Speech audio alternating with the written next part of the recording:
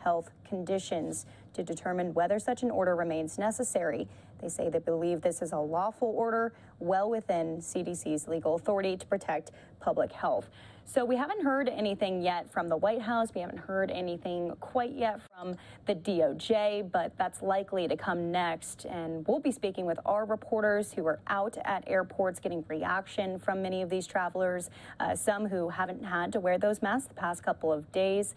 So we'll see what the requirements are, if they are enforcing this, as many people who work with these airlines, a lot of pilots and even some of those flight attendants excited and celebrating the fact that they don't have to enforce mask mandates anymore. So not so fast, things can change just that quick. We'll also be speaking with all of our reporters, one of them at a dairy farm today. She's speaking about how inflation is affecting farmers just like so many other industries. So we'll hear from her and we'll be touching on many of the other top stories of the day. When we come back, we'll be right back in 2 minutes.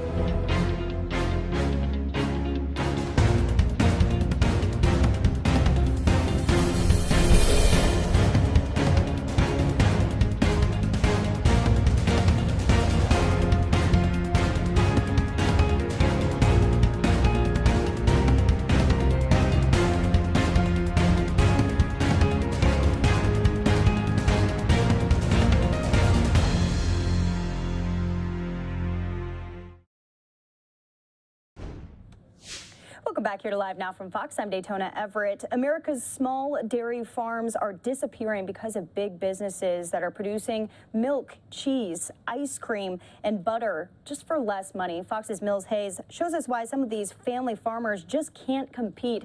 Mills, this is a big problem.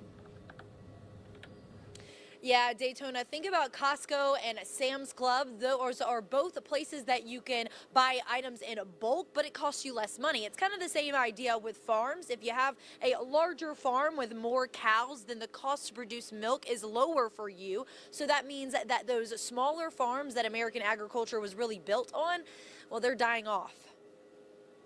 There seems to be a red barn on every corner in Waterloo, Wisconsin. But inside, you likely won't see any cattle. There's a barn over there. See that? Yeah. No cows. George Crave is the head cheesemaker and president at Crave Brothers Farmstead Cheese. Dairy farming, you have to understand, is a 24/7 operation. He's seen small dairy farms in Waterloo, Wisconsin vanish over the past 40 years. There's about 15 farms in the township here that used to milk cows that don't milk cows anymore. However, we produce more milk on this farm than what all those other 15 farms produced in a day. Last year, Wisconsin lost 360 dairy farms, about 5% of the total. It's a similar story all across the country. Peter Vitaliano is an economist with the National Milk Producers Federation. The number of farms has been declining, and their average size has been growing. In the year 2000, there were 83,000 licensed dairy farms in the country. Now there are fewer than 30,000. The Feltz family farm and dairy store started in the 1990s with just 50 cows. We've grown to be about 600 cows now that we milk. I have noticed, especially in the last 5-10 years, some of those smaller farmers in our area have closed down. Vitaliano says consolidating into bigger farms usually means lower prices at the grocery store, but inflation is actually increasing prices. We're looking at historically high milk prices this year, but costs are going to be also historically high because replacement cows are getting hard to find. Labor. The economist I spoke with tells me that there is a social cost to the growth of commercial farms. Rural areas are losing population, which means that they could also lose access to medical care and schools. But the farms that I spoke with here tell me that they give back to their communities in other ways, either through donating to the local schools or providing a fun place for kids to come and have a field trip. Well, obviously, with all of this, we know many of these small farmers are having to step away from the industry as a whole. What are they doing now? Yeah, Daytona, I was told that a lot of them have retired out and that they just didn't pass on their farm to the younger generation. The younger generation really just wanted to go on and do something a little bit less challenging. Also, the thing about dairy farming is that it's 24/7, like that we were told, and you got to be working on the weekends, holidays, and a lot of people didn't want to do that. So some people have moved into more like manufacturing jobs and some other different industries out there. Yeah, and I know a lot of Americans have kind of moved into farming their own products, maybe growing their own greens and whatnot. So it'll be interesting to see how all of this shakes out. Fox's Mills Hayes, thank you so much. Thank you.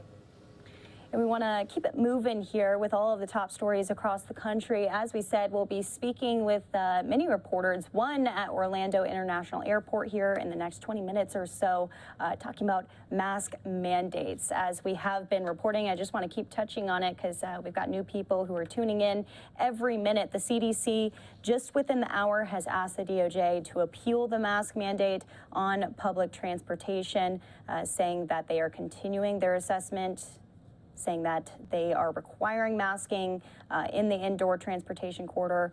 It remains necessary for public health. There's likely to be pushback on this, and people over the past couple of days have been excited and celebrating about being able to throw those masks away and be able to maybe ride on an airplane without it on. Things might be changing here. So what is the enforcement going to look like? That's what we'll be hearing throughout the rest of the evening here. We're also going to bring on legal experts to break down really whose jurisdiction this is, as we have not heard anything yet from the Biden administration, from the White House. The press secretary really being asked about it during her briefing today, and she couldn't comment fully because she hadn't had this appeal yet from the CDC, or I'm sorry, this assessment. So now we're going to be waiting on the DOJ here. We're going to go out now to a pretty great conversation between TMZ and our very own Mike Page, talking about the top kind of entertainment headlines of the day. We know the Johnny Depp Amber Heard trial, defamation trial, has gone on for a second day, with Depp on the stand for a second day today, really recounting his relationship with Amber Heard, saying that he wants to tell his side of the story and that his side is the truth, saying yesterday that he is, quote, obsessed with the truth. So that full breakdown right here with TMZ. And we continue to roll on right here on Live Now from Fox. I'm your host, Mike Page, as we continue to really talk about, there is a lot of celebrity news out there, and probably still the biggest one right now is this Johnny Depp defamation trial. So let's bring in right now TMZ's Michael Babcock with the very latest. Michael, there's a lot of dirty laundry that's being out there, and it is out there in the public now. Hey, Mike, thanks for having me. Yeah, and it's almost surreal, Mike, as I'm watching this trial and watching Johnny Depp, who is, you know, no matter if you like him or not, is one of the biggest celebrities in the world and has been for decades now, to see him on that stand in front of an open court, just talking about some of the most intimate and most personal details of his relationship with Amber Heard is almost hard to believe. And look, this is something that didn't have to happen, but Johnny Depp decided to file this lawsuit against Amber Heard for $50 million, alleging that she has defamed him over the years, making a whole host of accusations, Mike, saying that he'd done everything from get physical with her to just treating her very poorly. And she has filed a countersuit for $100 million, and it has been like a soap opera in that courtroom. Johnny Depp has talked about their relationship, said that it started out perfectly. They met on a movie set. He thought she was the perfect partner in every way, from the way she looked to the taste in music that she had. But he says that after a year and a half, things took a turn for the worst, and she turned into a different person, was controlling, was telling him what time he should go to bed, was getting angry with him if he literally took off his own boots because she wanted to do it for him. So paints the picture of somebody who was one person when they met, and things again took a bad turn. He also said, and this was probably the biggest thing to come out of the testimony so far today, that Amber Heard was suicidal. And that's something that we had not heard before. But again, bottom line, Mike, is that these are two people who were once very much in love, who are just destroying each other on the witness stand here. And Amber Heard is going to have her time in court too. And you better believe she is going to have some accusations that she levies against Johnny Depp. And I don't know that either of them survived this. No, and you talk about, she'll have her time either. She's taking notes right now. There's times where we see that happening from Johnny Depp's, on the stand there. But what about also the whole drug abuse situation that we're hearing Johnny really detail? And when I'm hearing this, it's almost amazing that this guy was able to complete movies the way that he was talking about opioid drug abuse and so much more. Right. Talks about those, roxycodone pills, obviously very, very strong medication here. Obviously an issue that the country's been dealing with. And you're right, Mike, you wonder how he could possibly even function with some of these stories that we're hearing. Then you hear about Johnny Depp talking about Amber Heard's, what he says was alcohol abuse, that he says, hey, look, I was willing to stop the drinking, but she wasn't willing to stop the drinking, and it got out of control. So it's just these two just lobbing these accusations at each other. And again, I really think both of them are going to come out of this, and they're going to be severely hurt from a public image standpoint. Yeah, how does that even work then for, future movies and production companies? Wouldn't they kind of second guess or second think maybe booking them? Certainly. And he filed a lawsuit overseas, and a defamation lawsuit, because Amber Heard had claimed that Johnny was abusive with her. And Johnny Depp lost that lawsuit. And a lot of people, a lot of legal experts and PR experts questioned that move at the time. They say, hey, Johnny, why didn't you just let this go? Why are you bringing this back up and having people talk about you possibly being a domestic abuser? And there was a lot of confusion why he filed that lawsuit. And there's the same confusion here, Mike. This is something that didn't have to be in the courtroom right now. Johnny Depp chose for this to be blasted across the country, and he's going to have to live with the repercussions. And I do think there are going to be repercussions here. I really do. Absolutely. And we keep watching and watching there for new developments there. All right, let's talk about another case that people are going to be following here. This is the Kardashians taking on Blac Chyna and everything that's going on with that. What do we know about this one?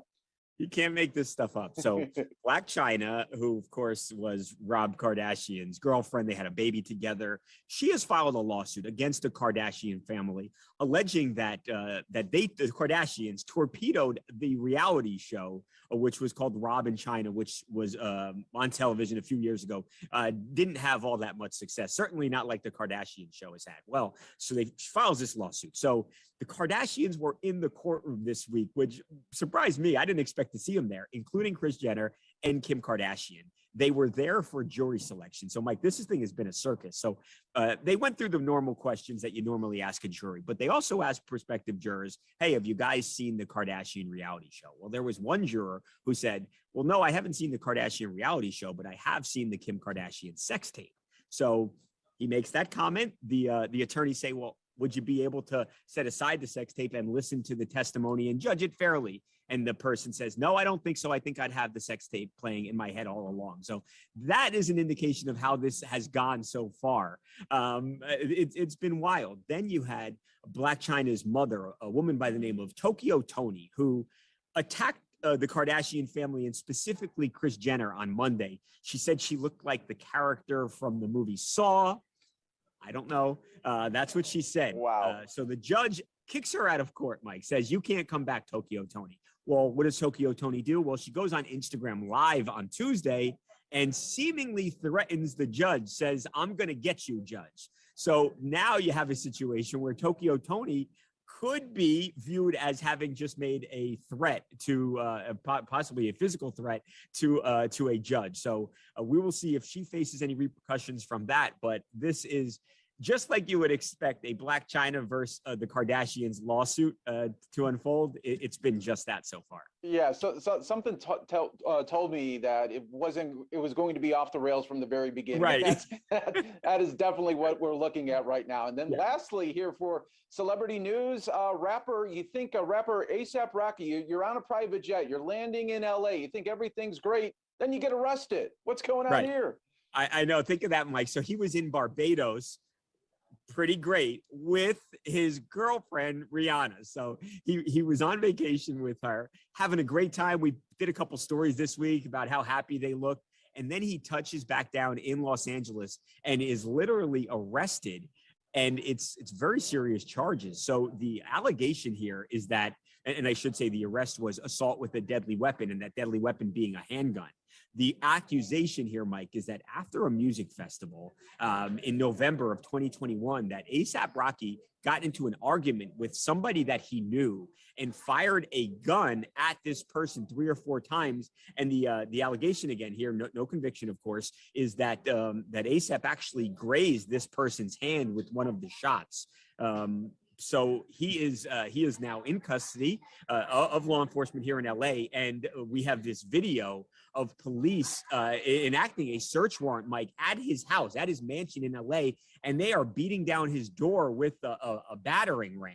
So again, I don't know, the celebrity news today is it's like the world is going to explode, but there's a lot of big stories going on right now. Yeah, there really, really is. And you guys always do a great job at keeping track of that and updating everybody. TMZ's Michael Babcock, thanks so much for joining us here on Live Now from Fox. We appreciate it. Anytime. Thank you, Mike. Yep, no problem. All right, a great conversation right there between our very own Mike Page and Michael Babcock with TMZ. Want to bring to you some breaking news we're getting from the Associated Press, though. A live look of Capitol Hill, which takes us to this next story. We're hearing that the U.S. Capitol Police have ordered an evacuation of the Capitol complex, citing an aircraft that poses a probable threat. That's all we have. That's the only information we have. This is a wider view of the Capitol as it's somewhat under construction here. We can't really see the evacuations right now. We're going to try to get some ground pictures here of people who are walking out of the Capitol. It is 3:45 here in Phoenix, Arizona, about 6:45 on the East Coast. So probably a lot of people have already gone home for the day. But like we said, the breaking news that an evacuation order has been put forth by Capitol Police, citing a, quote, aircraft that poses a probable threat. We'll try to get some more details for you here on Live Now from Fox, taking you from one top story to the next. We're going to stay, though, with some of that entertainment news, as the main story of the day was Johnny Depp back on the stand for a second day in a row. We'll play out the beginning of his testimony, starting off at the beginning of the day, and then stick with us, because within the next 10 minutes, one of our reporters at the Orlando International Airport with that major announcement saying that the CDC is asking the DOJ to appeal the mask mandate for public transportation. So what does this mean for all of the travelers out there? We'll have details coming up.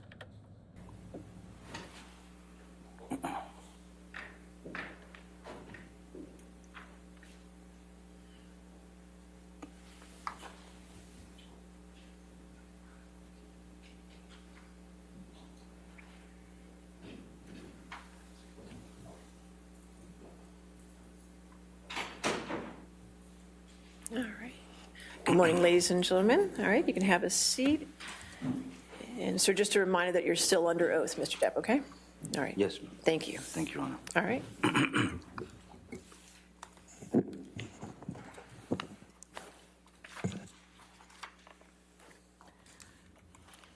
Good morning, Mr. Depp. Good morning. Yesterday, you told us a little bit about the beginning of your relationship with Ms. Heard.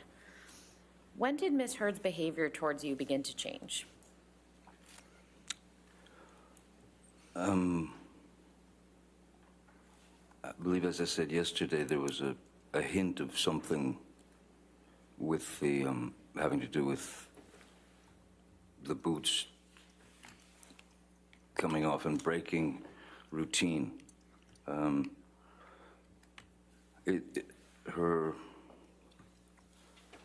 attitude, or the way that she would begin to speak to me,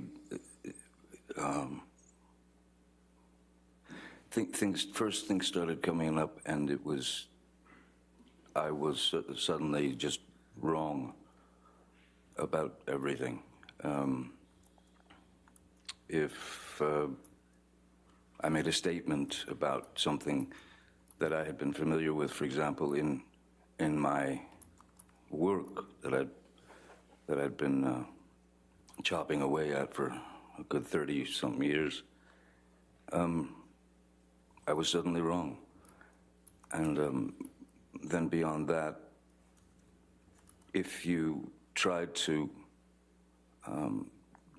explain yourself and correct the problem, the misunderstanding, it would then begin to heighten as Ms. Heard was unable to be wrong. It just didn't happen. She couldn't be wrong. So these little digs and it would commence with sort of demeaning, name-calling, berated, sort of to be made a fool of, and those would escalate into a full-scale argument. And in the beginning, as one does, one sticks up for oneself in a debate, as it were, or an argument over something to try to prove the point. But when it escalates, and then it's hard to explain, but the argument would start here, and then it would roll around and become this circular thing of its own. So you get back to the beginning, essentially, of the argument. Now it's heightened even more, but it's still circular, and there's no way in or out. If there's a dialogue between two people,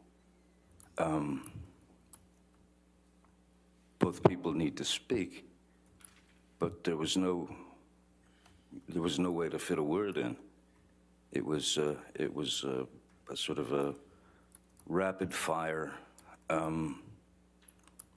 sort of endless parade of insults and you know, looking at me like I was a fool, and I just couldn't. I was having difficulty in my mind, of course, and in my heart, dealing with that sort of barrage. And part of that is I was confused as to the fact that whatever her age was at the time of these various arguments, she was mid-20s to late 20s and into 30s.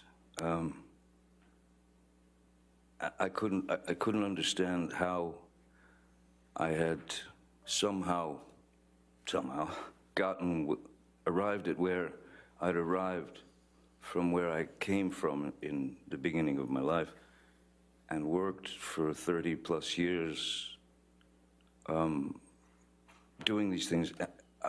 It was astounding how wrong I was about everything that I'd experienced within the movie, within the film industry, or within, well, in just life itself.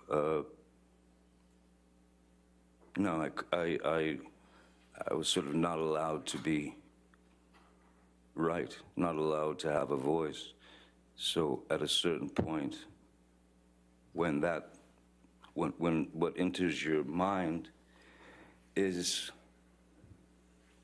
you start to slowly realize that you are in a relationship with your mother, in a sense. And I know that that sounds perverse and obtuse, but the fact is that some people search for weaknesses in people. That is to say, sensitivities. And when you've told that person your life and what you've lived through and what you've been through, just as happens in relationships, the more that became ammunition for Ms. Heard to either verbally decimate me or to send me into a kind of tailspin of confusion and depression. All right, so we've been listening in to Johnny Depp as he takes the stand for a second day here, mentioning his experiences with Heard, going into great detail here. We'll be playing that out for you later on into the evening, but want to bring you this next story, which we've really been reporting over the past hour. Heads up, travelers, don't throw out those masks just yet. In the last hour, the Justice Department officially filed an appeal to require masks in airports and public transportation once again. This comes just days after a Florida judge struck down the travel mask mandate, ending the federal mandate in airports across the country. But after direction from the CDC, travelers just heard yet another surprise. Fox's Caroline Elliott joining us live from the Orlando International Airport with the latest on this announcement. Caroline, really a back and forth for many of these travelers here. Please break it down for us. Daytona, that's right. A lot of back and forth in the last week, but in the last half hour, we just learned that the U.S. Department of Justice has officially filed an appeal after the CDC said a mask mandate is necessary in airports and on public transportation for the sake of public health. Now, again, we know that the appeal is filed, but it's still unclear what happens in the meantime while that appeal is pending, meaning we don't know exactly when this will go into effect just yet. But we do know that a lot of these airports, a lot of these companies across the country, they've already stripped those mask mandates this week. Now, we want you to look at this map right here just for some more context. You can see airports in Orlando, Dallas, Atlanta, Los Angeles, and New Orleans already ended mask mandates this week, along with major airlines and rideshare companies like Uber and Lyft. Now, if the Department of Justice requests a stay, all airports and public transportation would have to again enforce masks immediately. While that appeal is pending, the stay would essentially put a pause on Judge Mizell's order, meaning that it wouldn't be enforceable, meaning the status quo would be maintained, meaning we would go back to wearing masks on planes. And from here, the order will go to the Atlanta-based 11th Circuit for emergency action. Meanwhile, Daytona, all these travelers here, they're preparing for just another change. Caroline, since you're there, are people still wearing masks? People who are walking into the airport, from what you can see inside of the airport, are they wearing masks? Is there enforcement? What's it looking like? Yeah, Daytona, we've been talking with a lot of travelers here today, and you know, it's really a mixed opinion. You do see some people wearing masks, but I'll tell you, the vast majority of people here weren't wearing masks today. And I talked with some of those travelers, and they told me that they are not ready for this to be reinstated again. They're ready to throw those masks out for good. Yeah, Daytona. and you're, again, in Florida. You're in Orlando, which was a Florida judge who went ahead and made this decision, which sparked the conversation on whether or not we would need these masks anymore. So I would assume that in Florida, a lot of people, they're not enforcing it there at the airports, especially certain airlines, right? That's right. You know, across the board, many tourists here, many travelers here, Florida in general, you know, they've certainly leaned on the more conservative sides of COVID policies. But again, we're certainly seeing that sentiment here with just so many tourists and travelers here not wanting to wear the masks in Daytona. Great. Fox's Caroline Elliott there at Orlando International Airport. We appreciate you. We'll talk to you soon as this continues to develop. Thank you, Daytona. And we do want to follow up some news that we're getting in from the Capitol here. We don't want to kind of leave you hanging. The Capitol was evacuated out of an abundance of caution this evening. There's no threat. This is according to Fox's Chad Pergram from the Capitol. He said, I'm told that these were parachutists, which were supposed to parachute into Nats Park for the ball game against Arizona, but they obviously did not go to the right place. Buildings are expected to reopen soon. So this is what we're getting from Capitol Hill here, as there were evacuations underway, likely just these guys who were parachuting that missed their target here. Well, we're going to take a quick break. We'll be right back with more of the stories of the day, more mass confusion, and more testimony from Johnny Depp up on the stand.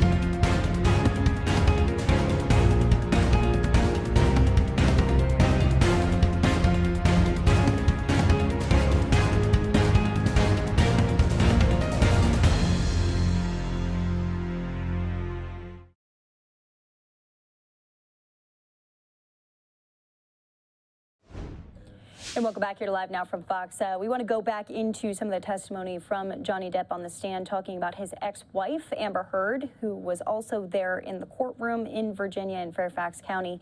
Let's listen. Your life and what you've lived through, what you've been through, just as happens in relationships, the more that became ammunition for Ms. Heard to either verbally decimate me or to send me into a kind of tailspin of confusion and depression and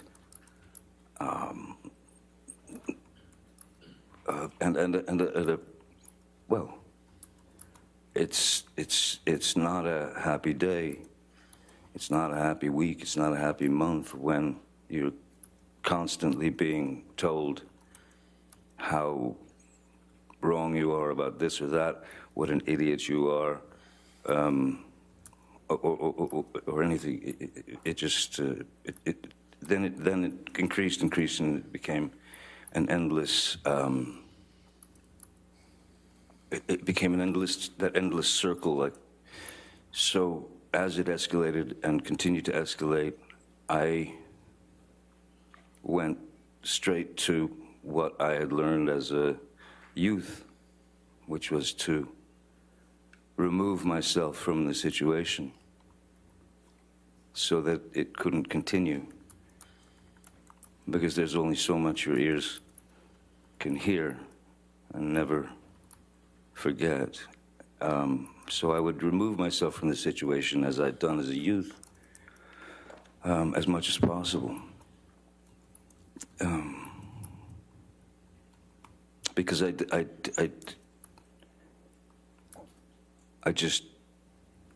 certainly didn't believe that there was any need for these various subjects or arguments to come up and travel the distance that they did so very quickly, to ramp up so fast. It was like you were pinned to a wall and had to just listen to it and take it. So I found the only way to find any sort of peace was to try to walk away. If she didn't allow me to walk away, there were times when I would just go and lock myself in, the bathroom or anywhere that she couldn't get into, and that happened constantly over the years. What would happen when the fights would escalate, other than going and hiding in the bathroom? I'm sorry? What would happen? Well, if they continue to escalate, if I continued to try to present my version or my side of the story, when you're approached in a kind of when you're approached with such anger and hatred, it seemed like pure hatred for me. If I stayed to argue that, eventually I was sure that it was going to escalate into violence, and oftentimes it did. Many times it did. And when you say violence, what are you referring to specifically? Miss Heard, in her frustration and in her rage and her anger, she would strike out. She would. It could begin with a slap. It could begin with a shove.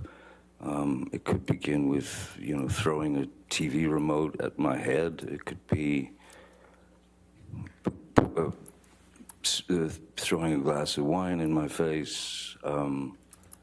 But all in all, it was just it was a constant. There was a built-in list of as I said, my personal experiences, which I gave to Miss Heard, those things were. Those facts were used against me as weapons, especially when you know, when it came to my kids, yeah,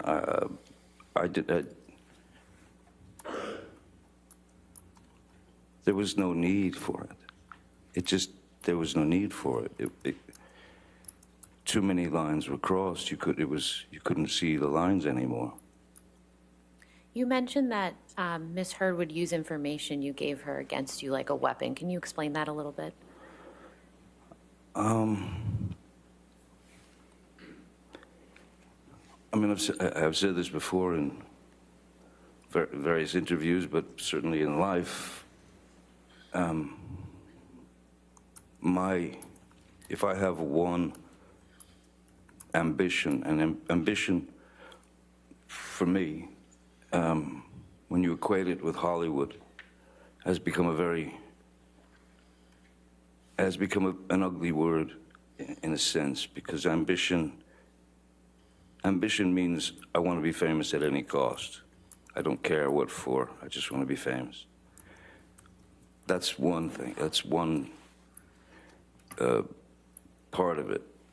If you have a hunger or a need or a drive to present your work, that to me is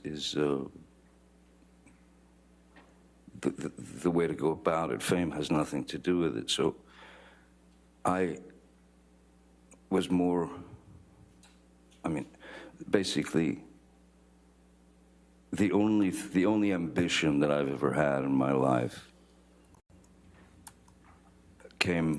arrived the second that my first child arrived. And in the instant, which was to be a good parent, to be a great father, to be the best father I could. And there were several occasions where Ms. Heard would tell me what a bad father I was, and that I had no idea how to parent. And again, it falls into the same category as before. I couldn't understand how in 52 years or however old I was at the time,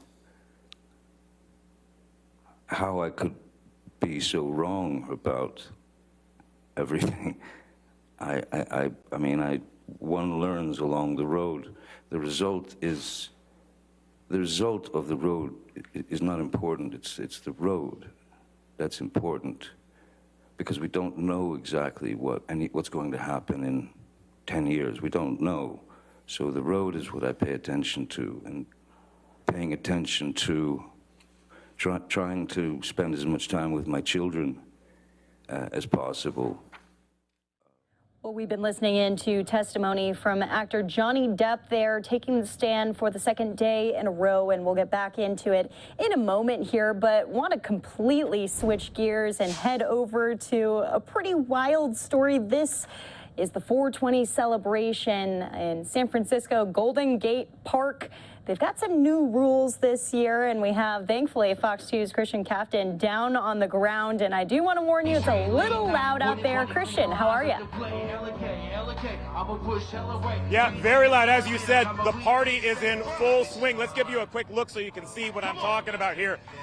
You can hear the music already bumping, but if you look, you can see those little puffs of smoke. I think that we all know exactly what's happening out here. 420 is back, and we are just about 12 minutes away from 420 on 420 when the party absolutely kicks into absolute high gear. Now, the gates here opened up at before noon today, and a steady stream of people started pouring in. Remember, this is the first time that this event has happened in person in more than 2 years because of COVID restrictions, so there was a lot of pent-up demand. There's a big difference this year in San Francisco from years past, and that is not only can cannabis be consumed here, it can also be purchased on site here. But that also means that the event this year is age restricted. Nobody under 21 allowed in. Now, we did talk with some of the dispensaries. Those dispensaries are local, and they say that it benefits local businesses. And they also say that one of the benefits to going from a previously vetted vendor is that you know what you're getting is safe. There is a big difference because not only is it being super regulated by the city of San Francisco, but it's a lot safer to be able to access in an open environment so everybody can get safe lab tested products. Now, the city has somewhat reluctantly embraced this event. It started out as an unsanctioned get-together, but now kind of has the city's stamp of approval, and that means that certain amenities are in place, including enough porta potties for the crowds. And again, we're just a couple minutes away from 420. We're going to talk to one of the participants here and just try to find out what it's like being out here. It sounds like this is the party atmosphere, and a lot of people have wanted to be out here for a long time. It's fucking lit. Alrighty, so we didn't know exactly what she was going to say, so I apologize for that. But again, a lot of people out here getting ready for the event to kick into high gear. Again, that happens at 4:20. For now, we're live in San Francisco. Christian Captain, KTVU, Fox 2 News. All right, Christian Captain, gotta stay safe out there. 420 celebrations going down in the Bay Area. You guys definitely know how to do it. Some of the most open restrictions when it comes to the cannabis out there and so much more. We appreciate all of this and want to take you back out to a look overhead. As you can see, how many people have shown up for this event. Likely that there's a lot of other things going on, other celebrations across the state of California as well. Well, we're going to take a quick break. It is 4:10, almost 4:20, as Christian said. In the next 10 minutes, things are sure to get even more wild. We'll keep up these aerials for you so you don't miss a beat. We'll be back after this break.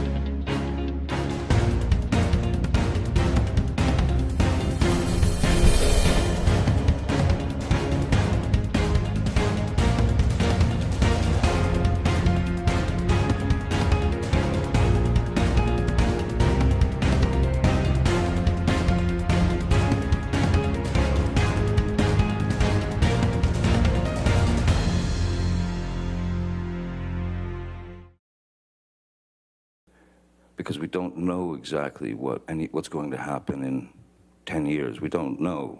So the road is what I pay attention to, and paying attention to trying to spend as much time with my children as possible.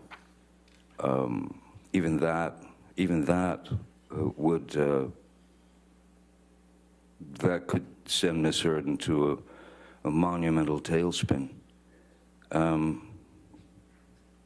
Where I could hardly ever go and see my kids and spend time with my kids because she had to have me there at all times for her own needs. So, and that was something that once you realize that that's happening, and then there are hassles between the children and her, the situation starts to get a little more grim and a little more dire. And that I was not prepared to take. I would not hear the words, "You're a bad father, you're a terrible father, you're an awful father." So one can only take so much of that before bits of your brain start to just, bits of your brain, bits of your heart begin to, the valve gets shut off because you can't hear it anymore. And you know that it's not true. And you know that it's meant as a weapon. It's to slice you up. It's to bring you down. It's to demean you. It's to bring you into a place where you start to believe that there's something wrong with you. And there's plenty wrong with me. There's plenty wrong with a lot of people. But in all of these situations, my main goal was to retreat, because I think in life, most important is pick your battles. If there's a battle to be fought that is grave and important, then that must be dealt with. But small insults and kind of teenage sort of high school tactics, this bullying, if you will, was becoming too much to take. So why did you stay with Ms. Heard given this type of behavior? That's a very complicated answer. I can only say that I stayed through all that. I'm sure that it's somehow related to my father remaining stoic as my mother would beat him to death. I'm sure it had a lot to do with having been in a beautiful, wonderful 14, 15-year relationship with Vanessa, the mother of my children. Raising those kids was, I had no interest in being the words that they use that I dislike very much, a celebrity or an entertainer, or fame is a strange word because I could never equate it with myself. I pumped gas, I worked construction, I printed T-shirts, I dug in, I had many, many jobs before any of this happened to me. So I've been able to live both sides of that life, of life. I know the very lows, and I know the very highs of where my life has gone. And it's not, I don't, again, it would be pure idiocy for me to sit up here as an actor who's been very, very fortunate over the years. And I can only say it's luck in a sense that someone hands you the ball in the beginning and you run with it. And you run as far as you can before you get tackled. So that's what I've always done. But what happens is when the word celebrity or when you are what do they call it, a public figure, that's what it is, a celebrity or a public figure, again, not complaining, but there are things that are very uncomfortable, and that is to say, that at that point anybody can say anything they want to about you. And that's happened to me over 36 years or more, that things can be printed in the newspaper that are utterly false. This is even early on. So this is where that privilege, I suppose, that they call the privilege of celebrity, that's where that sticks a knife in you. Because it's one of those, that's one of those situations where you're on.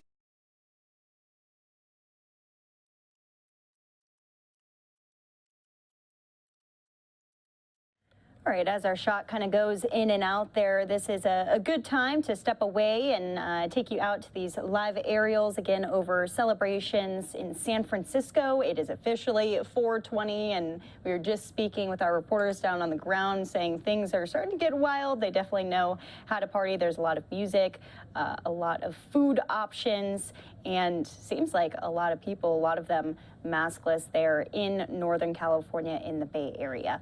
Well, we're going to take a quick break. When we come back, we're updating you on a story. Remember the Rust movie productions? Well, New Mexico safety regulators fining Rust movie productions more than $136,000. We'll have an update from those New Mexico officials, and we'll also have legal analysis on what this means for civil suits, the other ones moving forward. That's in 2 minutes.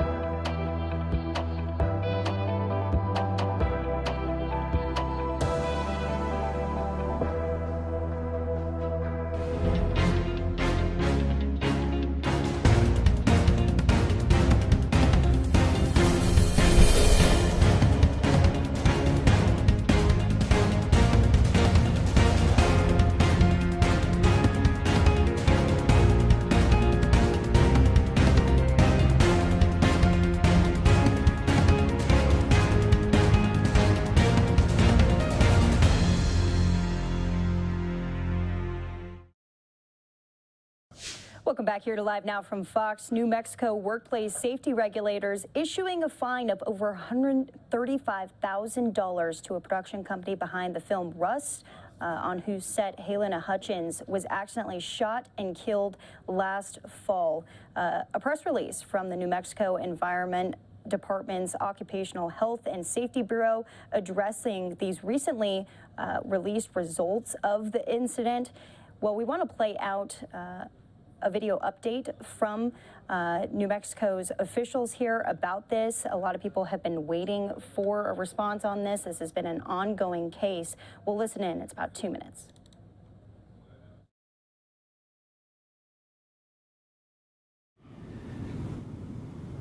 My name is James Kenny, and I'm the Cabinet Secretary of the New Mexico Environment Department, which includes the state's Occupational Health and Safety Program, known as OSHA.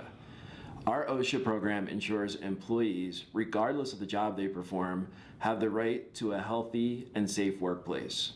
And when an employer fails to protect their employees, we step in to hold that employer accountable. Today, I am sharing the results of our OSHA investigation regarding Rust Productions, LLC. Our OSHA investigators have determined that Rust Production failed in their obligation to provide a workplace free of recognized hazards. More specifically, there were several management failures and more than sufficient evidence to suggest that if standard industry practices were followed, the fatal shooting of Helena Hutchins and the serious injury to Joel Souza would not have occurred. Through our investigation, we determined that Rust Productions' failures were both serious and willful. To this end, we issued the maximum possible fine of $136,793 to the company. This fine was assessed against the legal entity Rust Production, LLC, not specific individuals. The bottom line here is that it was the employer's obligation to follow national standards, and that did not happen on the set of Rust. While this concludes our OSHA investigation into this matter, I understand law enforcement is continuing its criminal investigation. This was a terrible tragedy, and our thoughts are with the victim, a mother, a wife, an experienced cinematographer, and a well-respected member of the film community. Today, we continue to extend our thoughts and prayers to her loved ones. While I realize no fine can compensate for the loss of life, we are holding Rust Productions fully accountable. In doing so, it is my hope that the attention on this matter results in safer workplaces across our state. Everyone who works a job in New Mexico deserves the right to go home to their family after work safe and sound. If you see something that doesn't look safe, say something to your employer or to us.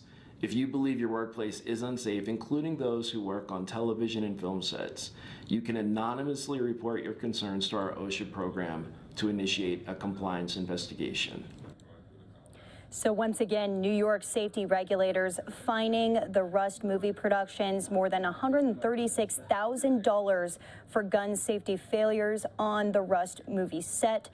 Workplace safety regulators determining that the film production company didn't have proper safety measures in place on the movie set. So what does this mean for future cases moving forward? I want to bring in legal analyst Imran Ansari. Imran, thanks for being with us here on the show. Per usual, is this just the beginning for the production team? Yeah, no, it is the beginning because we do know that a number of lawsuits have been filed against the production company, Rust Productions, that was fined here by OSHA, but also a lot of individuals, including Alec Baldwin and other members of the Rust production. This OSHA finding is going to likely have bearing in those civil lawsuits, which may be stayed because there is a criminal investigation still ongoing. But Daytona, there's all these civil lawsuits that are pending out there. And I am pretty confident that the plaintiff's attorneys there, the attorneys representing the family of Helena Hutchins and also Souza, who was shot and injured in this incident, are going to be taking this OSHA report. And when those cases are litigated, using it as a piece of evidence to show that this was a production which was marred by negligence. It was not following the proper safety protocol for the use and handling of firearms on set. And I think it's going to have implications in those civil lawsuits. Does it mean that because of this OSHA finding and the fine against the production company, that the production company and the individuals will be automatically held liable in a court of law in these civil lawsuits? No, it doesn't mean that, but it will be powerful evidence if it's going to come into court to show that an agency, a government agency in New Mexico, did find all these departures from the standard of care that should have been used on this film production set that led to this tragedy. When you say implications, Imran, do you think that this would be more of a push for Rust Movie Productions to just settle on a lot of these cases?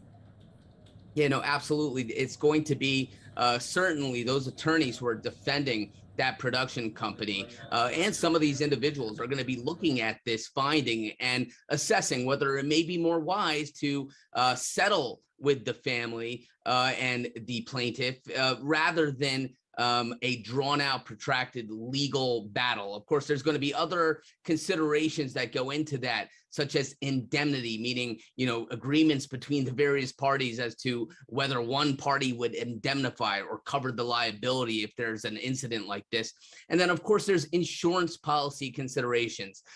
These movies, any movie production and production company has a ample amount normally of insurance to cover any liabilities that may arise on set. So I am certain that there is a production insurance policy covering this, and then it's going to be assessed whether settling through that insurance policy with these family is the wise move, or whether they're going to litigate it.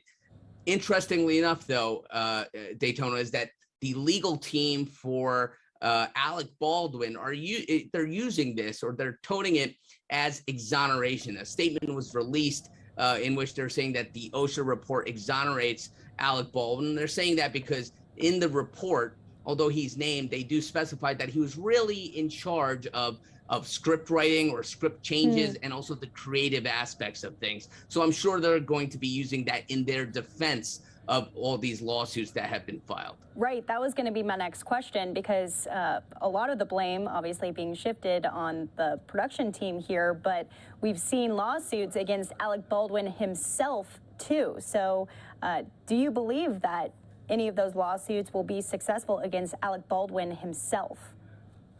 Yeah, I think the discovery phase of those cases will bear out. I don't think that the plaintiffs who have brought these lawsuits are going to necessarily, because of this OSHA report, agree that he had no liability here. I expect that they're going to keep him in the case, they're going to litigate it, and we're going to see whether his attorneys are able to extract him legally from these lawsuits. But I imagine there's still going to be a lot of litigation to follow this OSHA report. For people who haven't been following this story quite as closely, I just want to highlight some of the failures that they're noting on this. They say that they didn't address 2 previous gun misfires on set. They didn't follow up on documented gun safety complaints from many of those crew members, and they didn't have a developing process to ensure that no live rounds were used on the set as well. And I think there was a pretty amateur person who was the armorer on the set as well, and general lack of gun safety training and safety meetings here. So many of these lawsuits are coming from members who were there on the set when it happened. Yeah, no, absolutely. It's not only the victim's family the individuals who were injured. It's the people who are on set who are crying out and claiming that it was an unsafe workplace to begin with, and that they are also plaintiffs and they were also damaged by what happened here. So it's going to be very interesting to see how all these lawsuits play out, especially after this OSHA finding in New Mexico. Okay, so this was a $136,000 fine, which was the highest that it could be. Is that pretty normal, or is that just for New Mexico?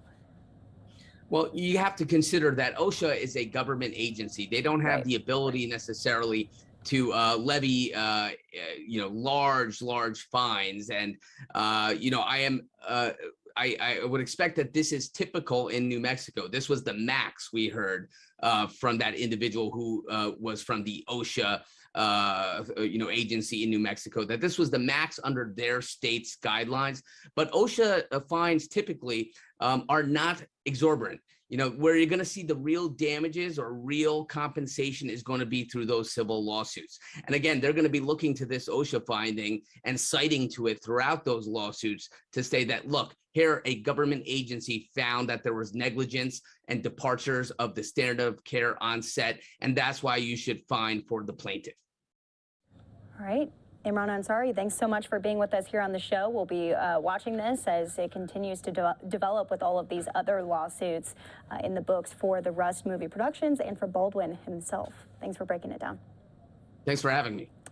Well, we're going to take a quick break here as we are tracking not only that story, all of the other stories of the day. Lots of news when it comes to celebrities. We spoke with TMZ a little bit earlier about the Kardashians in court, Johnny Depp in court, and then, of course, ASAP Rocky being arrested too. Meanwhile, out in San Francisco, it is a party for 420 celebrations underway at Golden Gate Park there. There is music, there is food, there is so much more. So I want to leave you with these live pictures for just a moment here. Stay with us though, because we have a lot more to talk about, including fires, especially out in the west in Arizona. Firefighters having to deal with multiple fires. Fox 10's Steve Nielsen will be talking specifically about the tunnel fire, which only continues to grow in size, and evacuations also underway. We'll be right back.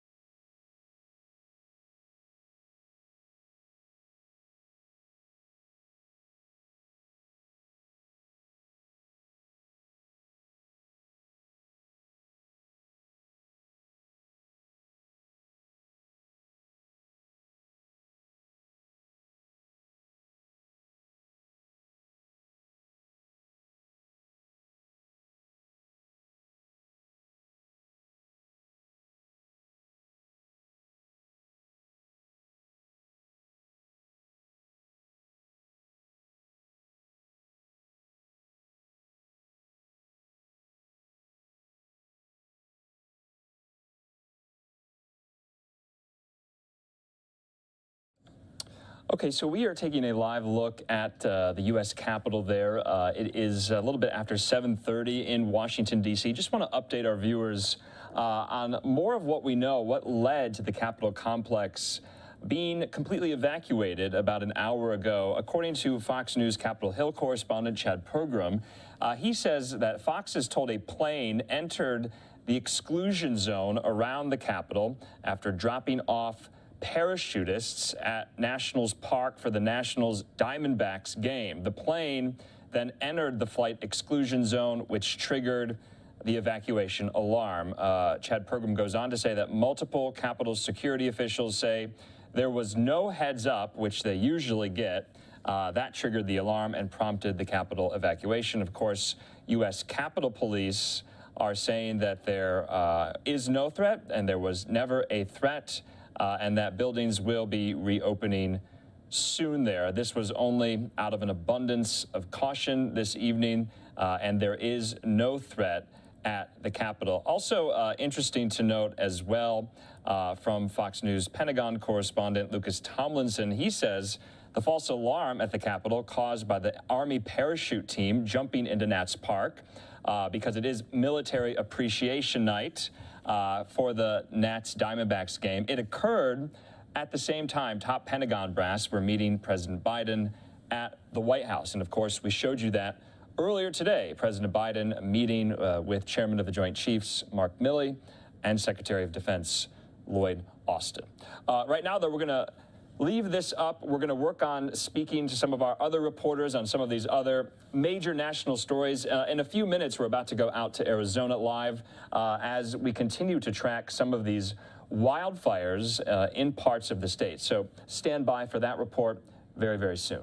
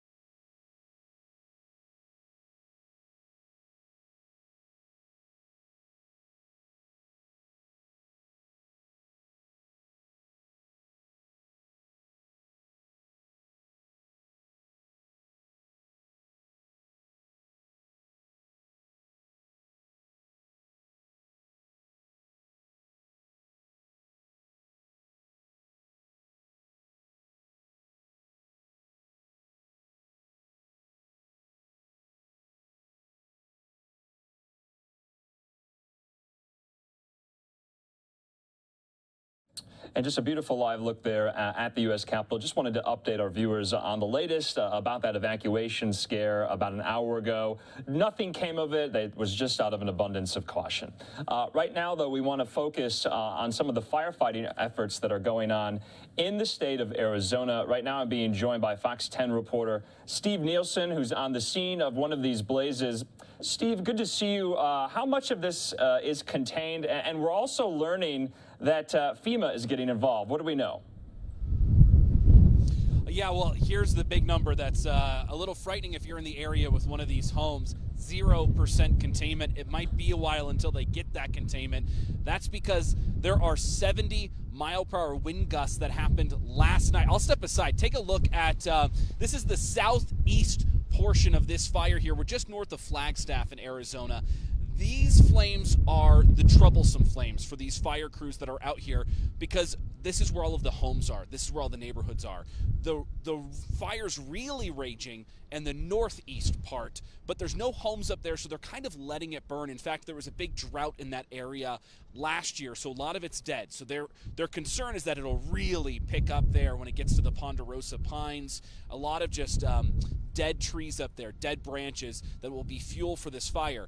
But down here, this is where everybody lives, and that's where the problem is. In fact, we've heard more than 24 structures were lost last night, and they're trying to make sure that no more homes are lost as they have continued to fight this fire with, again, 70+ mile-per-hour wind gusts.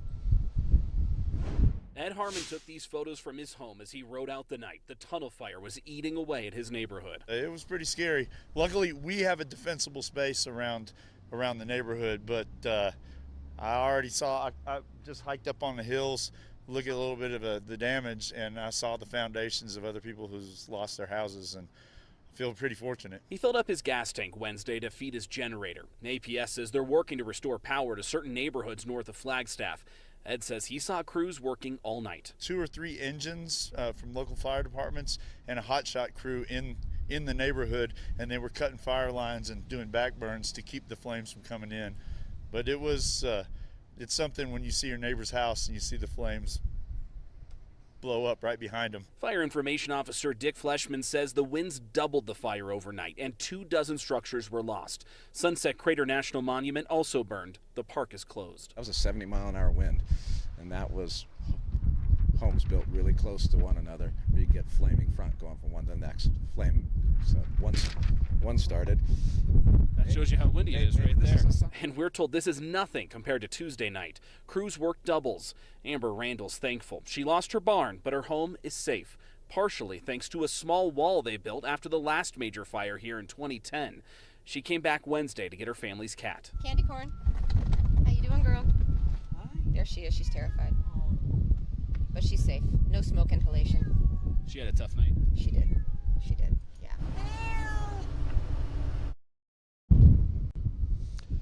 And again, to show you the growth here, at 3 p.m. yesterday, this fire was at 6,000 acres burned. This morning, it was at 16,000 acres burned, and at last check, we are just short of 20,000 acres burned. That is remarkably fast for a start of a fire in just a 24-hour stretch. Also showing how serious this is, a Type 1 response team is being called in. They should get here tomorrow, fully underway on Friday. What that does is that brings in a lot more manpower here, a lot more crews to fight this fire, and additional resources, because a lot of this fire is well past the roads. There's nothing out there. So they have to be able to, when they get crews out there, provide them with things like beds, food, shelter, things like that. So a lot goes into fighting a fire in a wilderness area like this. Also for the neighborhoods out here that are still wondering if their house has survived all of this, if they don't want to go back yet, it's still under evacuation orders. There's going to be a community meeting at 5:30 local time here at Sinagwa Middle School, where they're going to get a lot more information about the next steps in this firefight, Andrew. Fox 10's Steve Nielsen there, live for us on the scene. Steve will check in with you if there are any more updates. Thanks so much. You got it. Thanks, Andrew. All right, and right now we do want to get more of an update on some of these other wildfires that we are tracking, not only in Arizona, but also in the Southwest as well. Fox News correspondent Christina Coleman has the latest.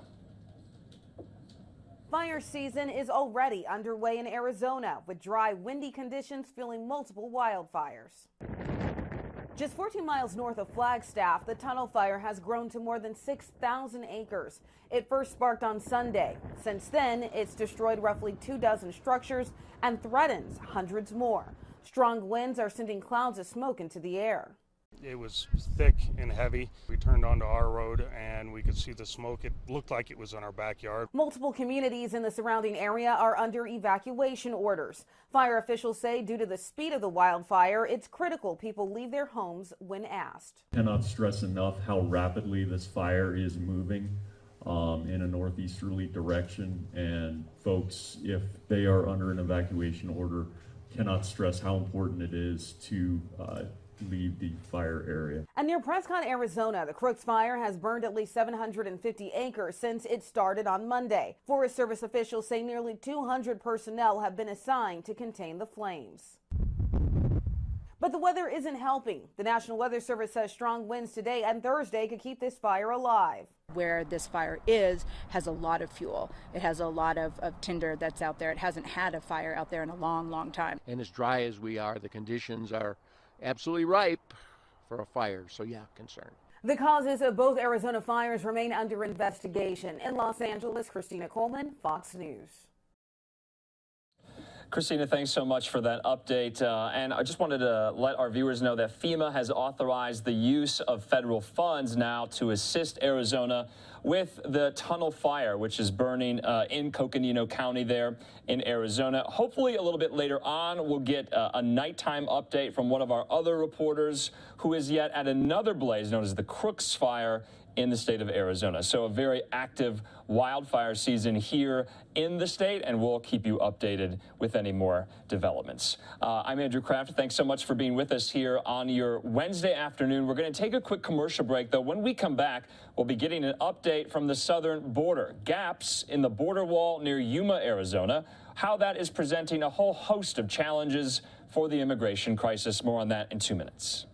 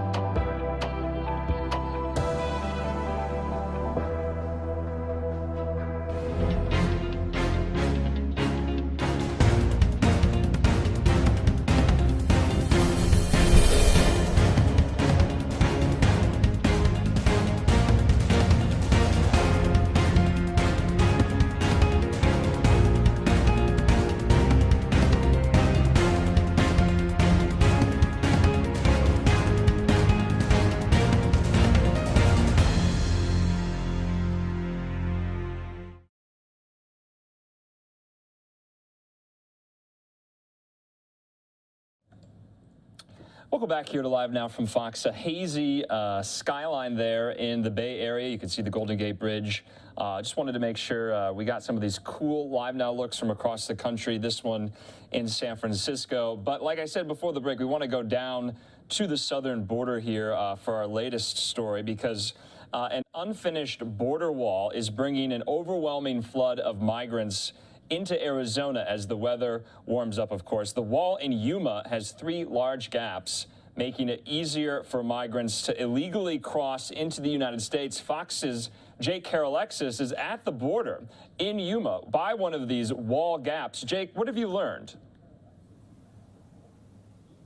Andrew, it's a lot easier for migrants to cross from Mexico. In fact, take a look behind me. You can see one of these gaps. Migrants coming from Mexico can actually just walk right through, and Border Patrol is stretched thin. The mayor's been trying to do something about this for a while, as this issue has gotten worse in the last couple of months. It's very taxing on a community that's built for 200,000 to have this many people show up at your doorstep in need. Corey Mellon owns a farm close to the Yuma-Arizona border. Every day he sees migrants crossing through gaps in the border wall. Yuma has a hole in the fence. California doesn't have any holes, so therefore they've shifted here, and they've started coming through here, and it's made it very easy for them to do. There's 3 big holes in the wall, totaling about 7 miles. Migrants can walk through the wall at any time of the day. Yuma Mayor Doug Nichols says it's become overwhelming for Border Patrol to manage. They're overworked, they're stressed, they're not even doing the job that they are, that they've joined up to do. So their passion, their mission is to protect the border, to secure the border, not to handle irregular immigration. Mellon and the people he works with on his farm are worried about how many migrants are coming across. He's seeing more on his farm since the new year and says it's not safe for his workers or for the migrants traveling in dangerous conditions. There's definitely people in these groups that are trying to find a better way of life. Again, we have a legal system to do that. That's what we should be doing. Migrants who come through Yuma try to make it to Phoenix and Tucson. Nichols says if migrants keep coming at this rate, it could overwhelm the whole system. We're going to get this backlog, this pushback of just the network not being able to handle this flow from other areas. Over the last couple of months, the number of migrants only seems to be increasing. We're going to be in the situation where people are on the streets. People are going to be sleeping in parks. They're going to be looking for resources, food, shelter, and eventually transportation. Nichols says a normal year used to see between 50 to 80 migrants trying to cross the border every day. In 2022, there's a daily average of more than 1,000. Andrew? Now, Jake, everyone's talking about the Biden administration's decision to do away with this pandemic-related restriction known as Title 42. It's going to expire May the 23rd, but now there are reports that the Biden administration might be considering extending it even further, not doing away with it. From those that you've talked to, are they concerned about a possible repeal of Title 42? Well, Andrew, the big concern down here by the border over the last couple of weeks or so has been that the end of Title 42 will result in a flood of migrants trying to get in before those consequences harshen if it ends on May 23rd. Now, Nichols, we actually discussed Title 42 a little bit, and he said that he's concerned again about that flood, but an appeal could cause a lot more confusion in migrants. The message right now is for them to come. So even if Title 42 gets extended, they might keep coming, and he talked about how overwhelming it could possibly be. Overwhelming indeed. Jake Carolexis live for us in Yuma, Arizona at the border. We'll talk to you again, Jake. Thanks. Okay, right now we do want to move into some of these other headlines. Specifically, let's focus on another border state, Texas. We know there is a pretty big governor's race there a little bit later this year. Incumbent Governor Greg Abbott, the Republican, running against Democrat Beto O'Rourke. Well, we're going to hear from Beto O'Rourke now. He held an event today in Texas talking about housing, talking about affordability, but also getting some questions on a number of these key hot topic issues. Every single Texan that I've listened to, certainly here in North Texas, and that is the dramatic increase in property taxes that we are seeing right now under Greg Abbott's leadership. In the 7 years that he's been governor, property taxes have gone up $20 billion in the state of Texas. That's an increase of 40% over where we were when he first began. I just left a meeting in Fannin County where one resident there told me that she is being priced out of her home right now. She just got her appraisal in. And with that increase in the appraisal, with the increase in the property taxes that she's paying, she wonders whether she's going to be able to stay in her home. Part of the reason we wanted to be here in South Oak Cliff is we're hearing this from residents in this community. Folks who've lived here their entire lives, maybe generations in their family, who are about to get priced out of their homes and priced out of this neighborhood. That's why we're so excited to be joined by one of the neighborhood leaders here, Alendra Lyons, who's going to be joining us shortly. When you add this increase, this inflation in property taxes that we're seeing under Greg Abbott to the other inflation that he's causing, for example, the average ratepayer in the state of Texas is paying $50 more per month in their utility bills than they did a year ago. That's due to Greg Abbott and his mishandling of the electricity grid and the fact that he allowed people to make billions of dollars in profit on charging increases for fuel supply to our generators while making ratepayers across the state of Texas foot the bill. You add to that this stunt that he pulled over the last 2 weeks on the U.S.-Mexico border, which caused a spike in the increase for our cost of groceries, food in our grocery stores. Do not take my word for it. Sid Miller, a statewide elected Republican commissioner of agriculture, said the very same thing on many of your programs and in many of your newspapers. Greg Abbott is causing inflation at the grocery store. And lastly, I just mentioned that I left one of these rural counties north of where we are here today. Greg Abbott also vetoed the Universal Service Fund, which subsidizes rural telephone and internet bills, meaning for our rural neighbors, their costs for internet and phone are going up anywhere between $25 to $100 a month. So whether it's rural internet and phone, whether it's the cost at the grocery store, the increase that we're seeing in utility bills, or the $20 billion increase in property taxes under Greg Abbott, he is the single greatest driver of inflation in the state of Texas, and it's causing real pain to our fellow Texans right now. Here are a few ideas that I have after listening to my fellow Texans for how we're going to get a handle on this and bring property tax relief to our fellow Texans. Number one, we do not have enough housing in this state. We're one of the fastest growing states in the union, and capacity is not keeping up with demand. In fact, the price of housing has increased 3 times since Greg Abbott has, 3 times the increase in income or salaries since Greg Abbott has taken office. So homes are getting a lot more expensive, and we're not getting paid enough to be able to afford them or even to stay in them. One of the reasons I'm so glad that the council member is here is that as governor, I'm going to work with local city councils, local commissioners' courts, local leadership to make sure that we address this desperate shortage in housing across the state of Texas. Number two, while property owners and primarily homeowners and renters are paying the lion's share of the burden at a local level to fund our government, far too often corporations and the very wealthiest are getting out of their fair share. And that's because the law under Greg Abbott allows them to do that. We need fairness in appraisals, and we need fairness in what people are paying in their property taxes. Most homeowners cannot afford the lobbyists or the attorneys that can contest corporate valuations. And so corporate property owners are able to bring down their bills by billions of dollars every single year.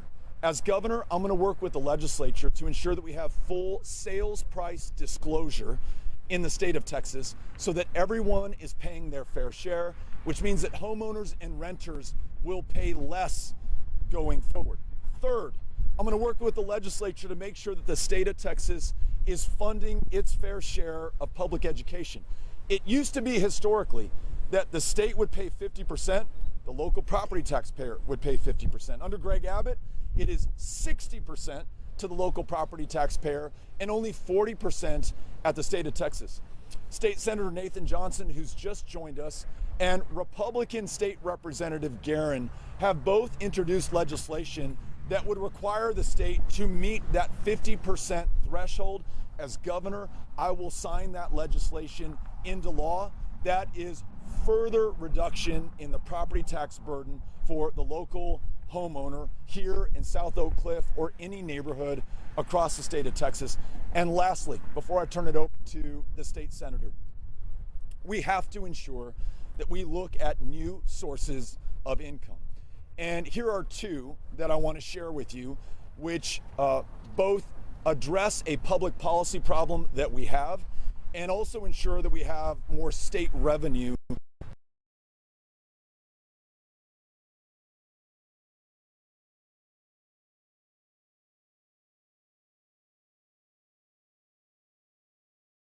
On Texas terms by listening to Republicans and Democrats, small business owners, homeowners, Texans from all walks of life to make sure that more people are connected to care, that we attract more physicians, and that we draw down $10 billion in our own money that we pay to the federal government in income taxes so that it can come back to this state. It produces extraordinary local returns in our economy, and by the way, it reduces the property tax burden because we no longer have to foot the bill for indigent health care at our public hospitals through our property tax bill. So that's one way of getting new revenue into the state. The second is legalizing marijuana. Right now, we spend $500 million a year locking people up for a substance that is legal in most of the rest of the country, most of the rest of the developed world. We also lose out on, conservatively speaking, $500 million in tax revenue if we were to tax the regulated and controlled sale of marijuana, as many other U.S. states do. Those are 4 ways that we can reduce the property tax burden on our fellow Texans and do something to change this inflation that we're seeing in Texas, thanks to Greg Abbott.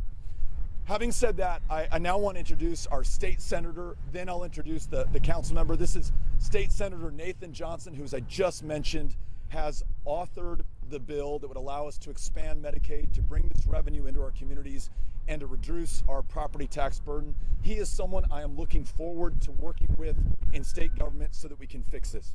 Nathan, thank you for joining us. Thank you, Beto. I do want to thank Beto O'Rourke for the seriousness with which he's taking these issues, the depth that he's addressing them here in the public eye, and for allowing me to join him here and speak to you all about them.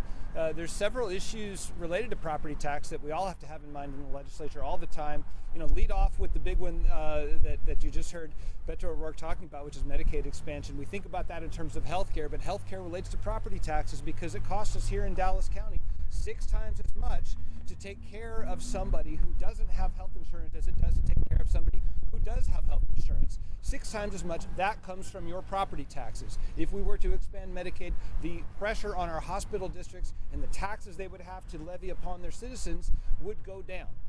Other things that we can talk about is the disproportionate burden that goes to residential homeowners. Equal and uniform, good concept. Everybody gets taxed at an equal rate. Uniform discounts relative to market value, but we have a problem with our property tax system. It was introduced in 1997 on the equal and uniform concept. Essentially, we had a provision added to the tax code that unmoors our property tax appraisal system from actual market value. And the legislation that I introduced in my first session simply would reattach the appraisal process to market value, because if we don't do that, it's subject to manipulation. This isn't my idea. This came from the State Legislative Budget Board in 2015. It continues to be a recommendation from a lot of people in the area. To the extent that there is some concern that maybe we don't have a disproportionate burden shifting from large commercial property owners to residential property owners, well, then there's no problem we're going to have when we attach it to market value, because it's already just fine. If it's not just fine, we can make it there, and there could be $2 to $5 billion there. Let's find out. Secondly, with regard to equal and uniform, we allow comparables to go outside of the district.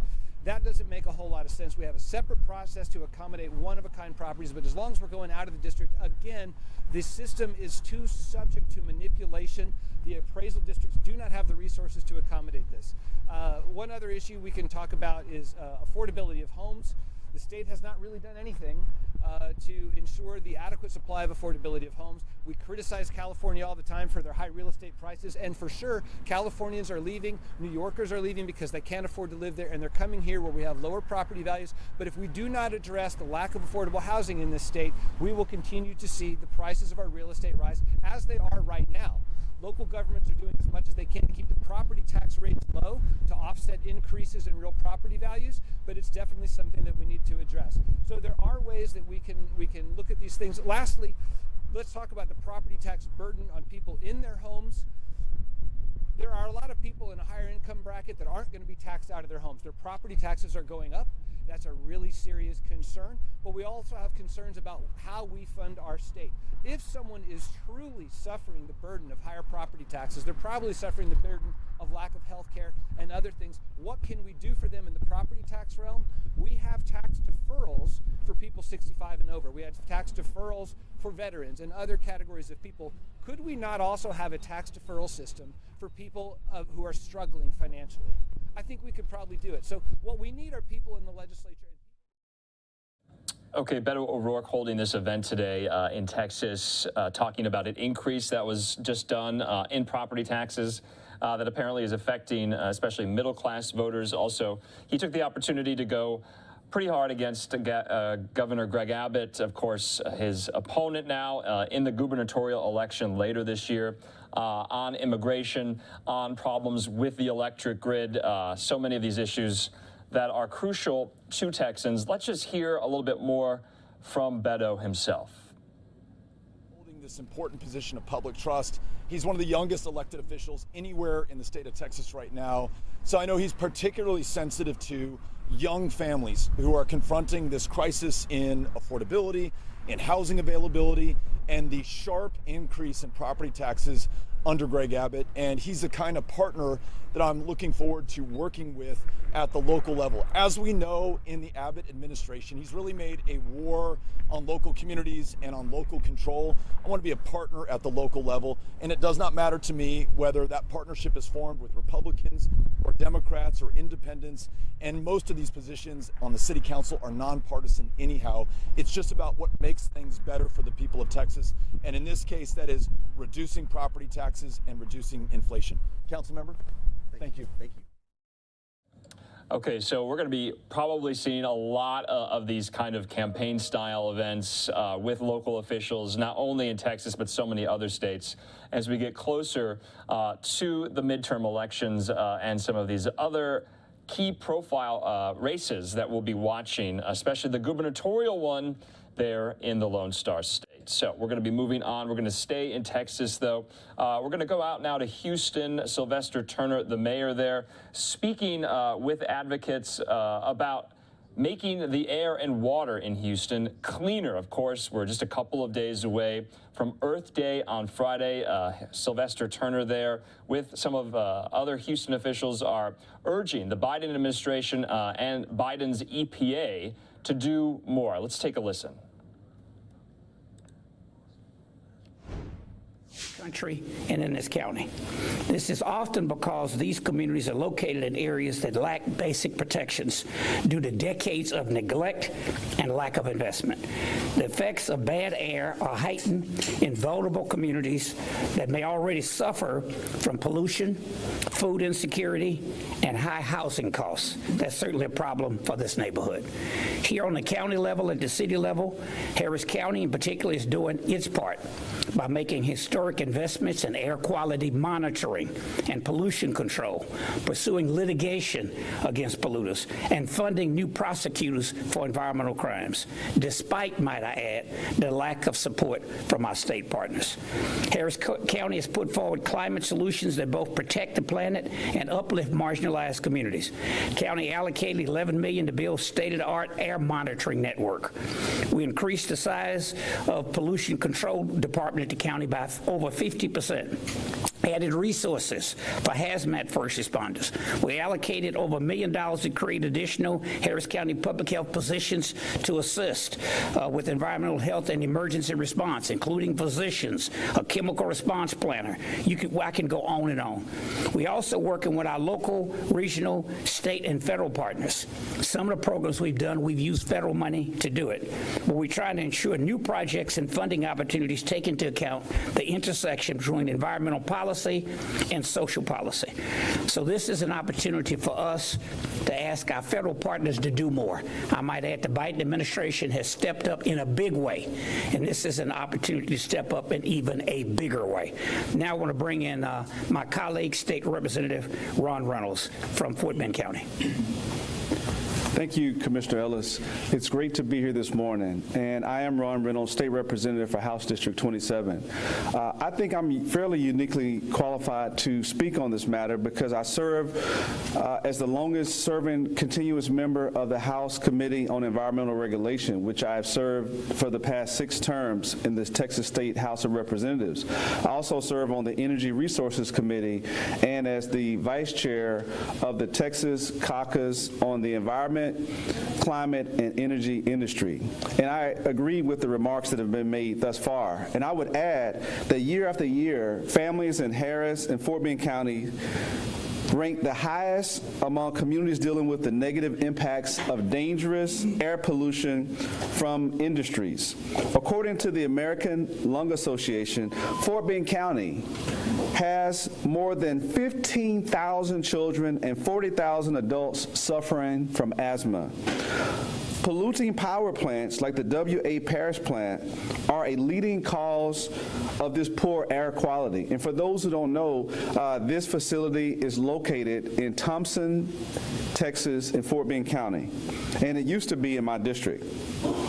With stronger health protections aimed at reducing dangerous levels of mercury and other toxic air pollutants, we can protect those already suffering from asthma and prevent future asthma attacks.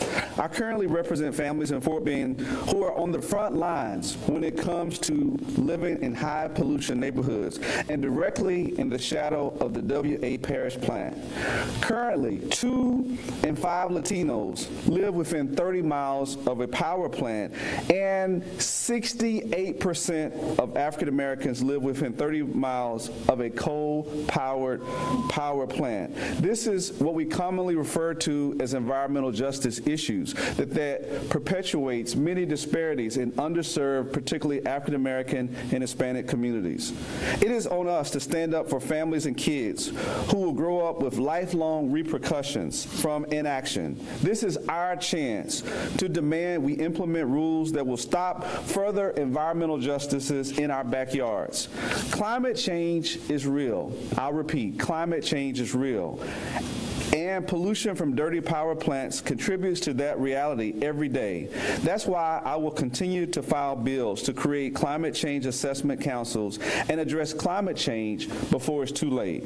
I join my colleagues to call on President Biden and the Environmental Protection Agency to enact the strongest possible mercury and air toxic standards and cross-air pollution safeguards to protect human health and reduce pollution from dirty power plants and communities like mine and yours. And next, I'll bring up David, the Chief of Programs for the Hispanic Access Foundation. Thank you. Okay, so we were just listening to Harris County officials there. One of the commissioners, Rodney Ellis, being joined by clean air advocates, calling on President Biden and his EPA to do even more to safeguard clean air and clean water. Of course, we're only 2 days away from Earth Day this year on Friday, so holding this event, talking about climate change there and how it impacts communities in and around Harris County. I'm Andrew Kraft. Thanks so much for being with us. We're going to take a quick commercial break, though. When we come back, there's a lot of entertainment stories that we are tracking right now, especially this trial that is going on in Los Angeles, having to do with the Kardashians. There's a $100 million lawsuit against Kardashian mother, Kris Jenner, and sisters, Kim, Khloe, and Kylie. Now, Blac Chyna, who was Rob Kardashian's significant other, brought this lawsuit. She's alleging that they all defamed her and ruined her TV career. All 4 of them were in court today watching her on the stand testifying from the front row of the gallery in a Los Angeles courtroom. Also, take a look at these aerials. This is the home of rapper A$AP Rocky. Well, he was arrested today, coming back into the United States at LAX. Of course, we know his significant other, Rihanna, is soon to give birth to her first child. Well, he was arrested on charges of assault with a firearm. So we'll have all of these stories when we come back from the break, including an update on what happened at the Johnny Depp Amber Heard defamation trial in Fairfax, Virginia. We spoke with TMZ. We'll have that conversation in 2 minutes.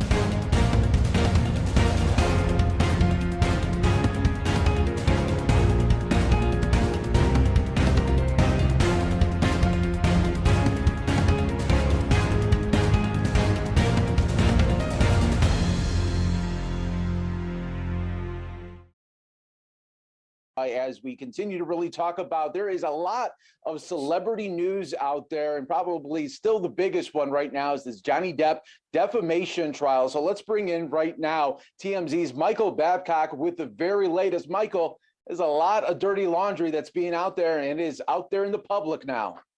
Hey, Mike, thanks for having me. Yeah, and it's almost surreal, Mike, as I'm watching this trial and watching Johnny Depp, who is, you know, no matter if you like him or not, is one of the biggest celebrities in the world and has been for decades now, to see him on that stand in front of an open court, just talking about some of the most intimate and most personal details of his relationship with Amber Heard is almost hard to believe. And look, this is something that didn't have to happen, but Johnny Depp decided to file this lawsuit against Amber Heard for $50 million, alleging that she has defamed him over the years, making a whole host of accusations, Mike, saying that he'd done everything from get physical with her to just treating her very poorly. And she has filed a countersuit for $100 million, and it has been like a soap opera in that courtroom. Johnny Depp has talked about their relationship, said that it started out perfectly. They met on a movie set. He thought she was the perfect partner in every way, from the way she looked to the taste in music that she had.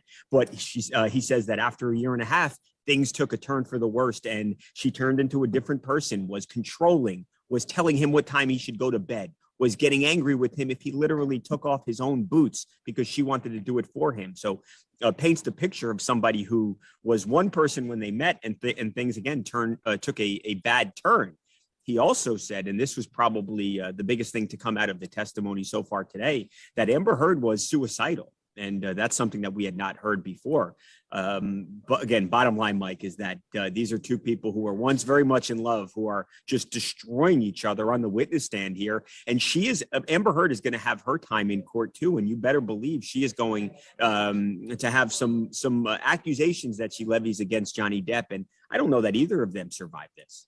No. And you talk about, she'll have her time either. She's taking notes right now. There's times where we see that happening from Johnny Depp's, on the stand there. But what about also the whole drug abuse situation that we're hearing Johnny really detail? And when I'm hearing this, it's almost amazing that this guy was able to complete movies the way that he was talking about opioid drug abuse and so much more. Right. Talks about those, roxycodone pills, obviously very, very strong medication here. Obviously an issue that the country's been dealing with. And you're right, Mike, you wonder how he could possibly even function with some of these stories that we're hearing. Then you hear about Johnny Depp talking about Amber Heard's, what he says was alcohol abuse, that he says, hey, look, I was willing to stop the drinking, but she wasn't willing to stop the drinking, and it got out of control. So it's just these two just lobbing these accusations at each other. And again, I really think both of them are going to come out of this, and they're going to be severely hurt from a public image standpoint.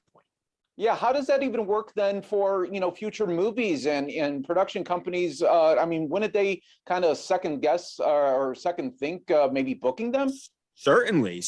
And, he filed a lawsuit overseas, and a defamation lawsuit, because Amber Heard had claimed that Johnny was abusive with her. And Johnny Depp lost that lawsuit. And a lot of people, a lot of legal experts and PR experts questioned that move at the time. They say, hey, Johnny, why didn't you just let this go? Why are you bringing this back up and having people talk about you possibly being a domestic abuser? And there was a lot of confusion why he filed that lawsuit. And there's the same confusion here, Mike. This is something that didn't have to be in the courtroom right now. Johnny Depp chose for this to be blasted across the country, and he's going to have to live with the repercussions. And I do think there are going to be repercussions here. I really do.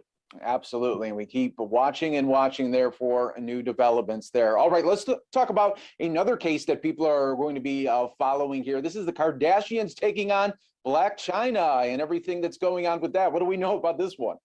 You can't make this stuff up. So Blac Chyna, who of course was Rob Kardashian's girlfriend, they had a baby together. She has filed a lawsuit against the Kardashian family, alleging that the Kardashians torpedoed the reality show, which was called Rob and Chyna, which was on television a few years ago. Didn't have all that much success. Certainly not like the Kardashian show has had. Well, so they files this lawsuit. So the Kardashians were in the courtroom this week, which surprised me. I didn't expect to see them there, including Kris Jenner and Kim Kardashian. They were there for jury selection. So, Mike, this thing has been a circus. So they went through the normal questions that you normally ask a jury, but they also asked prospective jurors, hey, have you guys seen the Kardashian reality show? Well, there was one juror who said, well, no, I haven't seen the Kardashian reality show, but I have seen the Kim Kardashian sex tape.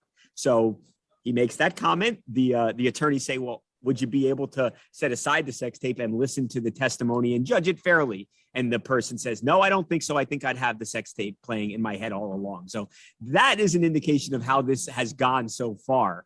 It's been wild. Then you had Blac Chyna's mother, a woman by the name of Tokyo Toni, who attacked the Kardashian family and specifically Kris Jenner on Monday. She said she looked like the character from the movie Saw.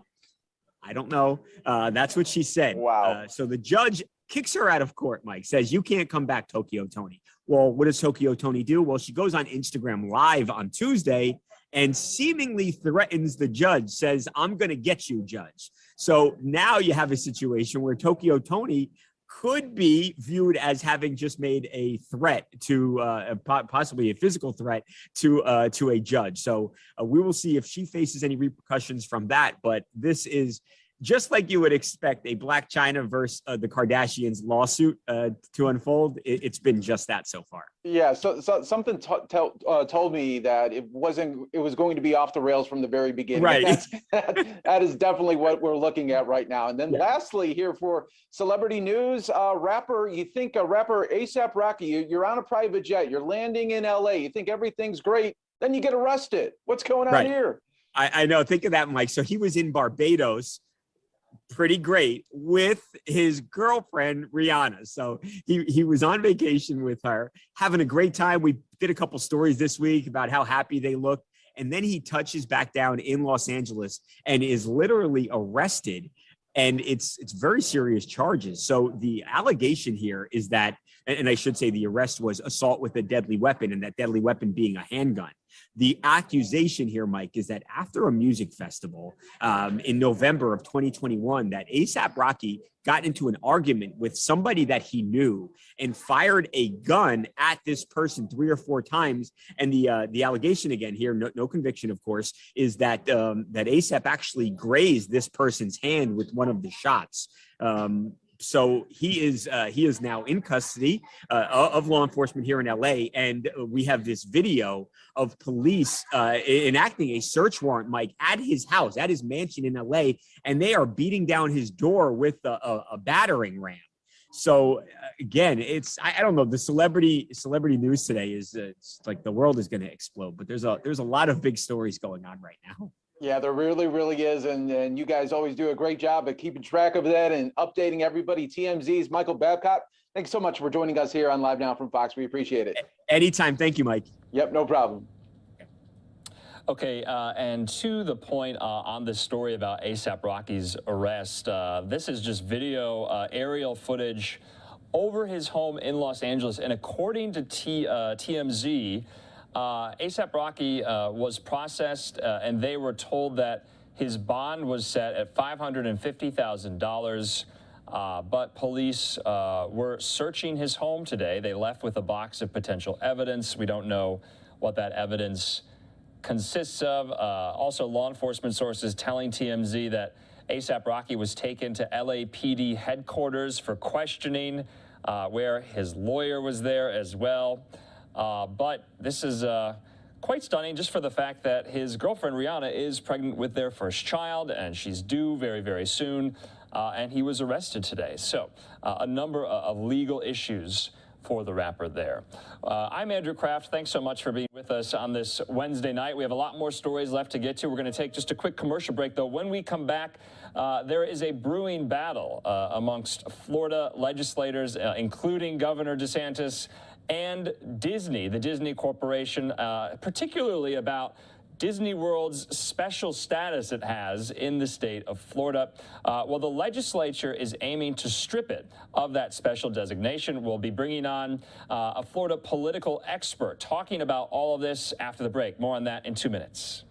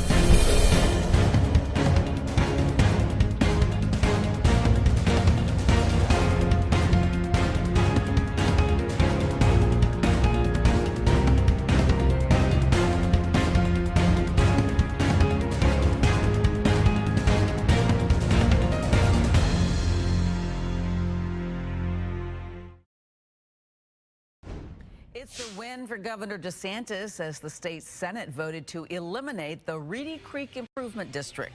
And that's the area encompassing most Disney properties that are self-governed by the Disney company. But this plan to punish the theme park, well, it could have some big and unpredictable implications on Central Florida's economy. So it all started because Disney spoke out against one of the governor's laws. Our political editor, Craig Patrick, joins us now to explain this new bill that could strip Disney of its power. Hi, Craig. Well, hi there. Under the current arrangement going back to the late 1960s, Disney has this situation where it mostly serves as its own local government. And at this point, after all these decades, by taking this away, this appears to, at least on the surface, punish Disney financially. But in a weird kind of way, it could also go the other direction by financially rewarding Disney by substantially punishing local governments. After the governor banned teachers from discussing sexual orientation or gender identity in schools, Disney released a statement speaking out against it. It explicitly banned such discussions in kindergarten through third grades and all other grades if not deemed appropriate, which could subject schools to costly lawsuits for mentioning sexual orientation in any grade, which is why critics like Disney call it Don't Say Gay. And in speaking out, Disney offended the governor. I think that crossed the line. Republican lawmaker Spencer Roach said if Disney wants to embrace woke ideology, it seems fitting they should be regulated by Orange County. Now the governor and legislature are moving in the direction of dissolving Disney-run Reedy Creek District so it would face taxes and regulations from Orange and Osceola counties. Based on how a guest in our state chose to comport itself. That's House Sponsor Randy Fine, who moved to Florida in 2006, referring to Disney as a guest of Florida. Based on how a guest in our state chose to comport itself, I think what ended up happening is the idea of special districts were taken a look at. Do you believe it's appropriate to use the full power of the state to punish one private corporation for speaking out? I would simply say that I reject the premise of the question that this bill is targeting one company and punishing one company. And after rejecting the premise that they're targeting one company, Disney, he said they are indeed targeting one company, Disney. And I will say this, you got me on one thing. This bill does target one company.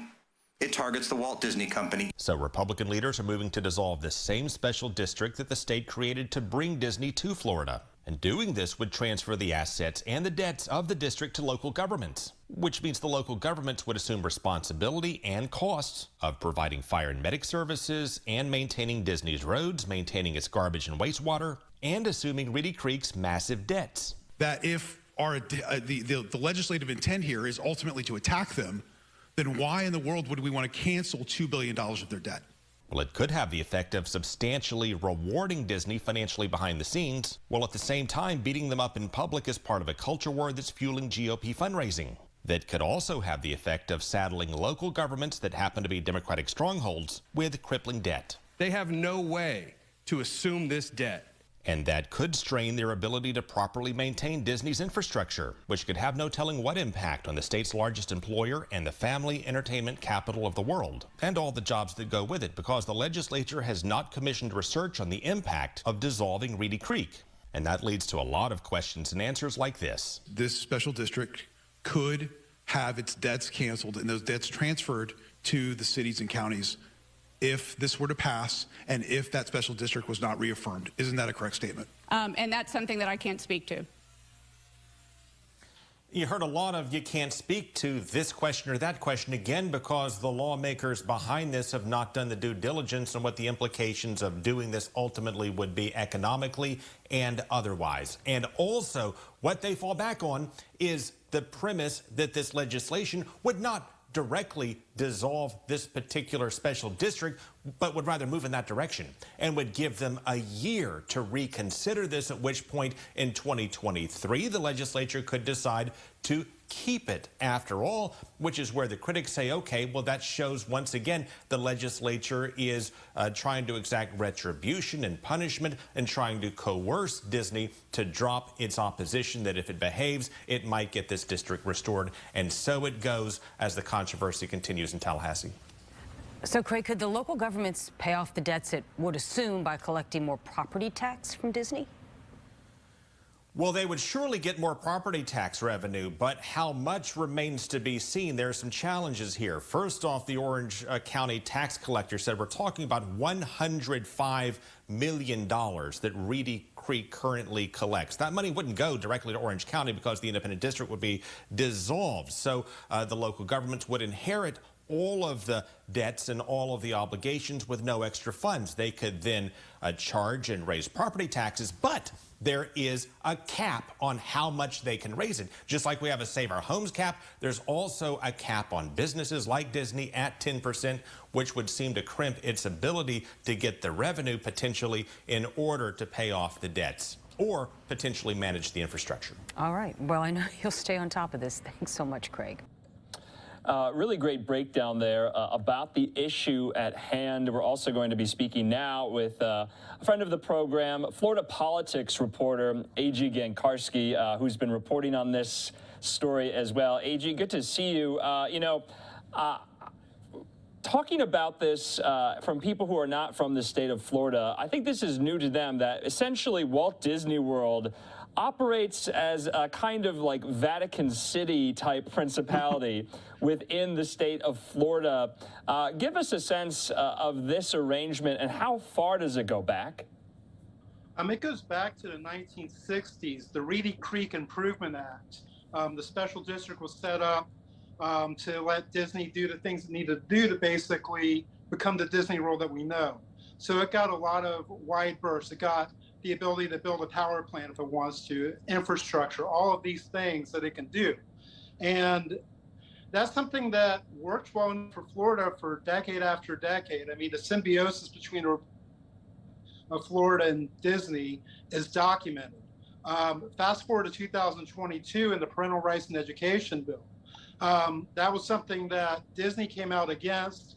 DeSantis, he went from being sort of lukewarm on it to a huge cheerleader of it. And by the time we got to the end of the session itself, there was a movement to take Disney's special privileges away. That's something that's been kind of building over the last month. And you saw it kind of build into the special session this week, where the special session was called for redistricting, but DeSantis added the Reedy Creek Improvement Act and these special districts to the special session writ large. And that's something that's already moved through the Senate. And it looks like the House is poised to approve it tomorrow. But the one thing about this is it isn't immediate. It's a sunset in June 2023. They have one more actual legislative session between now and then. So that was my next question. You know, how will it fare in the House? We know it passed the state Senate there, but Florida Governor DeSantis, he's fundraising off this as well. Of course, he's running for re-election. But so many of his critics say he's just going after the woke capitalism that he believes Disney is kind of putting out there in the state of Florida. It's one of the state's largest employers. Has Disney weighed in on this at all?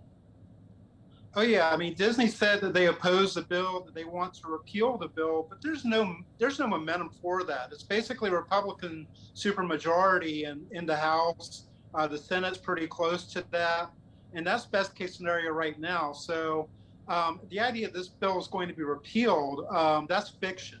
That's not going to happen. Disney's not going to be able to give it to Republican politicians for a while. The relationship is mutually toxic, but what does Disney do? They back Democrats who are going to lose a bunch of races.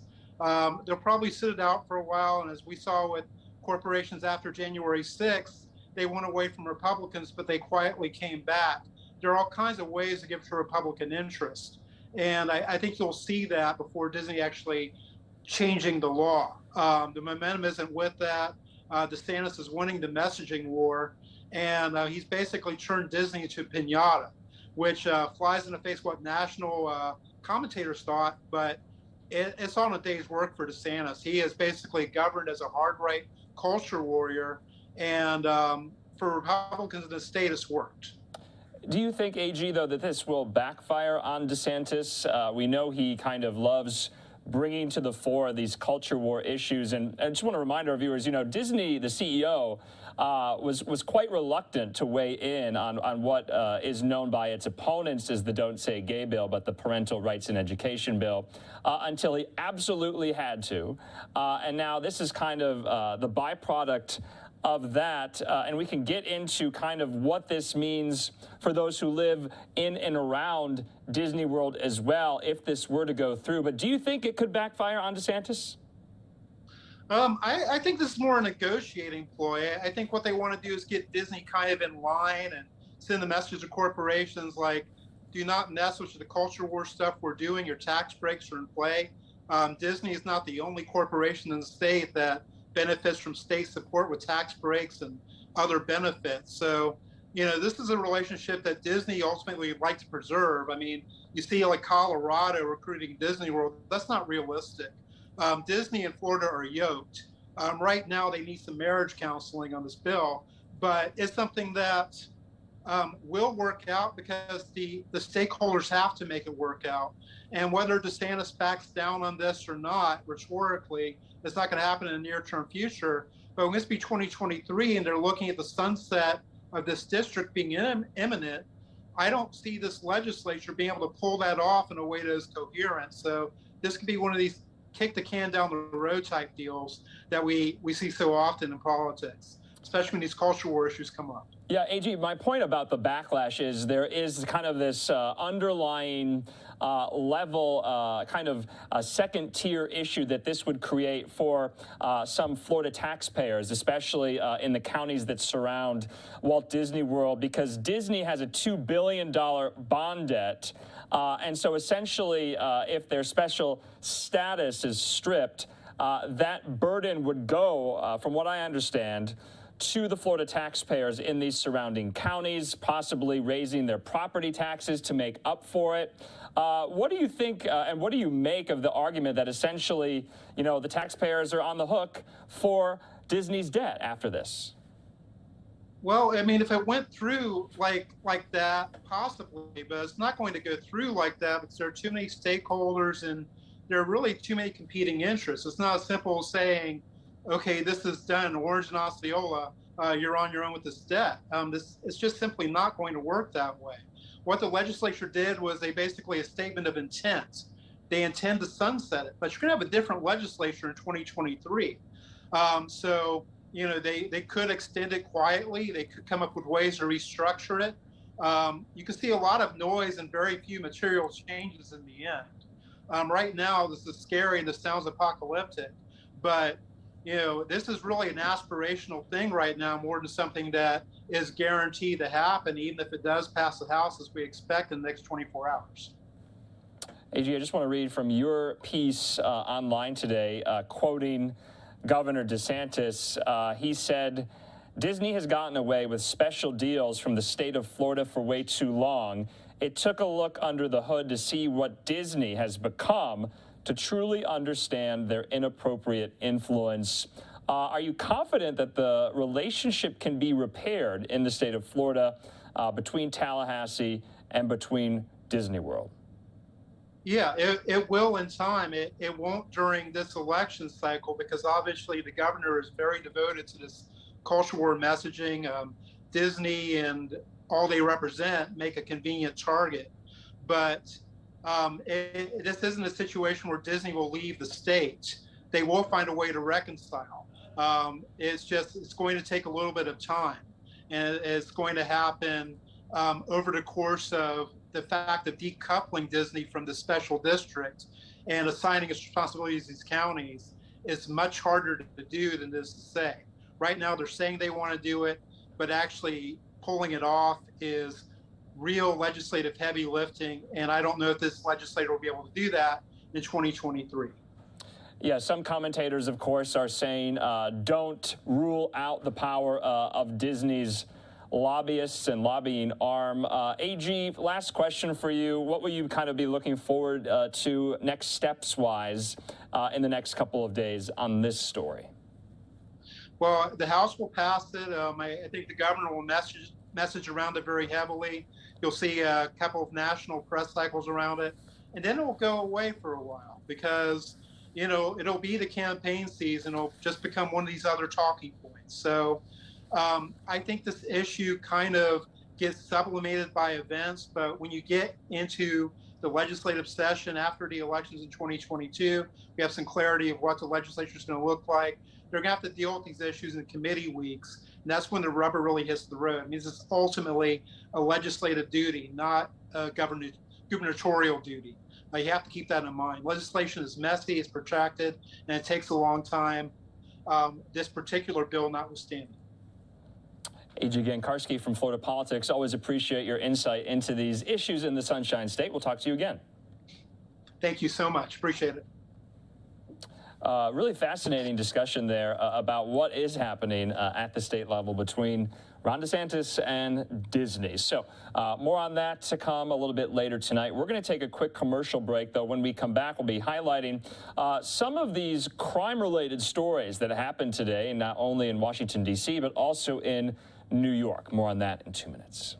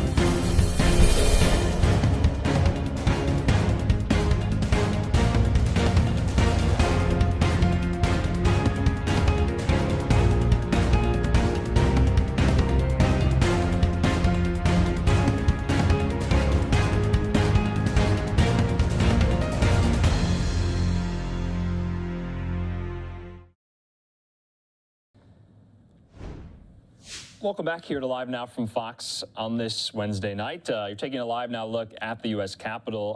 Well, we're getting more and more reaction from lawmakers about the flyover scare that happened that led to the evacuation of the Capitol complex. Most recently now from Speaker Nancy Pelosi. She issued a statement of which I'm going to read in part. She says, "Today and every day, our congressional community is extraordinarily grateful for the heroism of our U.S. Capitol police officers. In ordering the evacuation of the Capitol and vigilantly monitoring for a potential aircraft threat, our officers ensured the safety of all who work in these hallowed halls, and we thank them for their exemplary service." The Federal Aviation Administration's apparent failure to notify Capitol Police of the pre-planned flyover National Stadium is outrageous and inexcusable. The unnecessary panic caused by this apparent negligence was particularly harmful for members, staff, and institutional workers still grappling with the trauma of the attack on their workplace on January the 6th. Congress looks forward to reviewing the results of a thorough after-action review that determines what precisely went wrong today and who at the FAA will be held accountable for this outrageous and frightening mistake. Very, very strong words there from Speaker Pelosi, wanting to hold accountable those who were responsible for this oversight, for failing to notify, the Capitol Police of this pre-planned flyover at the Nats Stadium today before the game between the Nats and the Arizona Diamondbacks on Military Appreciation night. Right now, we're going to stay, though, in the Capitol in Washington today. We learned earlier, this happened very early this morning, outside of the Peruvian embassy in Washington, D.C. We learned that Secret Service officers fatally shot an intruder this morning at a mansion in Northwest Washington that has long served as the residence for the Peruvian ambassador. Right now, we're going to get more information on this pretty scary incident today from the Metropolitan Police Department Chief Conti about what exactly happened. Good morning. I'm Chief Robert J. Conti III, Chief of the Metropolitan Police Department here in Washington, D.C. This morning, just before 8 o'clock a.m., members of the United States Secret Service Uniform Division were summoned to the 3000 block of Garrison Place in response to a call for a burglary in progress. Upon the arrival of the officers on the scene, they located an individual who was in the rear of the ambassador's residence to the embassy, for the Peruvian embassy, the ambassador's residence. Once the officers encountered this individual in the back, they learned that this individual had smashed out several windows to the backside of this residence. They encountered this person. They pulled their less than lethal service weapons, their tasers. This person was holding a metal stake. The officers fired those tasers. They did not take effect, and as these weapons did not take effect, ultimately the officers end up pulling their service weapons, firing shots, and this person is now deceased. Members of the Metropolitan Police Department's Force Investigation Team are handling the investigation as an officer-involved shooting. We're working with our partners at the United States Secret Service to investigate this. I'm sure that there are a lot of questions about this, more questions than we probably have answers to. This is a very fluid situation. Again, this happened just before 8 o'clock a.m. and involved members of the United States Secret Service Uniform Division Police Department. I can take any questions you might have. Yes. Chief, were the Uniform Secret Service Police here as part of like a detail, or were they called to the scene? They were called to the scene. There were family members who were inside of the residence.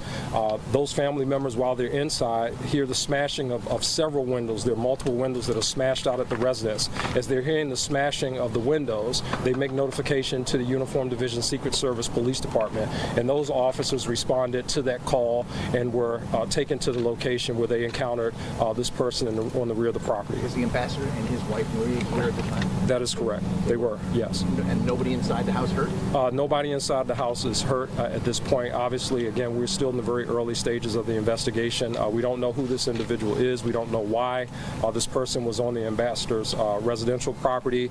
We don't know why this person smashed out several windows. We don't know why this person had a metal stake.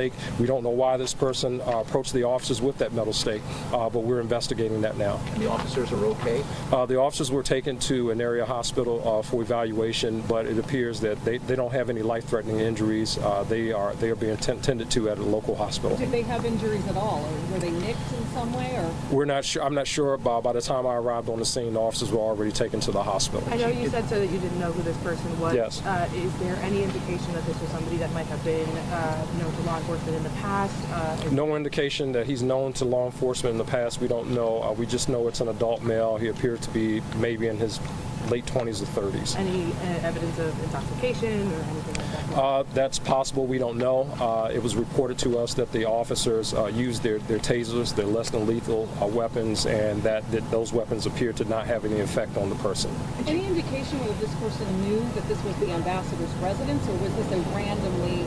No indication. The ambassador's residence, if you know exactly where it is in the back, I mean, it's a pretty huge property that's surrounded by a fence and a lot of trees and so forth. So we're not sure about that at this point. Chief, did the family recognize this man? Have they said it does not appear that anyone knows who this person is. Anyone else? So the man yes. he had no ID on him? We haven't got that far in the investigation yet. How far into the house did he? He was smashing out windows of the property all around the property. Yes. Anyone else? Was he armed with anything other than the pipe?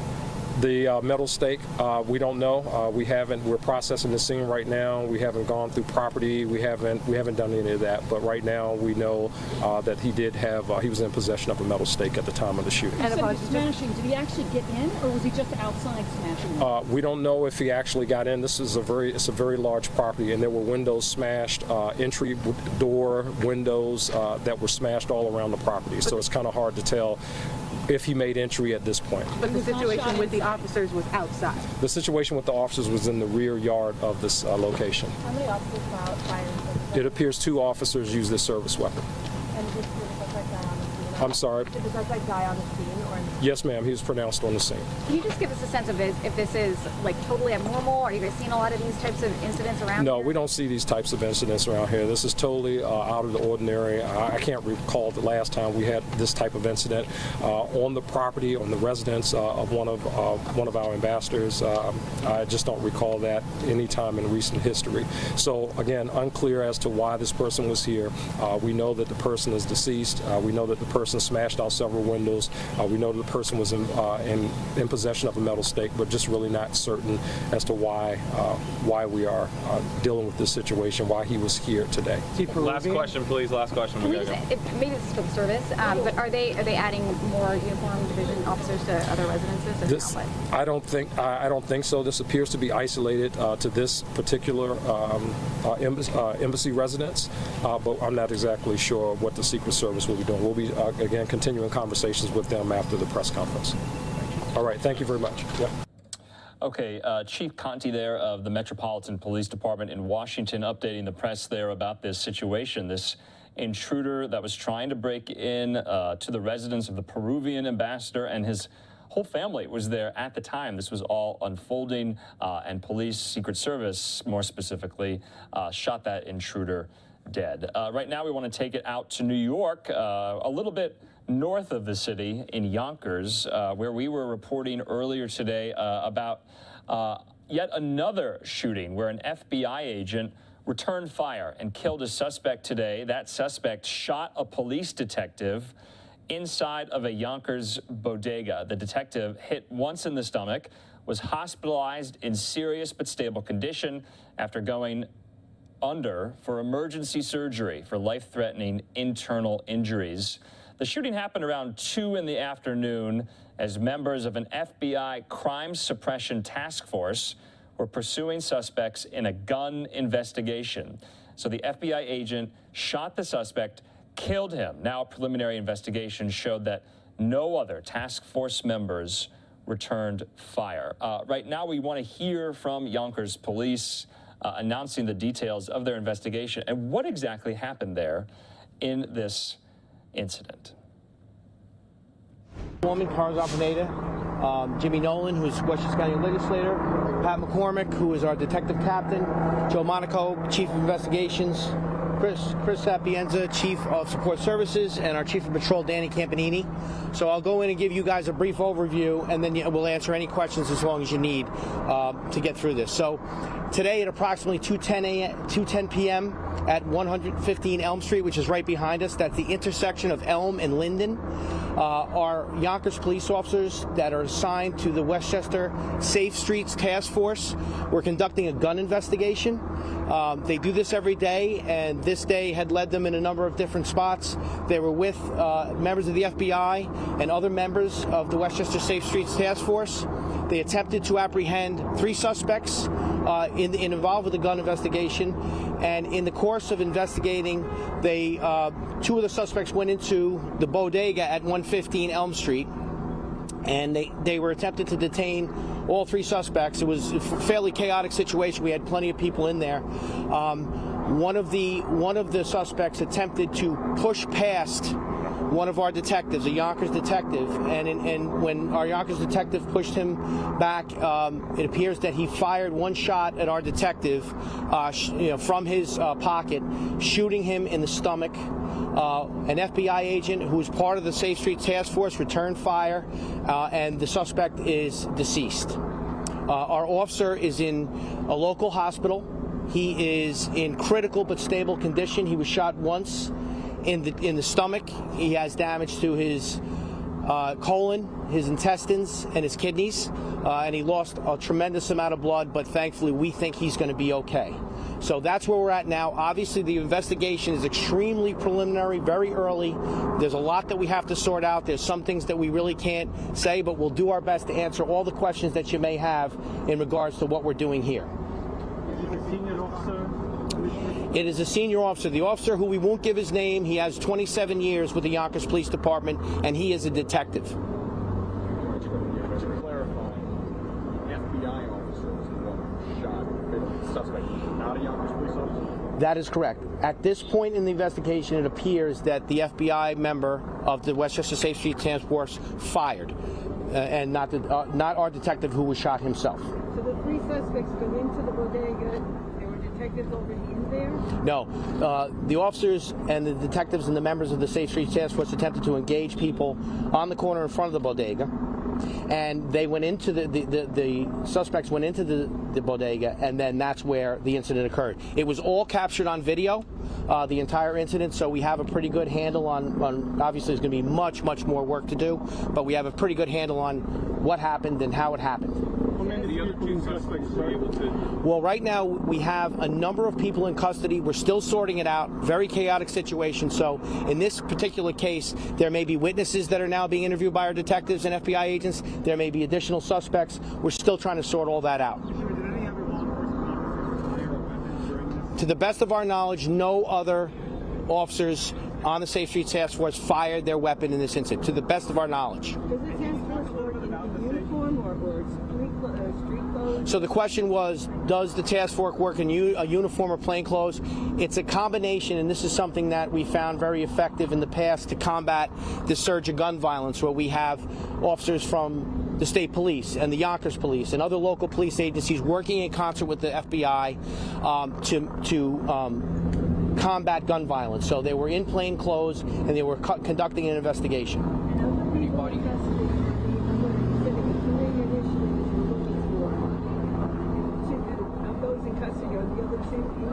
Yes, the question was, is everybody accounted for? The answer is yes. At this point, everyone is accounted for.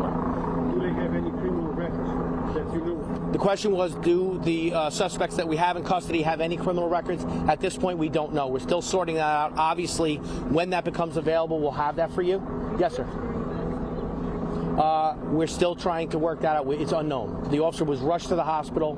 The suspect was rushed to the hospital. So right now, we're trying to sort all that out. The suspects in custody, is he in custody right now? The suspect is deceased? Yes. And other people You say the suspect. Yes. You mentioned the suspects you have in custody here, not able to talk about the suspect who is deceased. Do you have any understanding of his background? We don't. That's going to be a huge part of this investigation. The question was, do we know the background of the shooter, the suspect shooter? And we do not at this point, but obviously we'll find out fairly quickly. Legislator James Nolan, I got a question for you.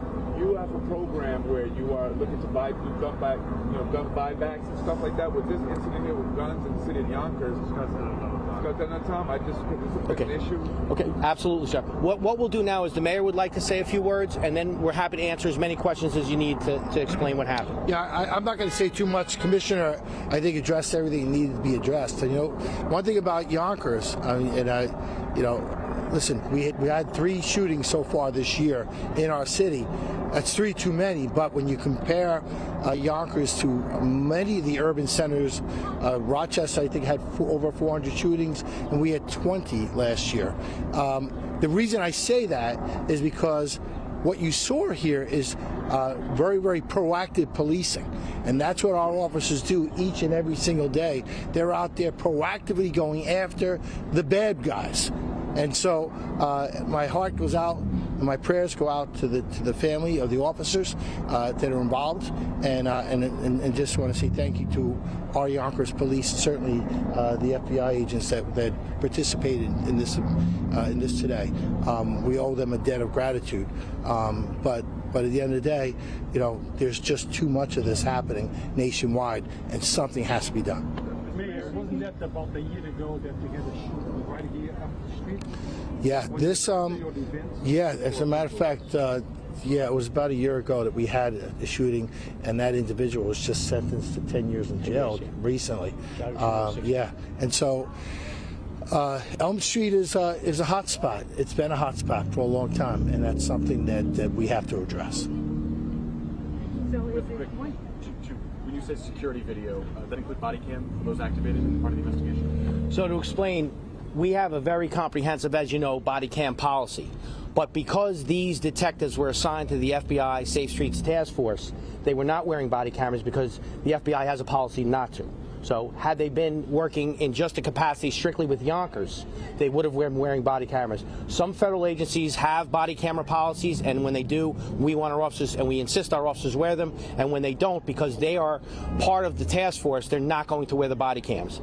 And I just want to echo what the mayor said in relation to what happened here today. So we have an officer who has tremendous damage to his stomach and, colon and intestines, and, just really, thank God he looks like he's going to pull through. But this, as the mayor said, this very effort that they're putting up in trying to make sure that people are safe, this is the residual result of this, that they're out there trying to get these guns off the street. We know we're seeing upticks in violence, and because of the work we're doing, we have enjoyed much less gun violence than everybody else. So we really do owe a debt of gratitude to the FBI and those detectives for doing this work. I just want to clarify, Mr. Mayor, you said year to date, the whole city of Yonkers, there are three shootings? Yes. Yes. So you're, obviously, as you're over the line for Bronx.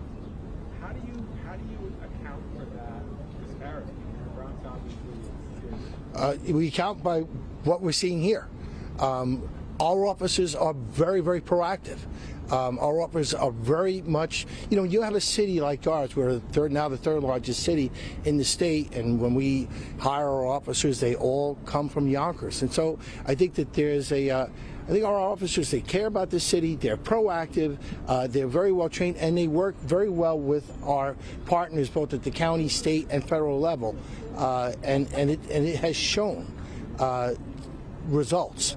But like I said, at the end of the day, we still had 3 shootings, and that's three too many for any mayor, and we're going to continue to deal with that. Do you have a rough estimate on the time that the officers approached the suspects to when they went in the bodega to when the first shot was fired? Like how much time was the question was, how long was the interaction when the officers engaged? Yes. The suspects? Seconds. It was seconds. We'll be able to see the whole thing play out. And with regard to your question about, why only 3 shootings, it's because of the community we have and how great they are. It's because of the police and the officers we have and how great our mayor is and how supportive that we're able to enjoy. Again, we don't want any shootings, but 3 shootings in a city this size is fairly impressive. And it's about our precision policing model where, we don't have to lock up the whole world. We do not want to do mass incarceration, but we have to have laws in place to make sure that the real bad guys, the violent guys, the prolific offenders are put in custody because they're harming everyone. Elm Street and the rest of the outlying area deserve better than this, and we're working every day to make that happen. So what is it about Elm Street that makes it a hot spot? You called it a hot spot. What about it? Why here? Is it, I don't know, is this where they buy and sell the guns, or what? Why is it impoverished area? Elm Street is a busy area, it's an impoverished area, but let's be clear, the vast majority of people that live in and around Elm Street are absolutely fantastic, and we love them, and we are doing everything we can, and exactly what that officer did today in putting his life on the line and being shot through the stomach is exactly how we feel about our Elm Street residents, our good residents. They don't want this either. Male or female, the injured officer? For either of you. A male. Male, and they were undercover when this all happened, you said? They were conducting a firearms investigation. So they were in plain clothes. They were not in uniform. Most of the time they can be proactive when they have teams like this. And, the rest of it, as we have more information, we'll let you know. And the suspect, the shooter and the 2 other suspects, they were the targets of this operation, or they were incidental to that? It's our understanding at this point they were the targets, but a lot of that is going to play out. If you can just imagine how slowly we have to go here to make sure we're very methodical about this scene, that we cover, we leave no stone unturned. Everything happened inside the bodega, or the shooter shot from inside to outside? Inside the bodega. Everything occurred inside the bodega. And yes, that question, as far as the guns, we recovered 2 illegal guns. We can't tell you the make or the model at this point, but after we went in and began the investigation, after everyone was taken to the hospital, we recovered 2 guns, 2 illegal guns. The shooter's gun? No, yes, 2 guns. That's correct. And how many shots exactly were fired? To the best of our knowledge, 2. But that could change. Right now, like I said, it's very, very preliminary. I may be wrong, but we think it was 2. When can we expect that we don't know. He was rushed off to the hospital, and we don't know that. When can we expect an update when you know if these guys had criminal backgrounds or anything, or changes in medical status? We'll get, so the question was when we expect an update as far as the status and criminal histories of the suspects involved. As fast as we get the information, we'll get it out. Obviously, you know, we want to just make sure that we're correct. So sometimes it takes a little bit more time, so we don't have to backtrack, but we just want to make sure we're correct. The officer that was shot, nearing retirement? At this point, we don't really want to go into his personal situation. I understand the question, but I think, you know, that, you know, we may come out later with, you know, who he is and everything else, but we want to just focus on his health right now and his well-being. And lastly, you know, what's your reaction? Obviously, there was a police-involved shooting on MLK Day. You know, another incident that happened on Main Street. Now you have this one. I don't know if both of those factor into the 3 shootings or not, but you know, what's your reaction to 2 police-involved shootings? We're talking about a span of 4 months, 5 months now. My reaction is that this is why Yonkers had 21 shootings in a city of 210,000 this last year in 2021. That they're out there being proactive and trying to get guns off the street. You know, if you're looking at other cities, we've been blessed because of the work the officers do, because the detectives do, because of what the mayor does for us, what the city council does for us, and you know, and our community, how great our community is. So, you know, I think that there is a proliferation of guns. I think those guys that were working this task force today were out there trying to get a couple more off the street, and they did. Unfortunately, we had the situation we had. But, you know, this type of work is not, it's not predictable. And this is a perfect example of what these guys, these officers and detectives do every single day. Yeah, and even you talk about the Main Street, and remember, this is a very, very close-knit urban center. It's a very diverse community, but it's a very tight-knit community. And you even look at what happened on Main Street, and I'm sure the commissioner can clarify, but you know, the videos that were shown there. Again, you have police officers here who are selfless, who are proactive, who are willing to go out there and do the jobs that they do. And listen, I'm not saying that the other departments aren't as good as ours. I'm just saying I am very confident in the department that we have. And I will tell you that is why we have been enjoying these numbers. But like I said, we still have to deal with the fact that we are an urban setting and there are shootings, and there is an uptick across the country, and that's something that has to be dealt with, all of us, and I don't know that we're there yet. And the video you have is just from the store or on the street? So the question was the video that what video do we have? Right now we have the video from the inside of the bodega, and that video was very fruitful in terms of like showing us what happened. But there will be other video. Well, you know, there will be external video. There'll be video from other stores across the street. That's part of the investigative process now. They will look for all types of video, as many witnesses they can find, because we want to make sure we have an absolutely clear end-to-end picture of what took place. Okay, so Yonkers officials there updating the public about what this shooting was, what transpired today. The mayor of Yonkers also, after an FBI agent returned fire, killed a suspect who shot a Yonkers police detective today. That police detective, thankfully, is recovering from their injuries. He went into emergency surgery for life-threatening internal injuries.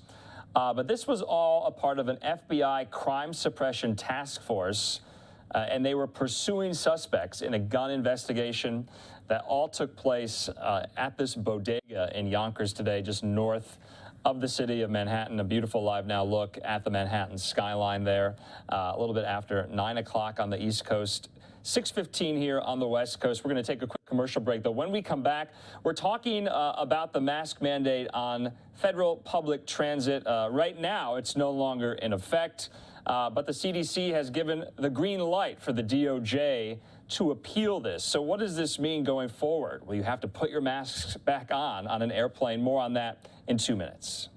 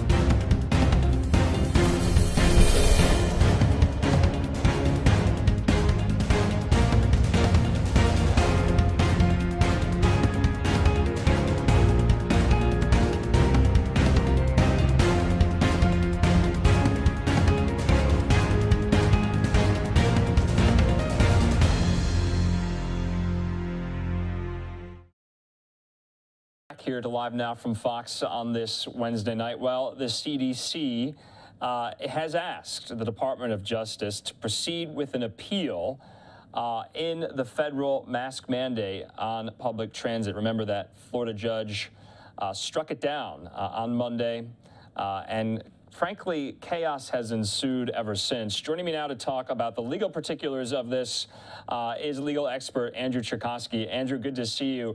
You know, my main question in all of this is if the CDC thinks the public health emergency persists, and it is, in fact, an emergency still, why have they not issued an emergency stay in the order, essentially, putting the masks back on travelers on public transit?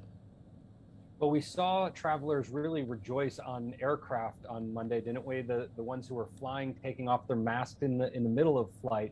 And so the question now, with this judge having declared the CDC's efforts to enforce masking on planes to be unlawful, what can the CDC do to fight that? So now they're saying that they want the DOJ to take it to the appeal court to challenge it. Right now, there's really nothing that the CDC can do to reinstate that, absent the DOJ going to the circuit court and asking them to put forward some sort of emergency stay, essentially putting the masks back on individuals. That has yet to be seen, because we're just hearing within the last couple of hours here that the CDC has formally asked the DOJ to fight this. And there's reasons why the CDC wants this fought. I think politically, there's reasons why Biden perhaps has no interest in continuing this fight. Yeah, and Andrew, frankly, you didn't really see much, I guess, political will on the part of the Biden administration to fight this tooth and nail. We're now 2 days removed from this judge's ruling in Florida there, and we finally got word, because remember, yesterday, this all hinged on what the CDC was going to do. That was conditional for the DOJ to move forward with the appellate process. I just want to put up the statement that the CDC issued today. I'm going to read this in part.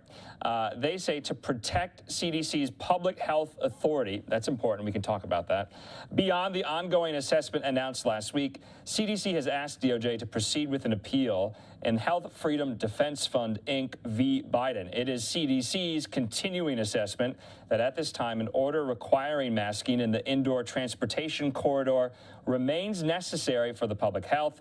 CDC will continue to monitor public health conditions to determine whether such an order remains necessary. CDC believes this is a lawful order well within CDC's legal authority to protect public health. Now, this also, Andrew, hinges on any, future public health emergencies where, any administration, depending on who's in power at that time, would look to the CDC, would look to their authority to put something like this in place. So this is somewhat precedent-setting, and that is why the court needs to adjudicate it. Do I have that right?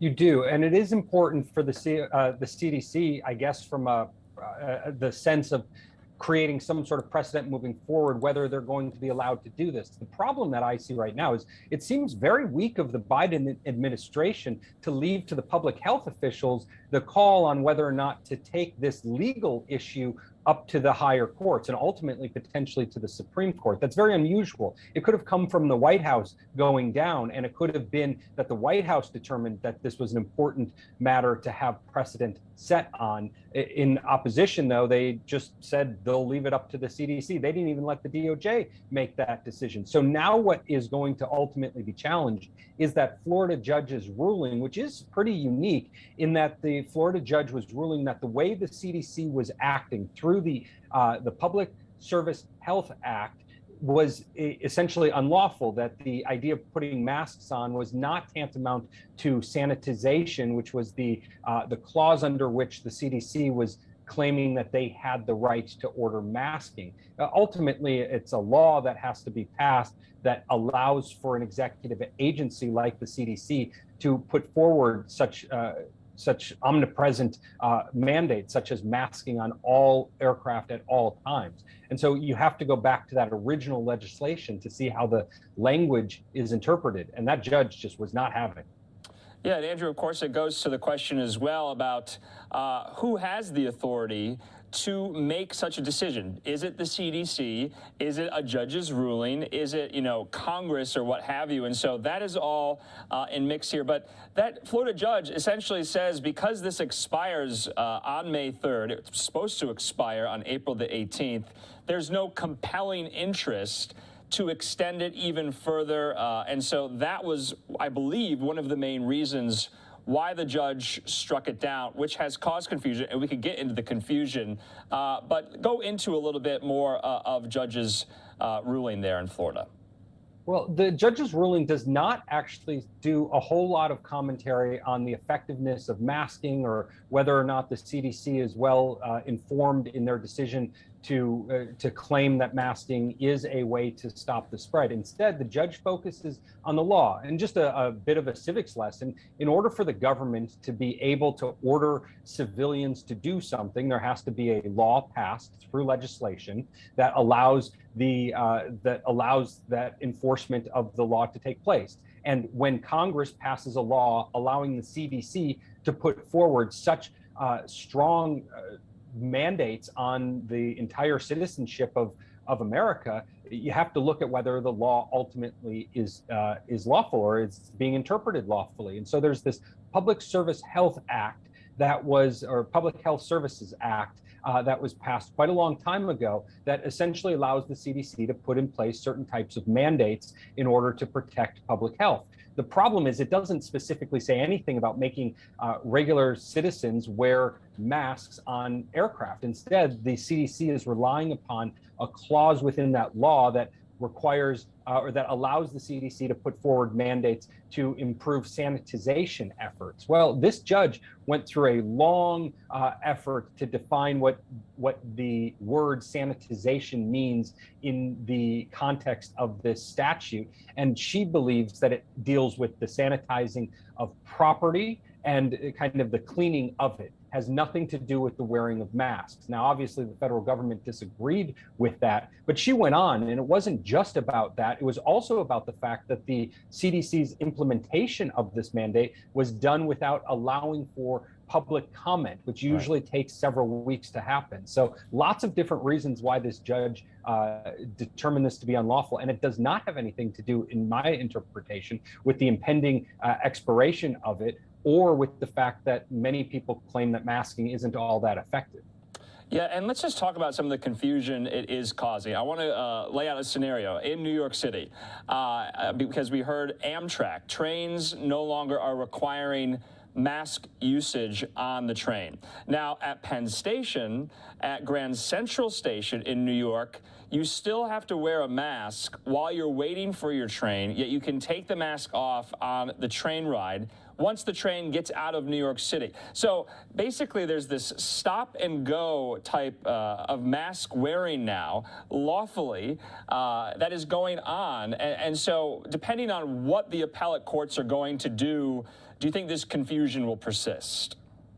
I don't think that the appellate court part of this is going to do anything with the confusion. Ultimately, localities like states and local cities or counties really do have a great deal of authority to control what happens within their zone. Ultimately, we talk about America being a republic and separating the powers of states from the federal government. And generally speaking, the idea of America is to limit the actions of the federal government and put more on the states to institute their own sorts of mandates and laws. And so what we're seeing in New York City, for example, and throughout other places in America is you've got localities trying to enforce their own laws and their own public health mandates, while these kind of federal or these interstate conveyances like planes and trains can't really no longer at this point be controlled by the federal government. So you should expect that. And just like many people who have been traveling throughout America have been able to see, different cities have different mandates. And you get to one city like LA and all of a sudden you're having your vaccine card checked. And then you go to another city or another county and they're not doing that. So this is very normal for the last 2 years of COVID. And I think we're going to see more of that in the coming months, especially if this law or the CDC's mandate continues to be struck down. Yeah, Andrew, definitely a patchwork of some of these rules and ordinances, especially in some of these major metropolitan areas. And we'll be following it alongside you. Andrew Tchaikovsky, as always, good to see you. Thanks so much. Thank you, Andrew.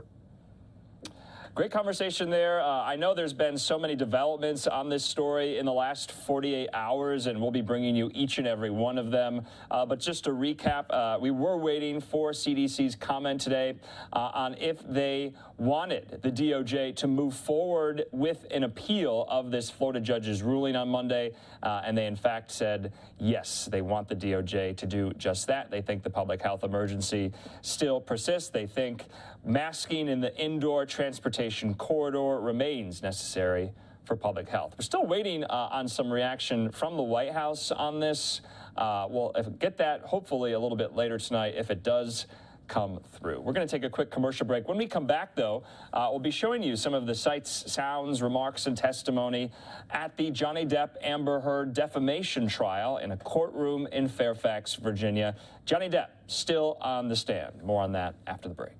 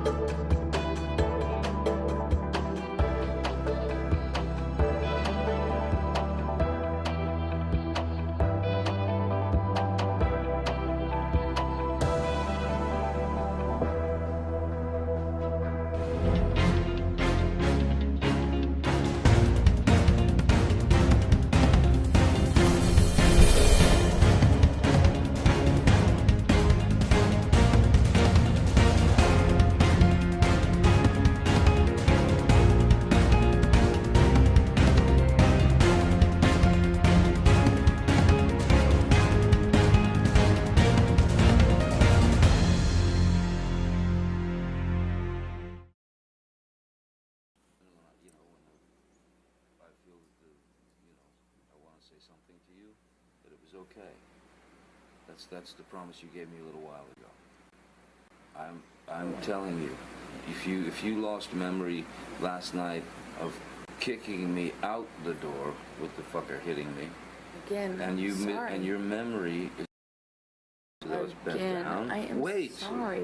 If you have those memory fucking divots. I was upset. There was a lot going on, and I was on an Ambien. Like, why are you obsessing over the fact that I can't remember it the way you remembered it? I said I was sorry. I didn't deny it. That. I'm not talking about that. What I want.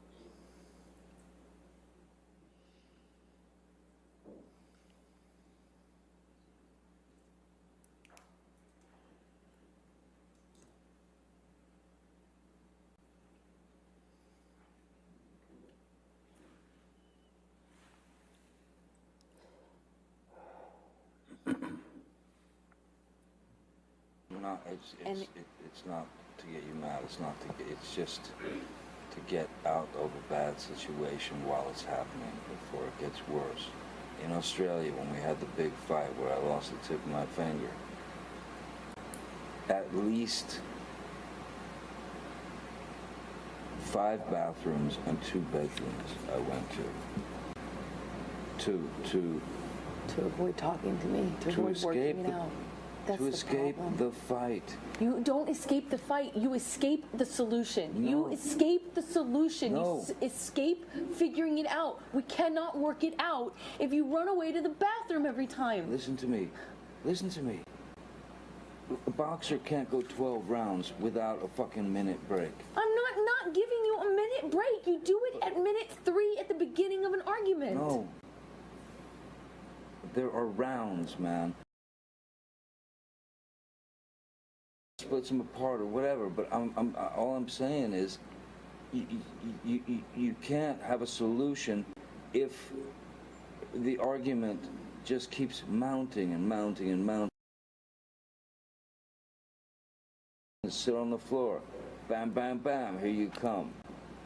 I come out. Fight, fight, fight. Crazy. Escalated. Knock, knock, knock. Bang, bang, bang. You kept coming to get me.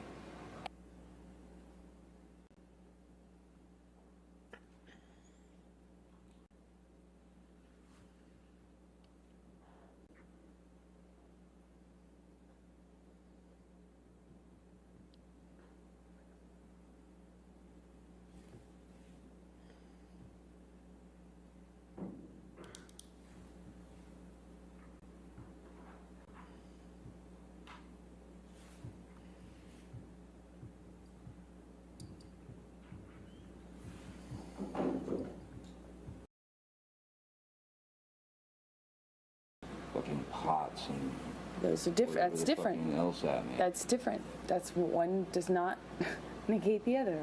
That's irrelevant. It's a complete non sequitur. Just because I've thrown pots and pans does not mean that you come and knock on the door.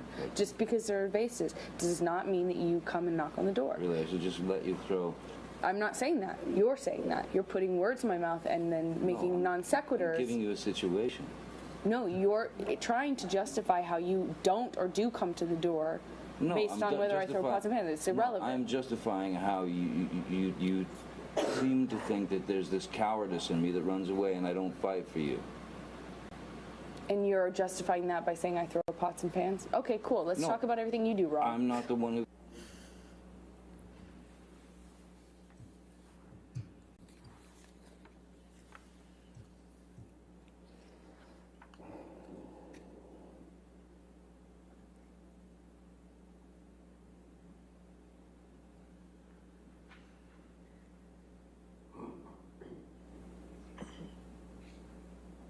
I said to Travis, I said to you, hey, tell Travis what just happened. You told me to do it. You told me to. You said, go do that. I said, no, tell him what just happened. And I lied. And that you punched me in the fucking thing. And you figured it out.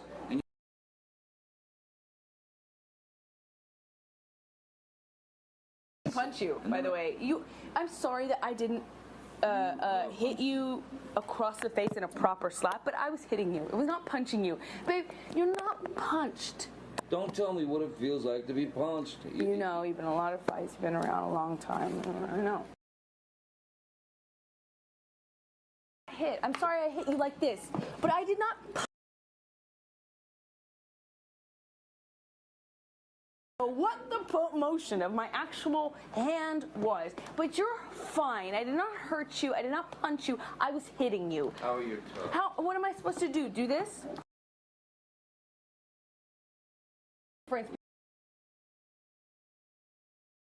You are such a baby. I did start a physical fight. The right thing, the big thing. You know what? You are admirable. Mr. Depp, could you please explain to the jury what they just heard on those audio recordings?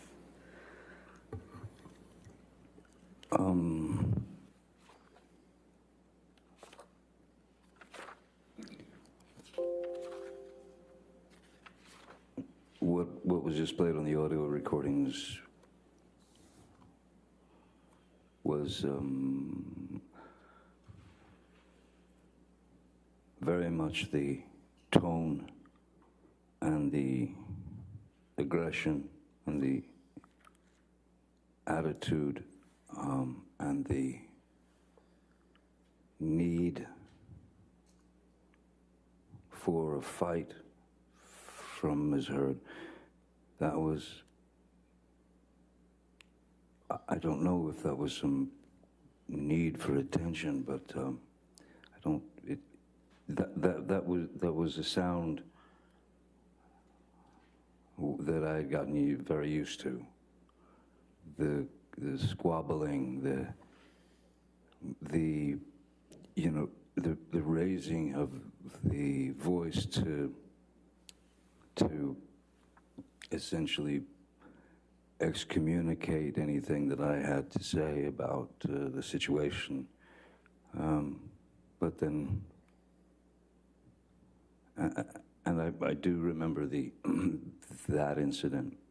I believe that's from the when I was in the bathroom, and I was in fact taking a shower, and this was in penthouse 3, and she came banging on the door, banging on the door, banging on the door. I didn't answer. I was in the shower. I couldn't deal with it. I didn't want to deal with any more of that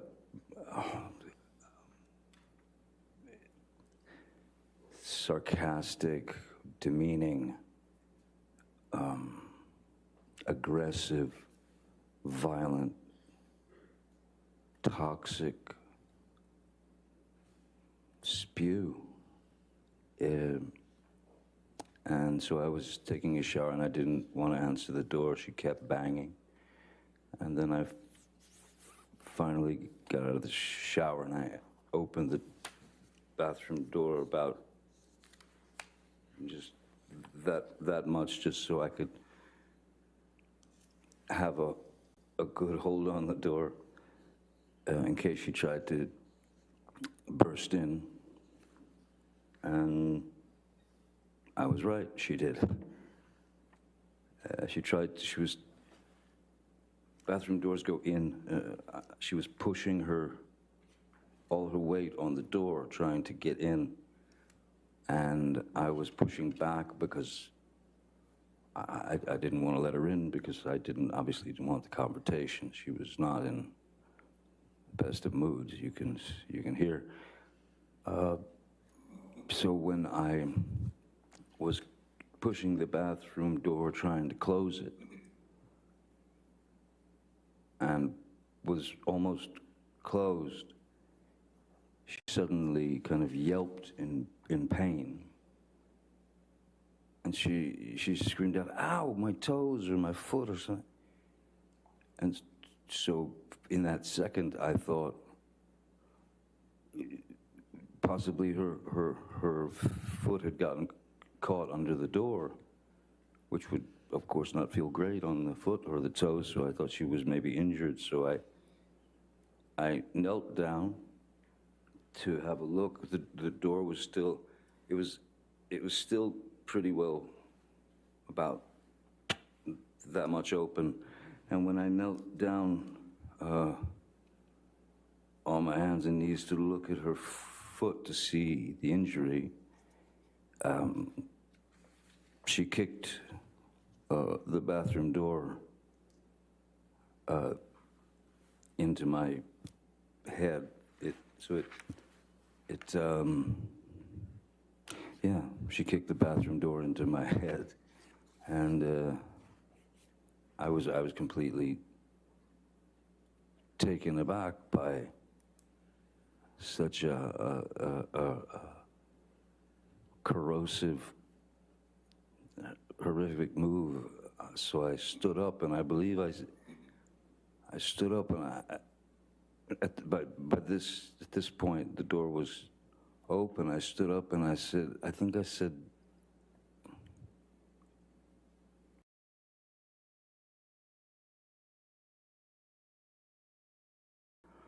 and the next move was just a bang, and just she clocked me in the jaw. And that was another shocker. How long after that did you start recording? Sorry? How long after that did you start recording that audio recording that we just heard? That audio recording was about her trying to make less of what had happened. In fact, trying to make less of what had happened by repeating some story to me that didn't make any sense, and it certainly didn't make any sense since I was there and I was the target. So I wanted some confirmation from someone with some semblance of a mind that could understand what was happening. I wanted Mr. McGivern to come up, and I asked her to tell him what had just happened. And her answer was essentially... So that was just a portion of the testimony from Johnny Depp today, talking about those audio recordings that Amber Heard didn't know about, but Depp was recording during one of those fights, one of the various fights that he brought up today in his second day of testimony. There was another one where he alleges that she threw a vodka bottle at him, in turn severing his middle finger there. He recounts a situation where he was drawing with his own blood on the wall. We're going to go out to some of that testimony after this commercial break.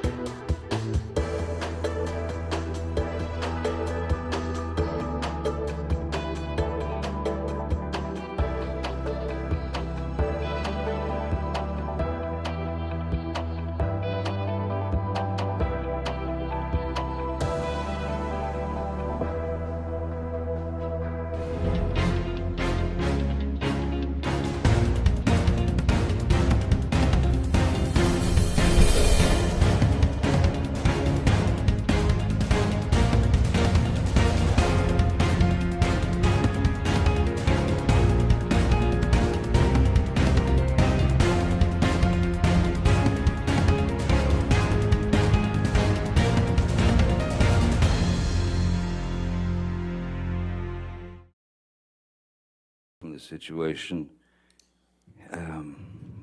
but to no avail. As I literally, the house that they had rented for me in Australia was quite a large place. It was quite a bit of a labyrinth, you know, and a lot of rooms, a lot of extra rooms. So I would go to, well, I'll just cut to the chase. I think that I ended up locking myself in about at least 9 bedrooms, bathrooms that day, as she was banging on the doors and screaming obscenities and wanting to have a physical altercation.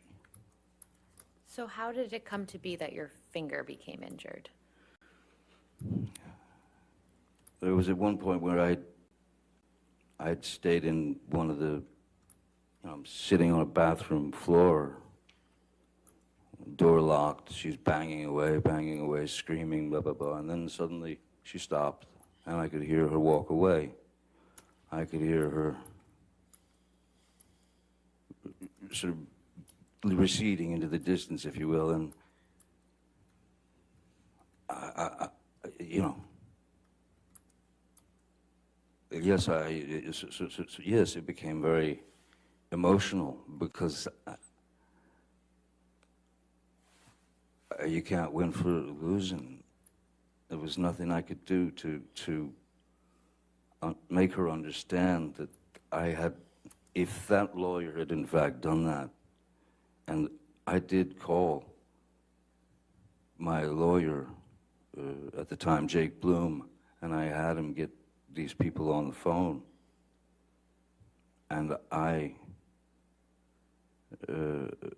ashamed to say that I had taken, at that point when I was on the phone with him, I had taken Miss Heard's words to heart, and I laid out a ration of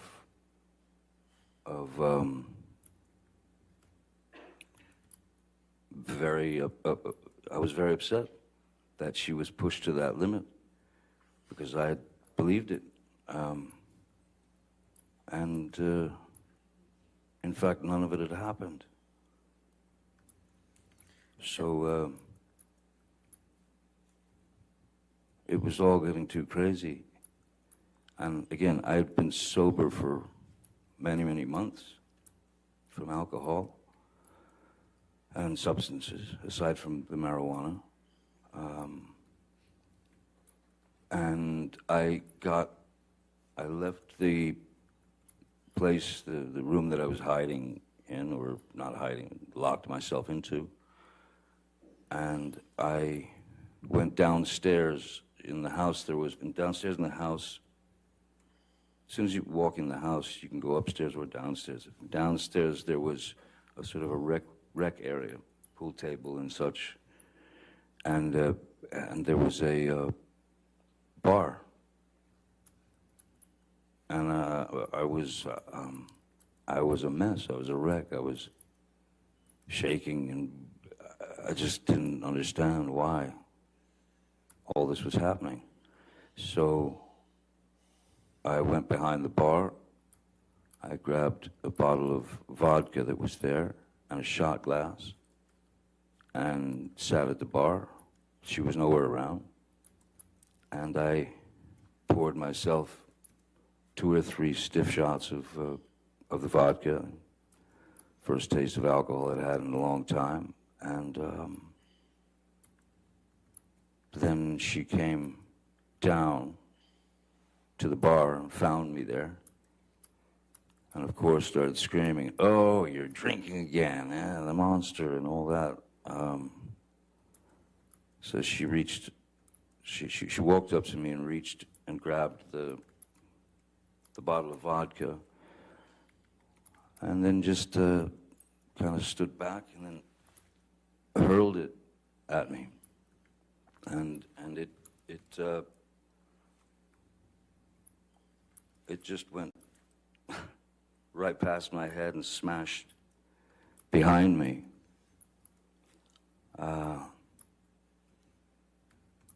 So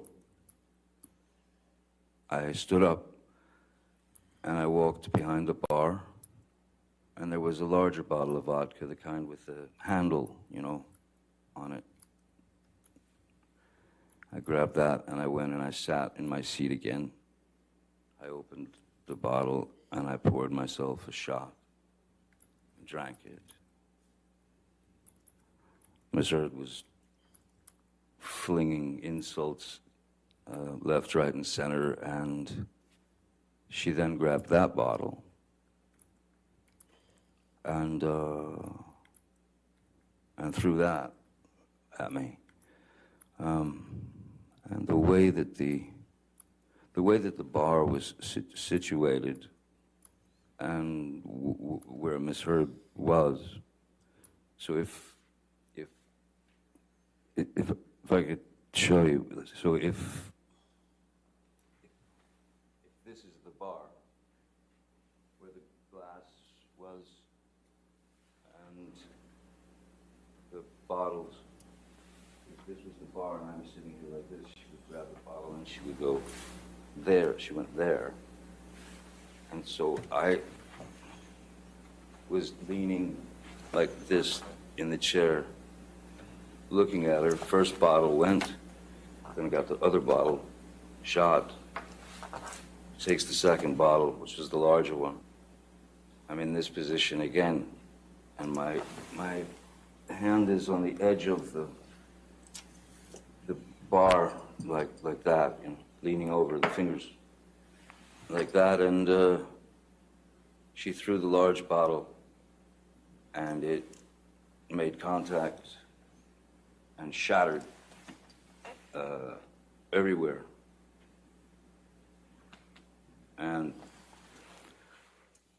I honestly didn't feel the pain at first at all. I felt no pain whatsoever.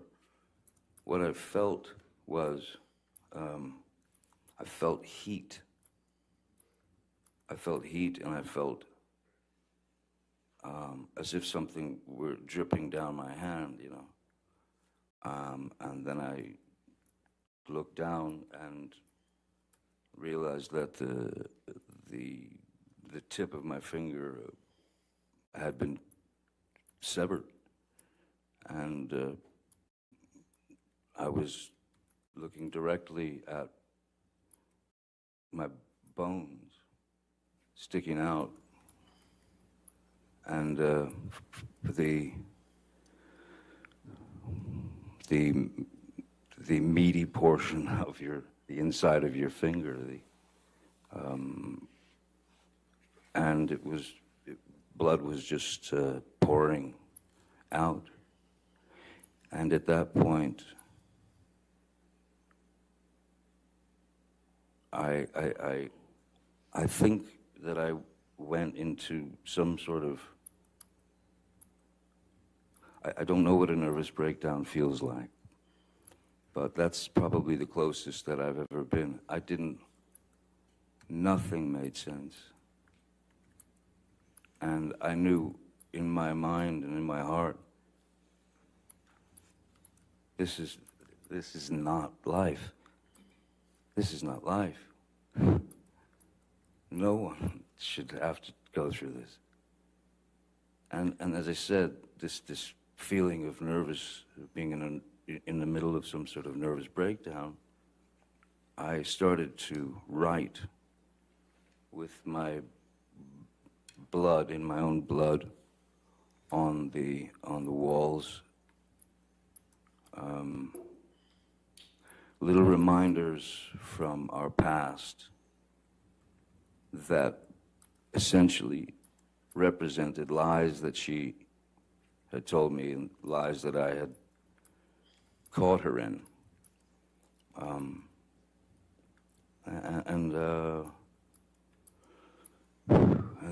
then the next thing, you know,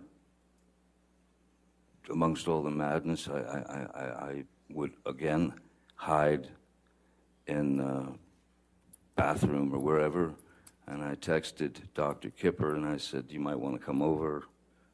You know, I've cut my finger off here.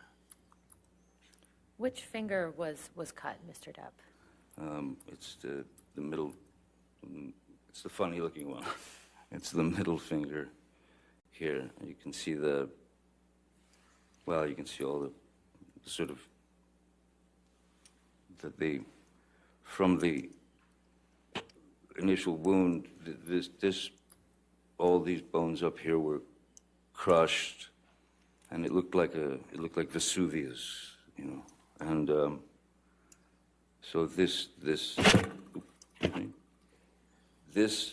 part of my finger now is, so that because of not having use of the tip here, this is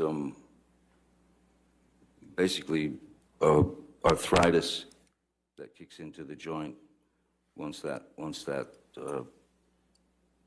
upper part of the finger is mangled. So is that the right middle finger? Right middle, yes. And is that your dominant hand? Yes, it is, yes. Mr. Depp, after Ms. Heard threw the vodka bottle at you and severed your finger, what, if anything, did she say when she saw the injury?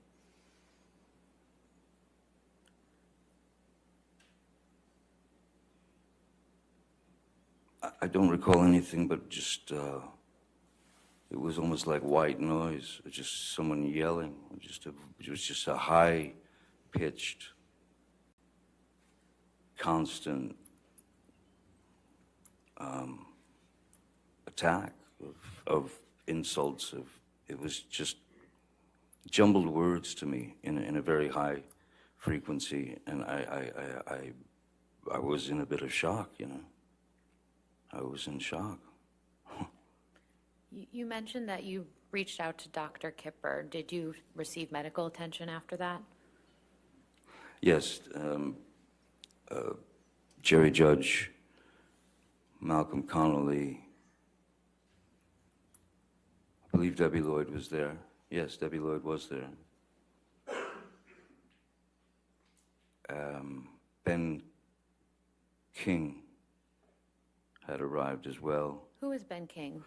Ben King was, he's essentially, he's a house, sort of an estate manager, and we'd worked together in London a few times, and he's a wonderful guy, so I brought Ben along to Australia to manage everything. He's very, very good and very nice. And then there was also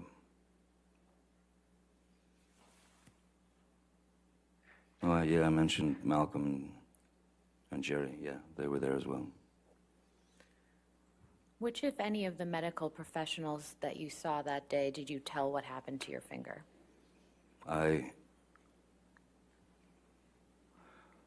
When Malcolm and Dr. Kipper, when they took me to, first we went to Malcolm's apartment where he was staying while we were shooting the film, and tried to clean my hand because I had worked the day before, and obviously when you're playing pirate, Captain Jack or whatever, you're covered. They paint with alcohol, with rubbing alcohol. They paint dirt all into your hands and into your face and everything. So they were worried about getting my finger clean, so they tried doing that at Malcolm's.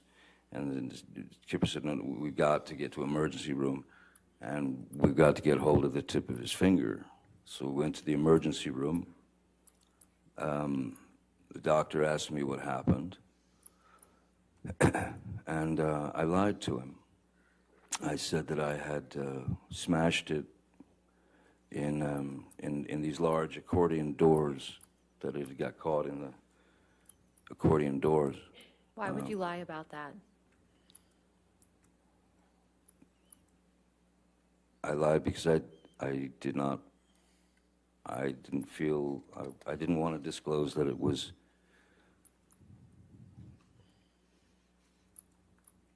what it was. I didn't want to disclose that it had been, I didn't want to disclose that it had been misheard, that it had thrown a vodka bottle at me and then took my finger off. I didn't want to get her in trouble. I didn't want to.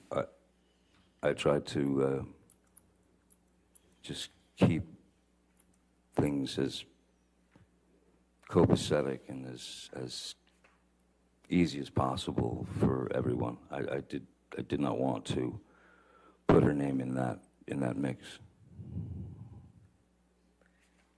Did you tell Dr. Kipper what had happened? We're continuing to watch the Johnny Depp. All right, so this was just another portion of the testimony from Johnny Depp up on the stand there. You can see Amber Heard getting quite emotional, almost looking like she is going to burst out into tears here. Again, Johnny Depp taking the stand for a second day in a row at a Virginia courthouse. The actor detailing several fights and arguments that he got into with his ex-wife Amber Heard as their defamation suit continues to heat up. Fox's Jonathan Hunt has details. Johnny Depp returned to the stand in a Virginia courtroom Wednesday in his defamation case against ex-wife Amber Heard. And the Pirates of the Caribbean star did not mince words. I was sort of not allowed to be right, not allowed to have a voice. So at a certain point, when what enters your mind is you start to slowly realize that you are in a relationship with your mother, in a sense. He went on to claim the Aquaman actress berated and attacked him constantly during their marriage.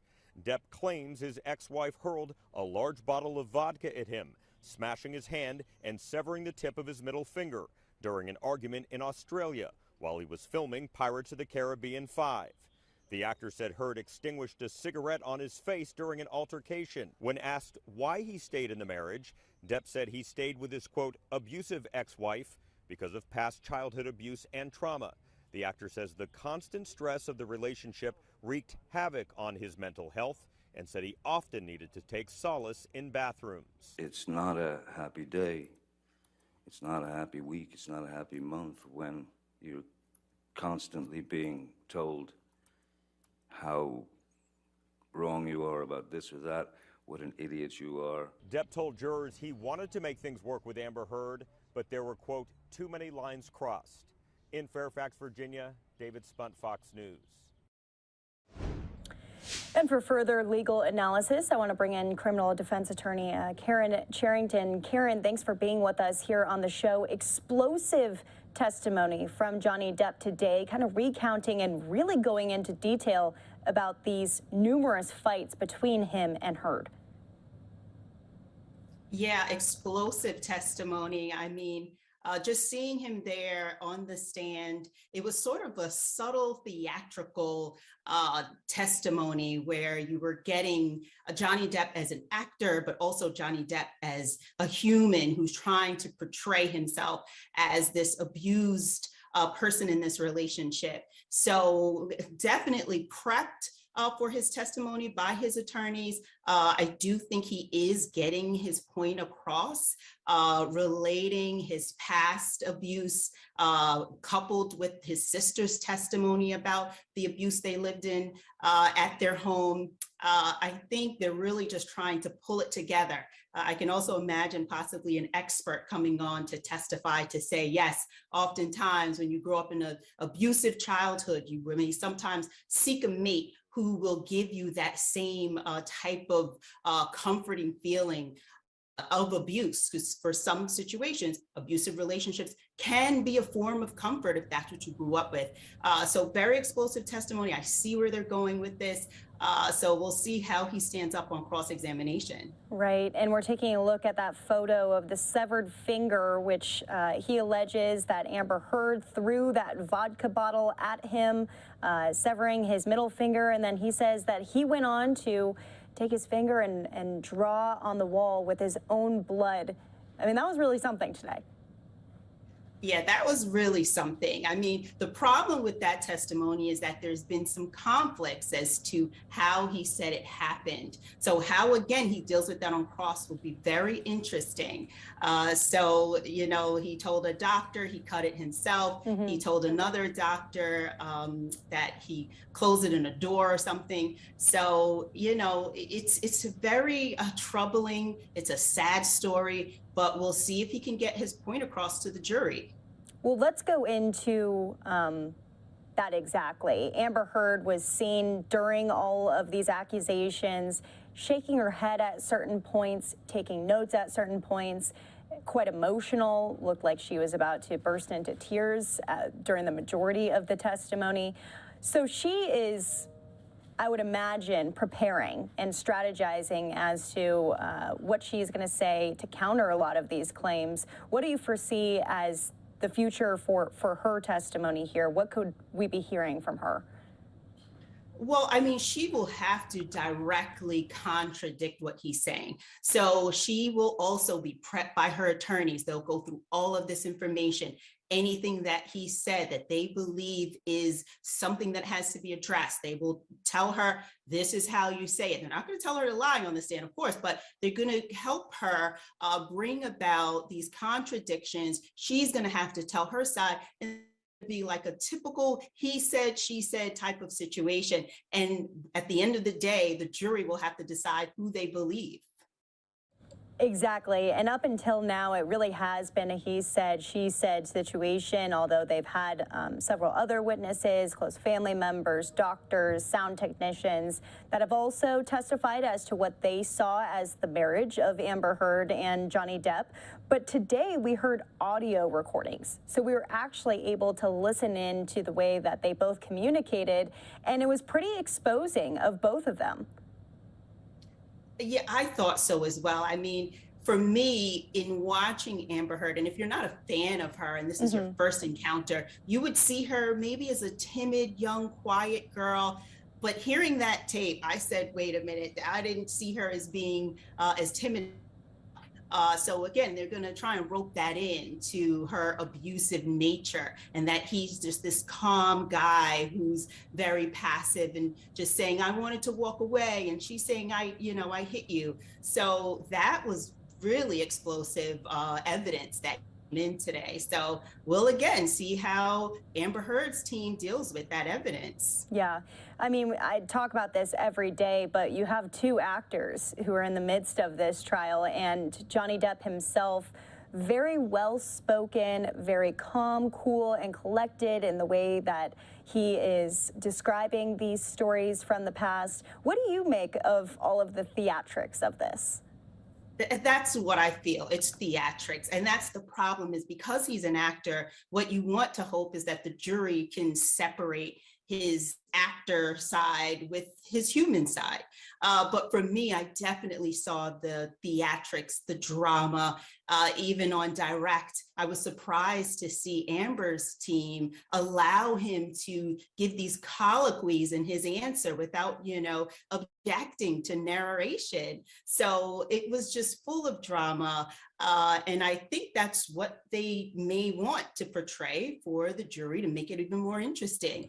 But we'll see. And now with Amber as an actress, I can't wait to see what her testimony will be like. Right. Counterclaims for everything that Depp has been saying. As we head into the rest of the week, anything in particular that you are going to be watching inside of that Virginia courthouse?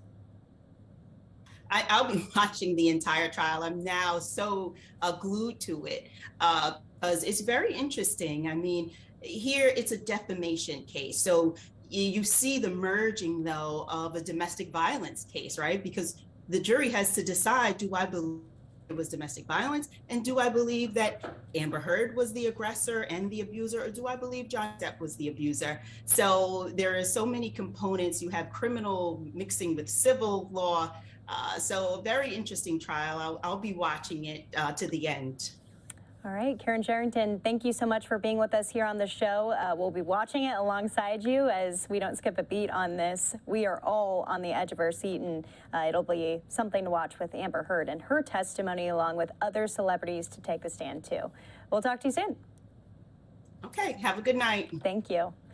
Well, we are going to take one more quick break here as we are tracking all of the top stories of the day, including an update on the Rust movie set shooting out in New Mexico. Officials coming forward today and saying that they are going to fine the movie production team. Details after the break.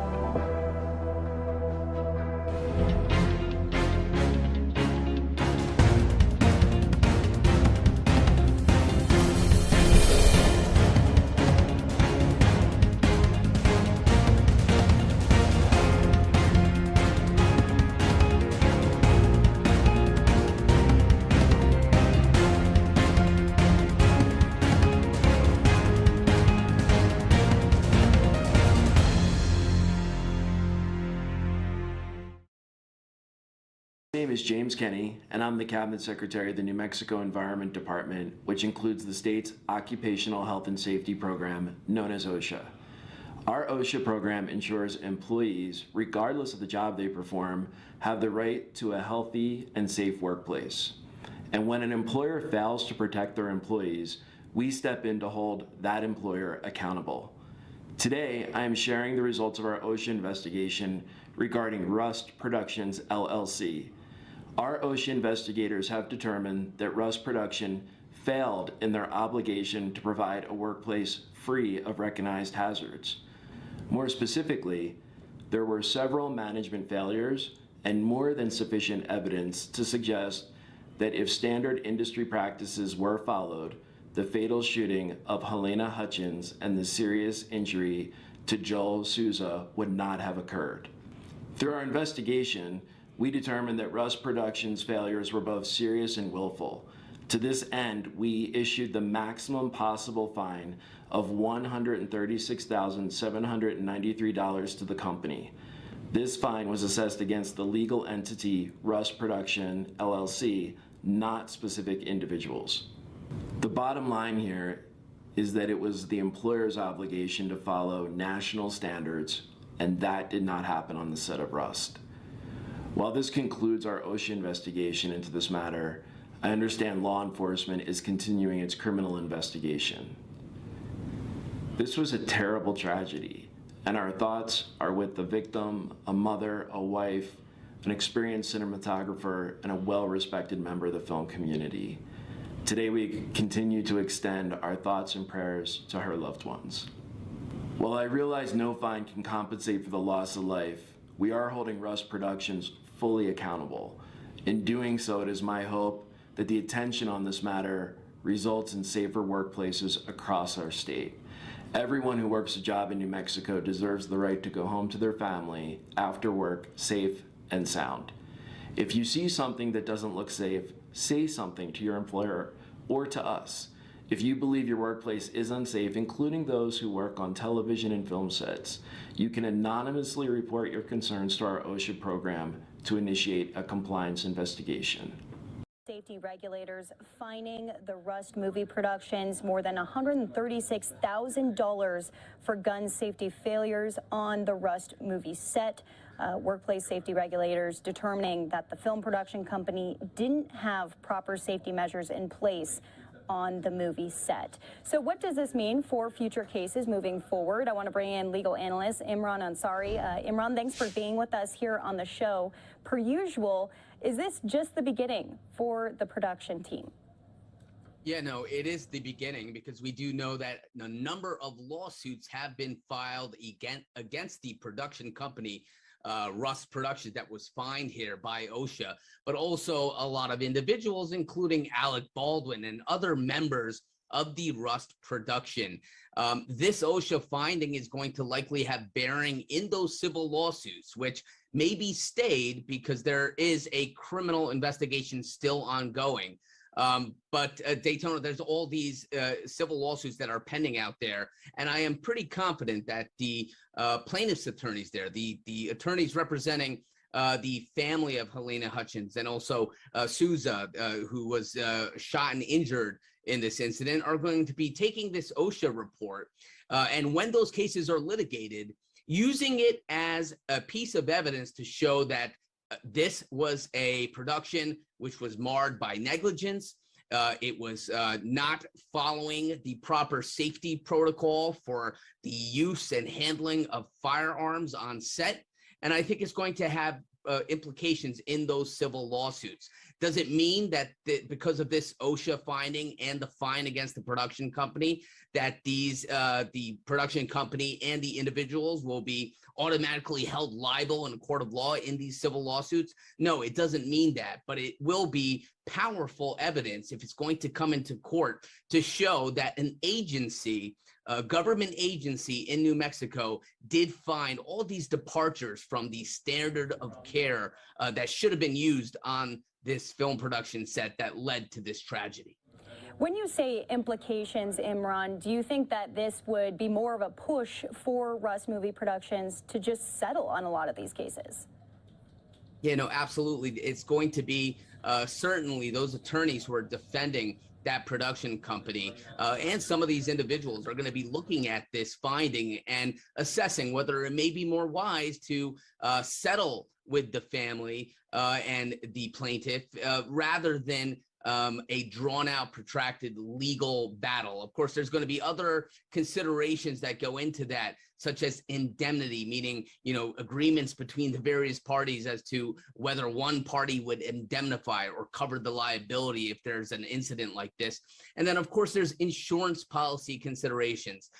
These movies, any movie production and production company has a ample amount normally of insurance to cover any liabilities that may arise on set. So I am certain that there is a production insurance policy covering this, and then it's going to be assessed whether settling through that insurance policy with these family is the wise move or whether they're going to litigate it. Interestingly enough, though, Daytona, is that the legal team for Alec Baldwin they're using this, or they're toting it as exoneration. A statement was released in which they're saying that the OSHA report exonerates Alec Baldwin. They're saying that because in the report, although he's named, they do specify that he was really in charge of script writing or script changes and also the creative aspects of things. So I'm sure they're going to be using that in their defense of all these lawsuits that have been filed. Right, that was going to be my next question, because a lot of the blame obviously being shifted on the production team here, but we've seen lawsuits against Alec Baldwin himself too. So do you believe that any of those lawsuits will be successful against Alec Baldwin himself? Yeah, I think the discovery phase of those cases will bear out. I don't think that the plaintiffs who have brought these lawsuits are going to necessarily, because of this OSHA report, agree that he had no liability here. I expect that they're going to keep him in the case, they're going to litigate it, and we're going to see whether his attorneys are able to extract him legally from these lawsuits. But I imagine there's still going to be a lot of litigation to follow this OSHA report. For people who haven't been following this story quite as closely, I just want to highlight some of the failures that they're noting on this. They say that they didn't address 2 previous gun misfires on set. They didn't follow up on documented gun safety complaints from many of those crew members. And they didn't have a developing process to ensure that no live rounds were used on the set as well. And I think there was a pretty amateur person who was the armor on the set as well, and general lack of gun safety training and safety meetings here. So many of these lawsuits are coming from members who were there on the set when it happened.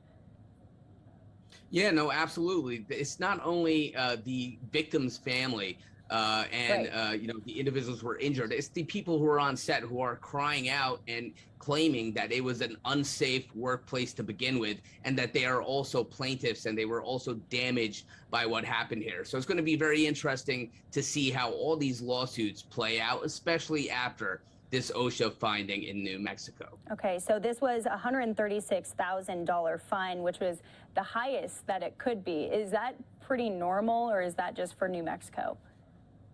Well, you have to consider that OSHA is a government agency. They don't have the ability necessarily to levy, large fines. And, I would expect that this is typical in New Mexico. This was the max we heard from that individual who was from the OSHA agency in New Mexico, that this was the max under their state's guidelines. But OSHA fines typically are not exorbitant. Where you're going to see the real damages or real compensation is going to be through those civil lawsuits. And again, they're going to be looking to this OSHA finding and citing to it throughout those lawsuits to say that, look, here a government agency found that there was negligence and departures of the standard of care on set, and that's why you should fine for the plaintiff. All right. Imran Ansari, thanks so much for being with us here on the show. We'll be watching this as it continues to develop with all of these other lawsuits in the books for the Rust Movie Productions and for Baldwin himself. Thanks for breaking it down. Thanks for having me.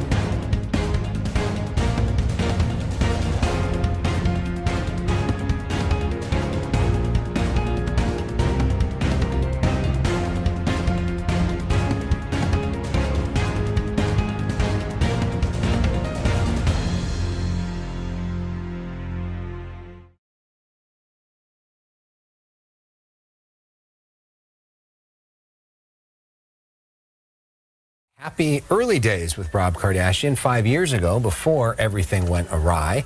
Kris Jenner, Kim, Khloe, Kylie, all watching her testify. Blac Chyna claims the celebrity clan defamed her, costing her a reality show. Today, she testified about when her relationship with Rob Kardashian went sour. Chyna says she was joking around with Rob when she wrapped a phone charger around his neck and pointed a gun at him. She also told a story about a fight when she got so angry that she smashed a gingerbread house and then damaged a television. The case continues tomorrow, with Kris Jenner expected to take the stand. And all of them, in fact, will eventually take the stand. That includes, of course, Kim, Kylie, and Khloe, and as well as the E! Network executives, including Alex, Ryan Seacrest. And it really comes down to their testimony as well. I don't know about you, but have you ever joked with somebody that you love and thrown a gun in their face? No, of course not. It's never. Of course or not. wrapped Of course not. thing around their neck, or smashed a gingerbread house, or damaged the TV. Yeah. No. All right. Rob, though, is not a part of this particular lawsuit. Another good thing to point out, even though he is the ex-fiancé of Blac Chyna, and why this all got wrapped up into what it is today. All right, we'll be right back. Well, that was Fox 11 in Los Angeles there with a breakdown of Blac Chyna in court, as well as the Kardashians. We had the opportunity to speak with TMZ all about this, also about Johnny Depp being on the stand today, and some of the other top entertainment news. Take a listen. And we continue to roll on right here on Live Now from Fox. I'm your host, Mike Page, as we continue to really talk about, there is a lot of celebrity news out there, and probably still the biggest one right now is this Johnny Depp defamation trial. So let's bring in right now TMZ's Michael Babcock with the very latest. Michael, there's a lot of dirty laundry that's being out there, and it is out there in the public now. Hey, Mike, thanks for having me. Yeah, and it's almost surreal, Mike, as I'm watching this trial and watching Johnny Depp, who is, you know, no matter if you like him or not, is one of the biggest celebrities in the world and has been for decades now, to see him on that stand in front of an open court, just talking about some of the most intimate and most personal details of his relationship with Amber Heard is almost hard to believe. And look, this is something that didn't have to happen, but Johnny Depp decided to file this lawsuit against Amber Heard for $50 million, alleging that she has defamed him over the years, making a whole host of accusations, Mike, saying that he'd done everything from get physical with her to just treating her very poorly. And she has filed a countersuit for $100 million, and it has been like a soap opera in that courtroom. Johnny Depp has talked about their relationship, said that it started out perfectly. They met on a movie set. He thought she was the perfect partner in every way, from the way she looked to the taste in music that she had. But he says that after a year and a half, things took a turn for the worst, and she turned into a different person, was controlling, was telling him what time he should go to bed, was getting angry with him if he literally took off his own boots because she wanted to do it for him. So paints the picture of somebody who was one person when they met, and things again took a bad turn. He also said, and this was probably the biggest thing to come out of the testimony so far today, that Amber Heard was suicidal. And that's something that we had not heard before. But again, bottom line, Mike, is that these are two people who were once very much in love, who are just destroying each other on the witness stand here. And Amber Heard is going to have her time in court too. And you better believe she is going to have some accusations that she levies against Johnny Depp. And I don't know that either of them survived this. No, and you could talk about, she'll have her time either. She's taking notes right now. There's times where we see that happening from Johnny Depp's, on the stand there. But what about also the whole drug abuse situation that we're hearing Johnny really detail? And when I'm hearing this, it's almost amazing that this guy was able to complete movies the way that he was talking about opioid drug abuse and so much more. Right.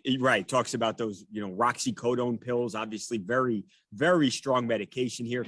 Obviously an issue that the country's been dealing with. And you're right, Mike, you wonder how he could possibly even function with some of these stories that we're hearing. Then you hear about Johnny Depp talking about Amber Heard's, what he says was alcohol abuse, that he says, hey, look, I was willing to stop the drinking, but she wasn't willing to stop the drinking, and it got out of control. So it's just these two just lobbing these accusations at each other. And again, I really think both of them are going to come out of this, and they're going to be severely hurt from a public image standpoint. Yeah, how does that even work then for, future movies and production companies? I mean, wouldn't they kind of second guess or second think maybe booking them?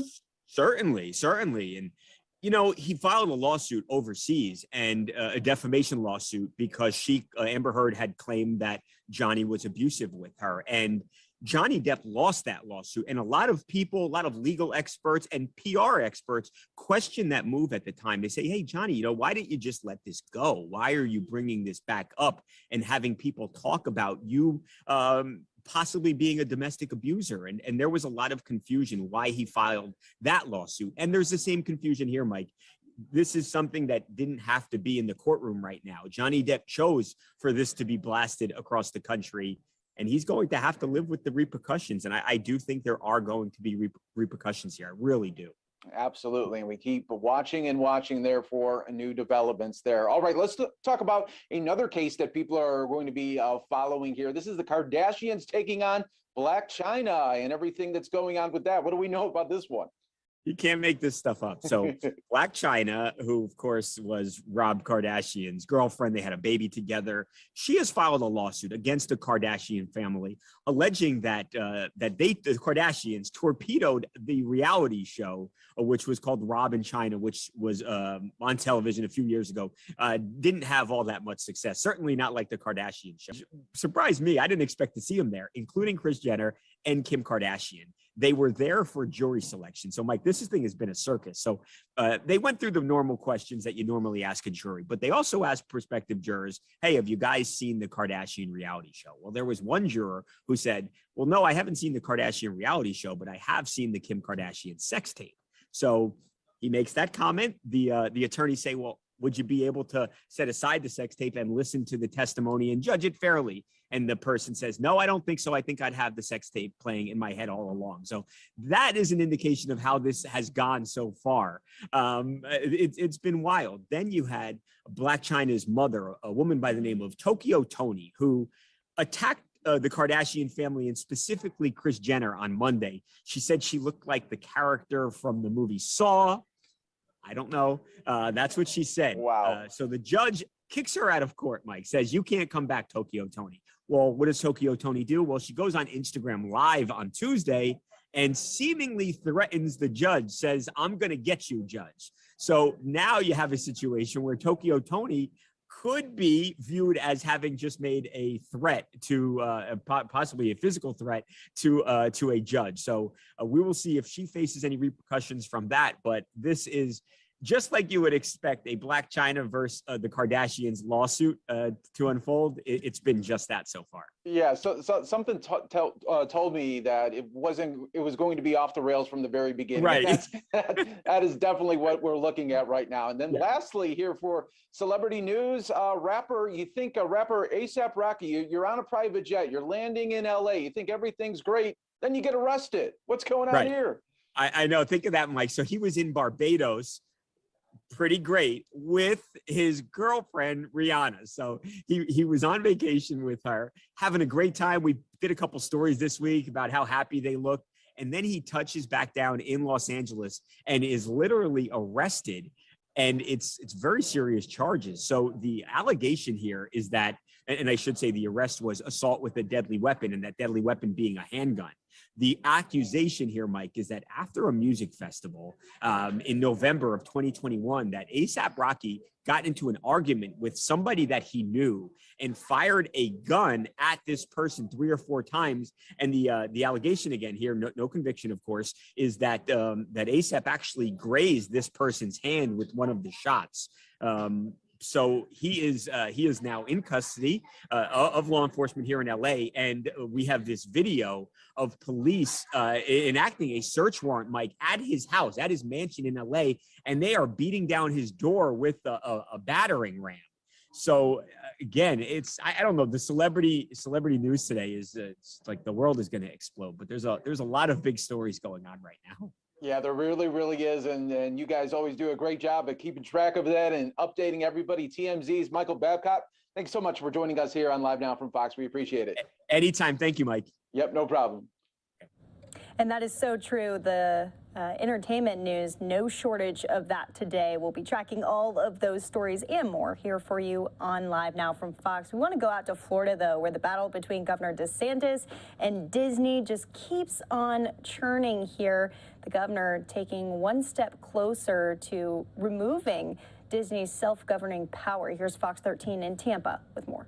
It's a win for Governor DeSantis as the state Senate voted to eliminate the Reedy Creek Improvement District.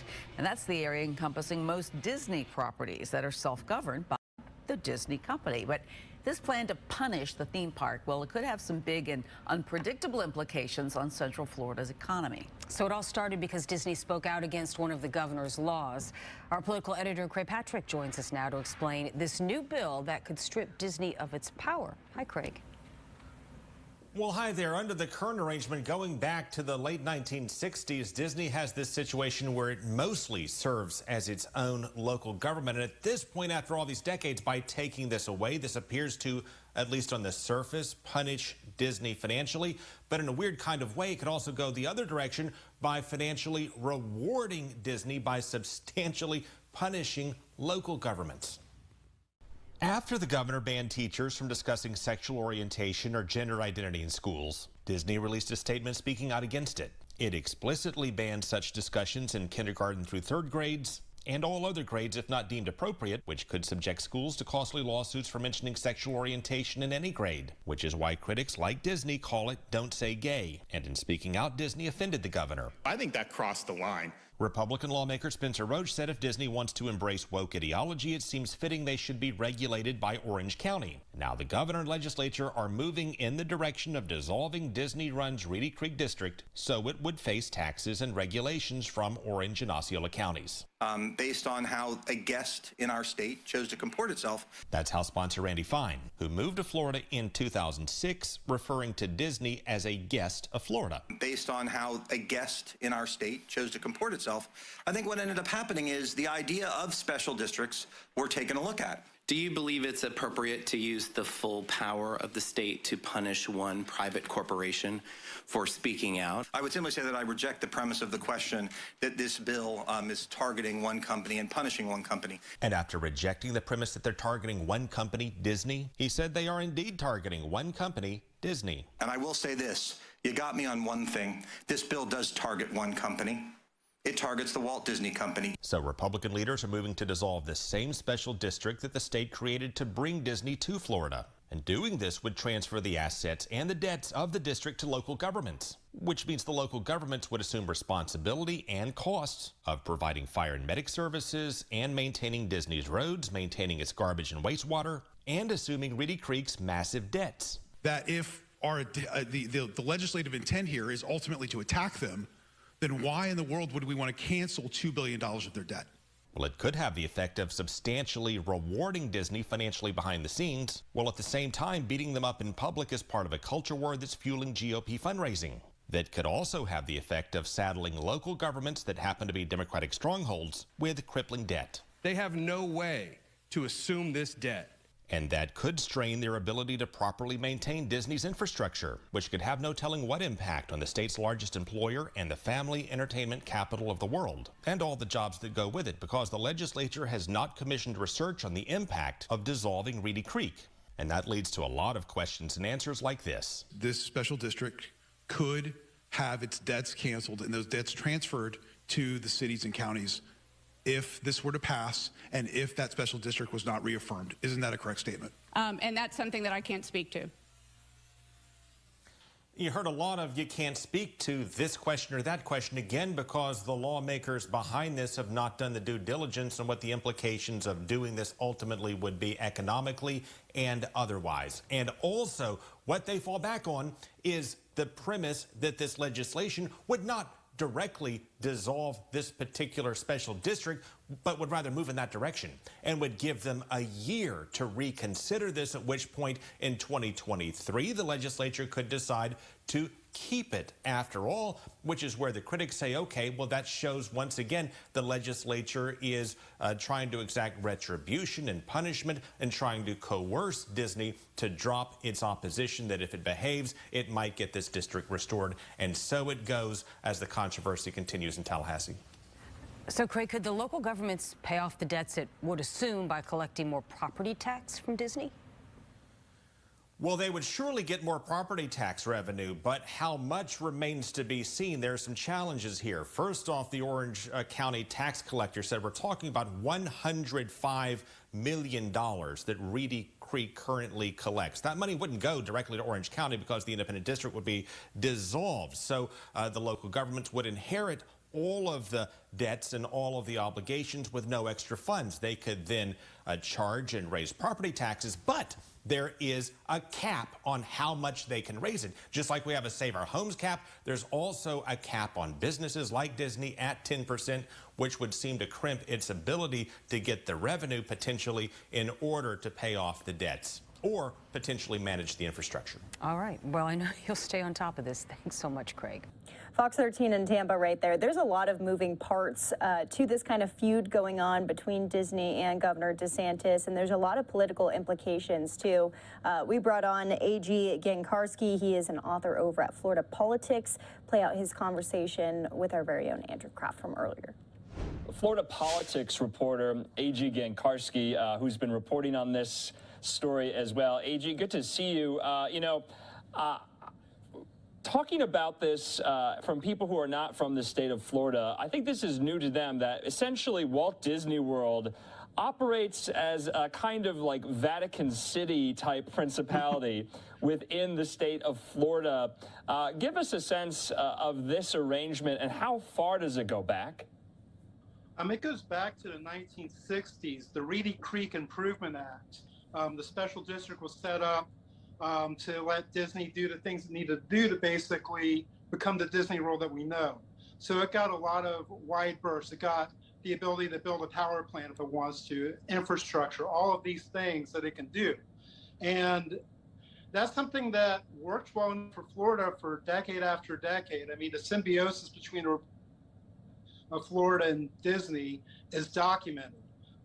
Fast forward to 2022 in the Parental Rights and Education Bill. That was something that Disney came out against. DeSantis, he went from being sort of lukewarm on it to a huge cheerleader of it. And by the time we got to the end of the session itself, there was a movement to take Disney's special privileges away. That's something that's been kind of building over the last month.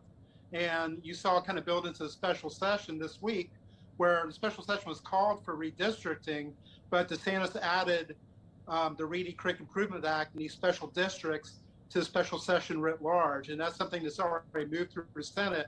And it looks like the House is poised to approve it tomorrow. But the one thing about this is it isn't immediate. It's a sunset in June 2023. They have one more actual legislative session between now and then. So that was my next question. You know, how will it fare in the House? We know it passed the state Senate there, but Florida Governor DeSantis, he's fundraising off this as well. Of course, he's running for re-election, but so many of his critics say he's just going after the woke capitalism that he believes Disney is kind of putting out there in the state of Florida. It's one of the state's largest employers. Has Disney weighed in on this at all? Oh yeah, I mean, Disney said that they oppose the bill, that they want to repeal the bill, but there's no momentum for that. It's basically a Republican supermajority in the House. The Senate's pretty close to that, and that's best case scenario right now. So the idea this bill is going to be repealed, that's fiction. That's not going to happen. Disney's not going to be able to give it to Republican politicians for a while. The relationship is mutually toxic, but what does Disney do? They back Democrats who are going to lose a bunch of races. They'll probably sit it out for a while. And as we saw with corporations after January 6th, they went away from Republicans, but they quietly came back. There are all kinds of ways to give to Republican interest. And I think you'll see that before Disney actually changing the law. The momentum isn't with that. DeSantis is winning the messaging war. And he's basically turned Disney into a piñata. which flies in the face of what national commentators thought, but it's on a day's work for DeSantis. He is basically governed as a hard-right culture warrior, and for Republicans in the state, it's worked. Do you think, AG, though, that this will backfire on DeSantis? We know he kind of loves bringing to the fore these culture war issues. And I just want to remind our viewers, you know, Disney, the CEO, was quite reluctant to weigh in on what is known by its opponents as the Don't Say Gay bill, but the Parental Rights and Education bill, until he absolutely had to. And now this is kind of the byproduct of that, and we can get into kind of what this means for those who live in and around Disney World as well, if this were to go through. But do you think it could backfire on DeSantis? I think this is more a negotiating ploy. I think what they want to do is get Disney kind of in line and send the message to corporations like, do not mess with the culture war stuff we're doing. Your tax breaks are in play. Disney is not the only corporation in the state that benefits from state support with tax breaks and other benefits. So, you know, this is a relationship that Disney ultimately would like to preserve. I mean, you see like Colorado recruiting Disney World. That's not realistic. Disney and Florida are yoked. Right now, they need some marriage counseling on this bill, but it's something that will work out because the stakeholders have to make it work out. And whether DeSantis backs down on this or not, rhetorically, it's not going to happen in the near-term future. But when it's be 2023 and they're looking at the sunset of this district being imminent, I don't see this legislature being able to pull that off in a way that is coherent. So this could be one of these kick the can down the road type deals that we see so often in politics, especially when these culture war issues come up. Yeah, AG, my point about the backlash is there is kind of this underlying level, kind of a second tier issue that this would create for some Florida taxpayers, especially in the counties that surround Walt Disney World, because Disney has a $2 billion bond debt. And so essentially, if their special status is stripped, that burden would go, from what I understand, to the Florida taxpayers in these surrounding counties, possibly raising their property taxes to make up for it. What do you think, and what do you make of the argument that essentially, you know, the taxpayers are on the hook for Disney's debt after this? Well, I mean, if it went through like that, possibly, but it's not going to go through like that because there are too many stakeholders and there are really too many competing interests. It's not as simple as saying, okay, this is done, Orange and Osceola, you're on your own with this debt. It's just simply not going to work that way. What the legislature did was they basically a statement of intent. They intend to sunset it, but you're going to have a different legislature in 2023. So, you know, they could extend it quietly. They could come up with ways to restructure it. You can see a lot of noise and very few material changes in the end. Right now, this is scary and this sounds apocalyptic, but you know, this is really an aspirational thing right now more than something that is guaranteed to happen, even if it does pass the House as we expect in the next 24 hours. AG, I just want to read from your piece online today, quoting Governor DeSantis. He said, Disney has gotten away with special deals from the state of Florida for way too long. It took a look under the hood to see what Disney has become to truly understand their inappropriate influence. Are you confident that the relationship can be repaired in the state of Florida between Tallahassee and between Disney World? Yeah, it will in time. It won't during this election cycle because obviously the governor is very devoted to this culture war messaging. Disney and all they represent make a convenient target. But this isn't a situation where Disney will leave the state. They will find a way to reconcile. It's going to take a little bit of time, and it's going to happen over the course of the fact of decoupling Disney from the special district and assigning its responsibilities to these counties is much harder to do than it is to say. Right now, they're saying they want to do it, but actually pulling it off is real legislative heavy lifting, and I don't know if this legislator will be able to do that in 2023. Yeah, some commentators, of course, are saying don't rule out the power of Disney's lobbyists and lobbying arm. AG, last question for you. What will you kind of be looking forward to next steps-wise in the next couple of days on this story? Well, the House will pass it. I think the governor will message around it very heavily. You'll see a couple of national press cycles around it, and then it will go away for a while because, you know, it'll be the campaign season. It'll just become one of these other talking points. So I think this issue kind of gets sublimated by events, but when you get into the legislative session after the elections in 2022, we have some clarity of what the legislature is going to look like. They're going to have to deal with these issues in committee weeks, and that's when the rubber really hits the road. I mean, this is ultimately a legislative duty, not a gubernatorial duty. You have to keep that in mind. Legislation is messy, it's protracted, and it takes a long time, this particular bill notwithstanding. A.G. Gankarski from Florida Politics, always appreciate your insight into these issues in the Sunshine State. We'll talk to you again. Thank you so much. Appreciate it.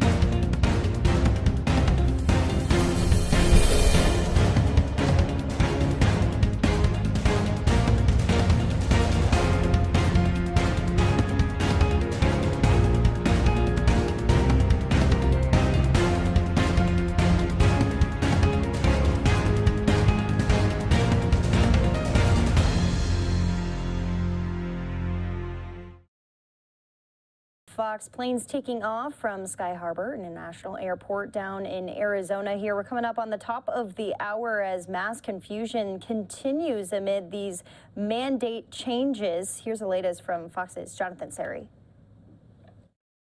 Another possible vaccine breakthrough as Americans consider a fourth dose. Moderna announcing test results of a booster shot targeting both the original COVID strain and a variant, with the new doses resulting in higher protection against several strains, including Omicron. The company is now developing a shot specifically targeting Omicron, but doctors say not everyone will need it. What we will determine in the future for who needs fourth, even more doses, are your susceptibility to severe breakthrough infections. COVID cases are on the rise in the U.S., more than 41,000 per day on average, up almost 1/3 from just a month ago. And that's prompting the reinstatement of some mask mandates, including in Philadelphia, which brought back its mandate on Monday, and Milwaukee, where masking requirements for schools went back into effect on Wednesday. Officials say they're following the science, but some doctors claim the mandates are stopping a much-needed pivot from containment to mitigation. The idea of mitigation is a choice to take a vaccine, which I think works, to wear a mask if you're at high risk in close quarters, not forced. That's the key distinction here. Meanwhile, confusion continues over masking requirements on public transportation after a judge struck down a federal mandate on Monday. Mr. President, should people continue to wear masks on planes? That's up to them. The Justice Department says it will not appeal the judge's ruling unless the CDC requests it. In Atlanta, Jonathan Seri, Fox News. And after that story, the CDC did in fact request that from the DOJ, saying that they believe that masking is smart and is needed. They say it is the CDC's continuing assessment that at this time, an order requiring masking in the indoor transportation corridor remains necessary for the public health. Still no word from the Biden administration about this, as they are dealing with so many other issues here. Live look from Capitol Hill, as Republicans aren't the only ones voicing concerns over the Biden administration's decision to end Title 42 next month. Enacted during the beginning of the pandemic, the policy allows officials to quickly turn away migrants at the border. Fox News correspondent Madeline Rivera is in Washington with the latest on why more Democrats are breaking ranks with the administration. Groups of migrants busted the nation's capital over the last week as part of a strategy to push the Biden administration to stem the flow at the southern border, which critics warn could soon turn into a flood. It has just gotten worse and worse. Republicans argue now is not the time to end Title 42, a Trump-era policy that allows for the quick deportation of migrants to prevent the spread of COVID. The order is set to end next month after the CDC ruled it unnecessary. We've proposed a plan, so that's a plan that is being implemented. In terms of any ideas to address immigration, including any delay of Title 42, that would require congressional action. Some Democrats are siding with Republicans. At least 10 senators are pushing for President Biden to reconsider. Concerned Republicans could pummel Democrats over the issue in the midterms. To just wipe it to the side as if it's not a national security issue is the reason why you're seeing so much pushback from Democrats in an election year. Now, Axios reports the president is weighing whether to delay lifting the order in an attempt to buy more time and avoid a massive influx of migrants. And we are in the Department of Homeland Security and throughout the government planning accordingly. Homeland Security Secretary Alejandro Mayorkas is scheduled to testify before the House Judiciary Committee next week, where Republicans are expected to grill him over what the Biden administration intends to do after Title 42 ends. In Washington, Madeline Rivera, Fox News. Meanwhile, Fox's Jake Carlex is down at the border in Yuma, Arizona today, kind of investigating some holes in the border wall that are causing concerns for residents and officials alike. Take a listen. It's very taxing on a community that's built for 200,000 to have this many people show up at your doorstep in need. Corey Mellon owns a farm close to the Yuma, Arizona border. Every day he sees migrants crossing through gaps in the border wall. Yuma has a hole in the fence. California doesn't have any holes, so therefore they've shifted here and they've started coming through here, and it's made it very easy for them to do. There's 3 big holes in the wall, totaling about 7 miles. Migrants can walk through the wall at any time of the day. Yuma Mayor Doug Nichols says it's become overwhelming for Border Patrol to manage. They're overworked, they're stressed, they're not even doing the job that they are, that they've joined up to do. So their passion, their mission is to protect the border, to secure the border, not to handle irregular immigration. Mellon and the people he works with on his farm are worried about how many migrants are coming across. He's seeing more on his farm since the new year and says it's not safe for his workers or for the migrants traveling in dangerous conditions. There's definitely people in these groups that are trying to find a better way of life. Again, we have a legal system to do that. That's what we should be doing. Migrants who come through Yuma try to make it to Phoenix and Tucson. Nichols says if migrants keep coming at this rate, it could overwhelm the whole system. We're going to get this backlog, this pushback of just the network not being able to handle this flow from other areas. Over the last couple of months, the number of migrants only seems to be increasing. We're going to be in the situation where people are on the streets. People are going to be sleeping in parks. They're going to be looking for resources, food, shelter, and eventually transportation. That was Fox's Jake Carlexis reporting there, taking you out to New York City for this next story. Live look, a beautiful shot there. Well, a Ukrainian activist group in New York, taking the protest against Putin's war directly to the official residence of the Russian ambassador. During the demonstration, the group even projected images of the Ukrainian flag on the front of the mansion, and Fox News cameras were the only ones rolling. Fox News senior correspondent Eric Shaw has more. A brazen defiance against the war in Ukraine. Pro-Ukrainian protesters lit up the Russian-owned townhouse that is the official residence of the Russian ambassador to the United Nations with the Ukrainian flag. The mansion, bathed in the yellow and blue colors by Razom for Ukraine, a New York-based nonprofit charity. The protesters not only projected the flag under the front of the mansion, but also anti-Putin slogans.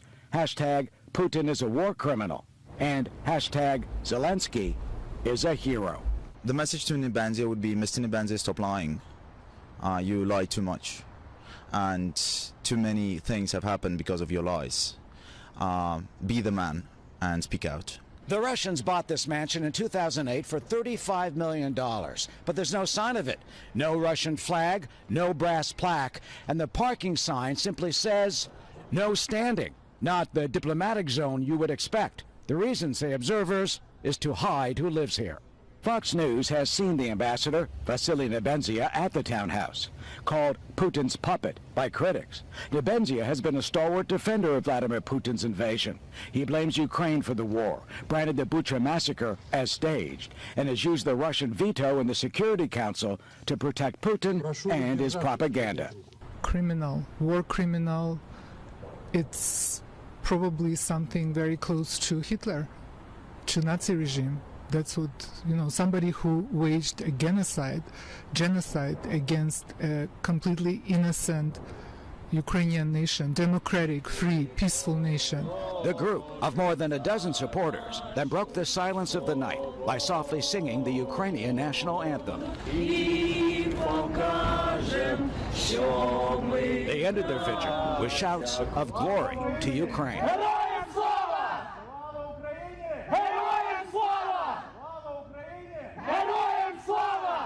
Similar protests have projected the Ukrainian flag on the Russian embassies in London, Lisbon, and Washington, D.C. As for Ambassador Nebenzia, he was at home at the time of this protest. The lights were on in his third-floor study, but he never came out to respond to the demonstrators. In New York, Eric Shaw, Fox News.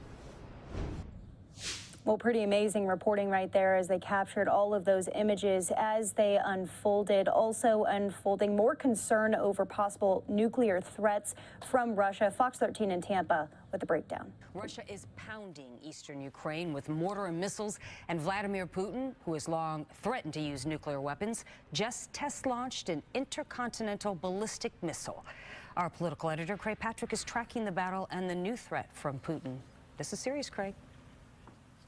We'll start with the nuclear threat. Keep in mind, for context, U.S. intelligence has long warned that Vladimir Putin could use tactical nuclear weapons on the battlefield against Ukraine. These are comparatively smaller nuclear warheads that are still horrifically lethal and could irradiate Europe.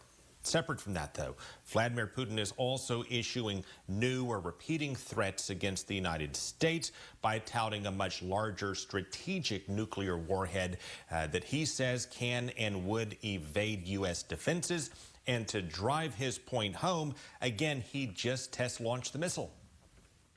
If you lived in Florida in 2018, you may recall Vladimir Putin boasting about his new nuclear weapon to the Russian parliament. You may recall it because Putin said it was designed to evade U.S. air defenses. And to show what he said it can do, he released this animation showing it striking Central Florida, and then he denied it. Well, Putin is reminding us once again that he has this same nuclear weapon which he claims we cannot shoot down, and he's threatening to use it against those who confront him. Now, here's the context of this. On this second full day of the battle for Donbass, the early assessments show Russia is struggling to advance just as it did to the north. And we all know what the characteristics of those forces were. Low morale, not very tactically proficient. It's similar to what we saw up in the Kyiv area. Road-bound units, not making progress once they make contact with the Ukrainians. And Ukraine is boasting that as long as it has the weapons to fight back, that Ukraine is just better than Russia. Because the superiority of the Ukrainian military is quite obvious. And as Ukraine repels the invaders with weapons they got from the United States, Putin's warning the United States it better think twice about sending more weapons. and he test-fired his intercontinental ballistic missile to try to deter the U.S. and NATO from supplying Ukraine. Which is what this is really all about at this point, a lot of posturing. The White House responded that it's received notification of the test, but does not perceive it as a direct threat as such, given the prior posturing that we have heard from Russia. Keep in mind that the Russian Defense Ministry also said that this weapon needs more testing, which may suggest it's not ready to use yet, but it also indicates that Russia is saying that to justify additional test launches, to continue to escalate the rhetoric in that way, and also perhaps to show that the sanctions that may be constricting Russia's access to certain components and parts are not affecting its nuclear and missile capabilities. Wow, a lot to take in there. Okay, what is the situation right now in Mariupol? Is the last pocket of resistance still standing and fighting? It is, but we're receiving warnings from the resistance still holed up in that sprawling steel factory that they may only have a few hours left to continue to make a stand because their ammunition may be close to being spent. Those are the warnings that the resistance, what's left of them, are issuing. Separate from that, though, there has been an apparent agreement struck as of this afternoon, Ukraine time, between Russia and Ukraine for evacuation corridors for those who have survived the onslaught in Mariupol. Again, that was this afternoon. It's now late at night in Ukraine. We'll have a better idea in the next couple of hours, and certainly by this time tomorrow, whether or not that has played out as they have said, and if so, how many people may have survived, and at this point tomorrow may have found a safe passage out. Yeah, and let's hope all the survivors do manage to get out. Craig, thank you. All right, and a great story and segment there from Fox 13 in Tampa. As we always get the latest from them on what is happening there in the war in Ukraine. I believe now we're on day 57. Joining me now is national security expert Hal Kempfer with the latest, who I was just talking to off camera. And we're going to talk about a number of these things that Craig Patrick spoke about. One, though, is this missile test that it had successfully launched this new missile that it said could deploy nuclear warheads at hypersonic speeds. Is this a pretty stark warning to the West about, providing more support? What did you make of this today, and how should we think about it here in the West? Andrew, obviously it was a provocation. One of the problems they have is he doesn't have a lot to go back to. First off, with Russia, the economy is in horrible shape. There is really not much of an industrial economy to speak of. They produce oil, natural gas, and some key minerals, and that's about it. So that's what they're kind of resting on, and it's not doing well. The economy is not doing well. So they have their military. Well, their domestic military is doing horrible, and what we're seeing on the field of battle is that they're not very effective, and so the only thing he has left is his strategic forces. And so it's not surprising that he would do a missile launch like this. It's just reminding the West that he has this. I swear, if a 5-year-old gets on a bicycle in Moscow, they call it a hypersonic thing anymore. Every time we turn around, they're claiming everything is hypersonic. So I'm just not quite sure what isn't hypersonic that they shoot now. They've been calling things hypersonic that I recall were around before the term hypersonic was coined. So we're seeing a lot of these things happening. This was announced. It was scheduled. We knew about this, so it wasn't a surprise thing. It was a surprise to the world in general because he did it. But of course, it's a context of how he did it. So, it's just one of those things to remind people, hey, I'm a nuclear power. The big thing is we're not sure if Putin is really a rational actor. And that's what's everyone's kind of wondering. And that's what we're all concerned about. This is a very provocative move in that regard. If he was a rational actor like previous Russian leaders, maybe we wouldn't be as concerned, but he's not. And so we are concerned. Yeah, I think that's an interesting kind of track here. We could talk about it and tease it out a little more, but this constant refrain of the word hypersonic, and we've heard from so many analysts back here that the United States is somewhat behind Russia, possibly China on this front. Not getting too much into it, Hal, but what do you make of that? This is okay. Yes, they've made some advancements in hypersonic technology. The Chinese have made some significant advancements in hypersonic technology. Of the two, I'm a little more concerned about what China's doing than what Russia's been doing in this regard. But I will say this, we are not completely, behind on this. There has been some very, very advanced work that's been done in this realm. Yes, we have some catch up to do, but we've been working through a lot of the engineering issues, some of the tougher issues in terms of how to work through this. And I have a feeling that we're probably much further ahead than we want to publicly admit. There's just been a lot of things happening. As you may know, there's bases in the Southwest that there's not a lot of media coverage of. Let's just put it that way. One of them might be in Nevada. All right, might be famous for something. I'm not sure, but let's just say there's a lot of testing that goes on, and there's been a lot of things that would indicate that we are doing a lot of work in this area. So I'm not concerned that we're that far behind. I think in terms of raw speed, though, some of their systems are faster than what we've been working on. So that's kind of changing our math a little bit. Hal, let's talk about what's going on the ground, especially in the eastern region of Ukraine, in the Donbas region, also the city of Mariupol. Has there been any progress made about potential humanitarian corridors to get women and children, at least, out of Mariupol ahead of the Easter holiday there in Eastern Europe? What do we know about that? It doesn't seem like much progress has been made.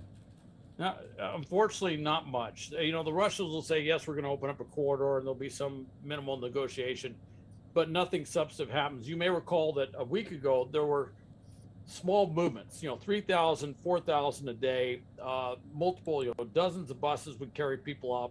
Of course, I just did that simple math thing where I started adding up. I go, they have to run this around the clock if they expect to get that 100,000 plus people out of there.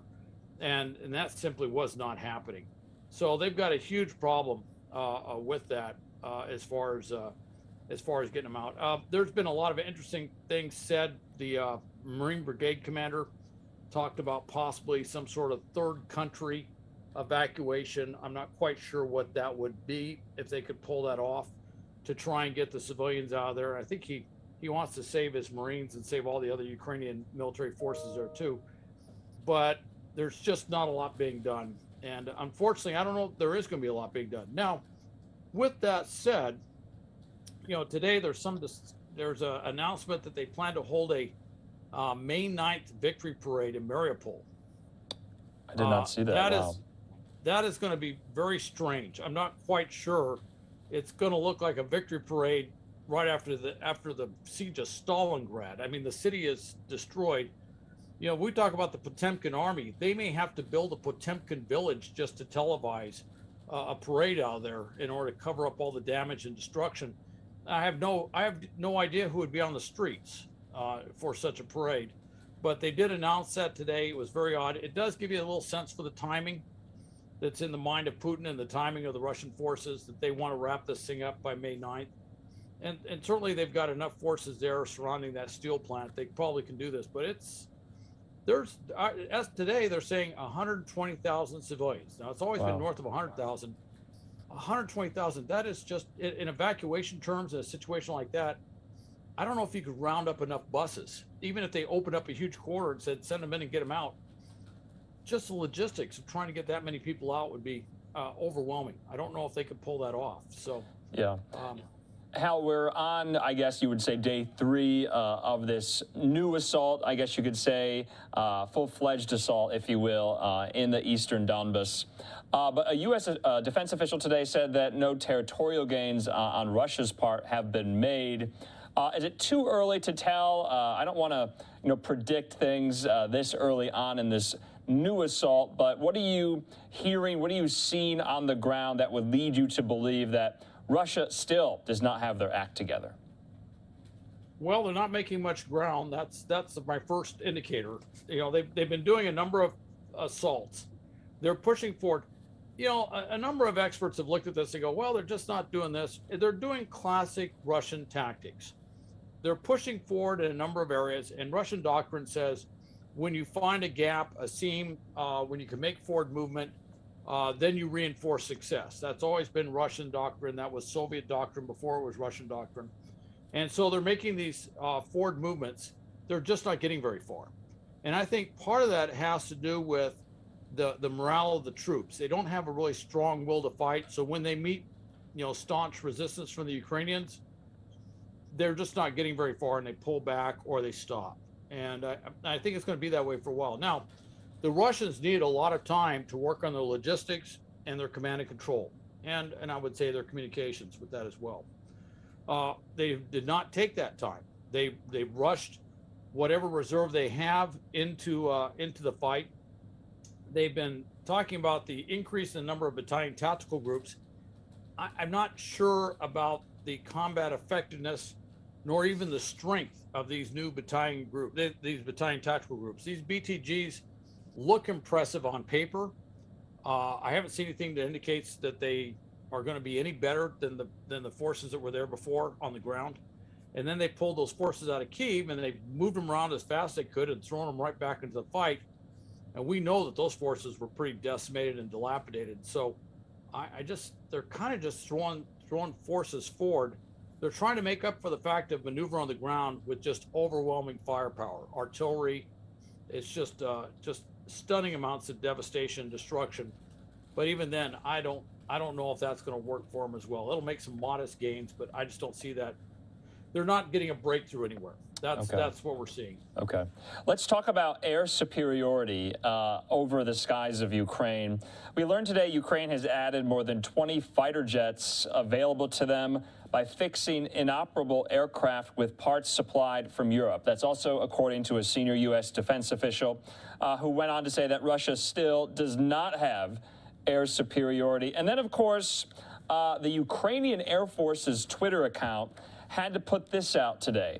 Officially, Ukraine did not receive new aircraft from partners, ! With the assistance of the U.S. government. They did receive spare parts and components for the restoration and repair of the fleet of aircraft in the armed forces, which will allow to put into service more equipment, contradicting what John Kirby, the Pentagon press secretary, slipped up at the briefing yesterday and said aircraft. What do we make of this? Was this just a very simple mistake, or should we read something more into it? I think it was a mistake. I don't think it was really so much his mistake as he just got wrong information. Okay. There's 20 more aircraft, at least 20 more aircraft that are in order. At any given time with any Air Force in the world, you're going to have a certain amount of aircraft that are down for maintenance, needing spare parts, replacement parts, new engines, you name it. And I think what it was is very smartly, we looked at it and said, okay, what do you have that could potentially be flyable? And we managed to get as many of those parts together. I would have guessed that somewhere there was a rather extensive inventory thing that we did in cooperation with the Ukrainians to make sure they got all the parts that they needed to get these aircraft back going. And then they just sent them in and they got those aircraft going. Now, some of these could have been aircraft that were damaged during the initial invasion when many aircraft were hit by long-range fires. Many of the air bases were hit. So some of these aircraft could have been damaged by that, and they just weren't flyable because of relatively minor damage. But they got them up, they got them flying, and that's a significant increase in the amount of force they have because they don't have that many aircraft. Now, one thing I would like to mention, though, is they got them flying, but this air superiority thing, they've been getting a lot of Stinger missiles, and the UK is giving them Starstreak missiles, which is a much more capable missile than the Stinger missile. Today, the UK announced that they're going to export this armored vehicle called the Stormer vehicle, where they can mount these Starstreak weapons on. What's key about that is in that Donbass region, which is, as we've talked about, tank country. All right, they can move around very quickly, but when they see opportunities, they have to move very quickly to seize those opportunities on the battlefield. When they see the Russians move, they have to damage them, then they have to maneuver, get over there. And of course, the Russians will call in artillery, rockets, and close air support. And you can't do close air support from 10,000 or 20,000 feet.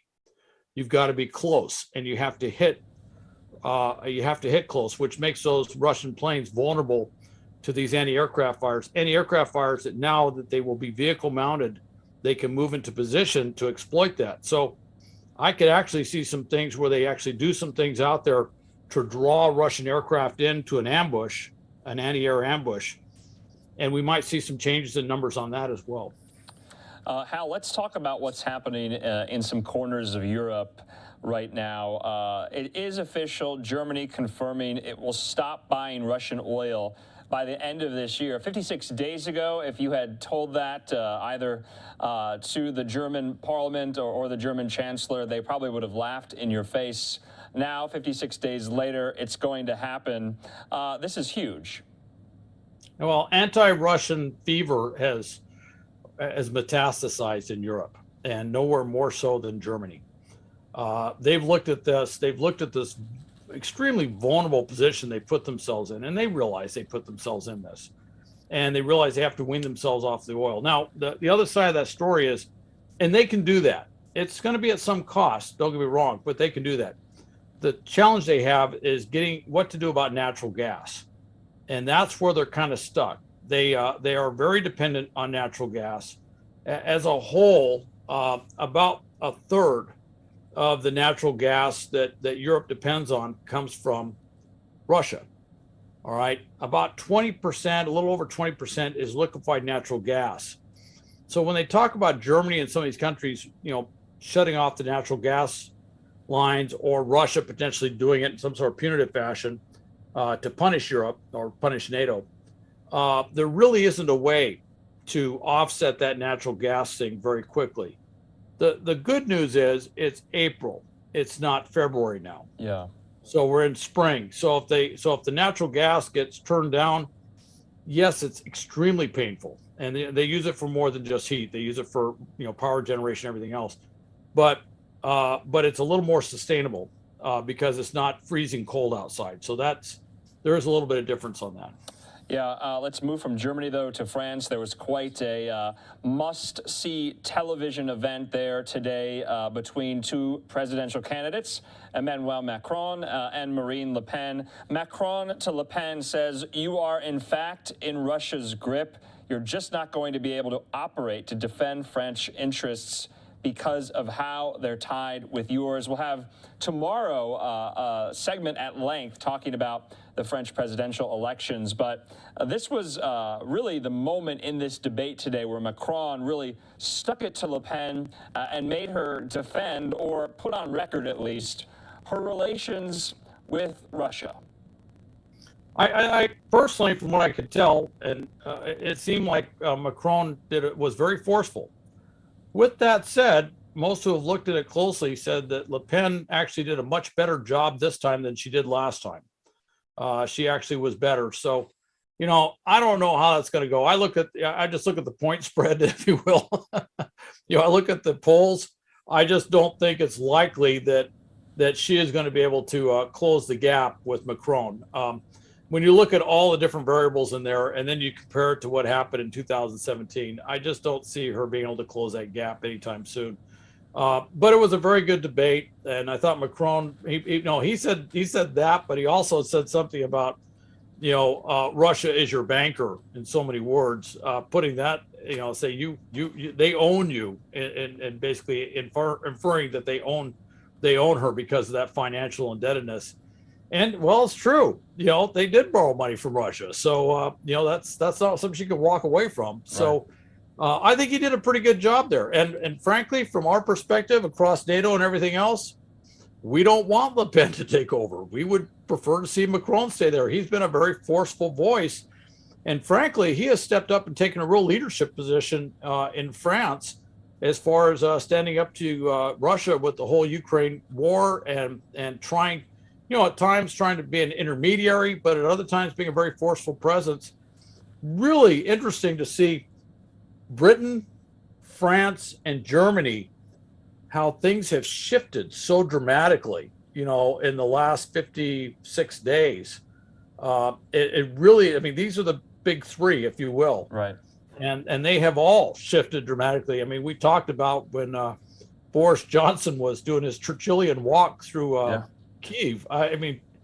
Boris Johnson, Churchillian walk, still apparently doesn't know how to use a comb, but does know how to walk through Kyiv. So I give him credit for that. So. Yeah, and I think, everyone might have forgotten already, but Macron has been on the phone with Putin, I think, more than any other European leader since this all began. More than Scholz in Germany, more than, Nehammer in Austria. Of course, he met with him in person. But, as much as people say Le Pen is in Putin's pocket, Macron has been in direct communication with Putin to try to bring an end to the war. One last thing on the diplomatic front. The G20 finance ministers met today, and once the Russian minister started speaking, most of the officials in the room or who were meeting virtually either walked out or shut their cameras off. This is a stunning display, too. You kind of have to expect it at this point, but it definitely sends a message. Well, Secretary Yellen was in the lead of that, and she said she was going to do it. I mean, it wasn't a surprise thing by any means, and I think, I don't know, I didn't see a final count, but I assume all the NATO nations in the room definitely shut their cameras off or walked out. I should say, but that's kind of this is the pariah status that Russia finds itself in. Yeah. I was looking at this, and at some point in the information campaign that we're going to be using or talking about, that is slowly working its way to the Russian people, it has to be communicated that Putin's plan is going to turn Russia into North Korea.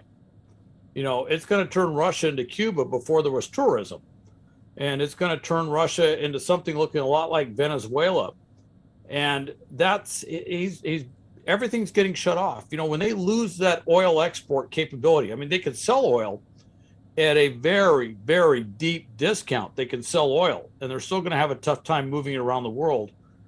That's going to impact the entire Russian economy, not just the government. And then with their inability to move other things, there's other sources being found for just about everything they produce. It's changing things. The only thing I think that's a big problem is I'm very concerned about wheat.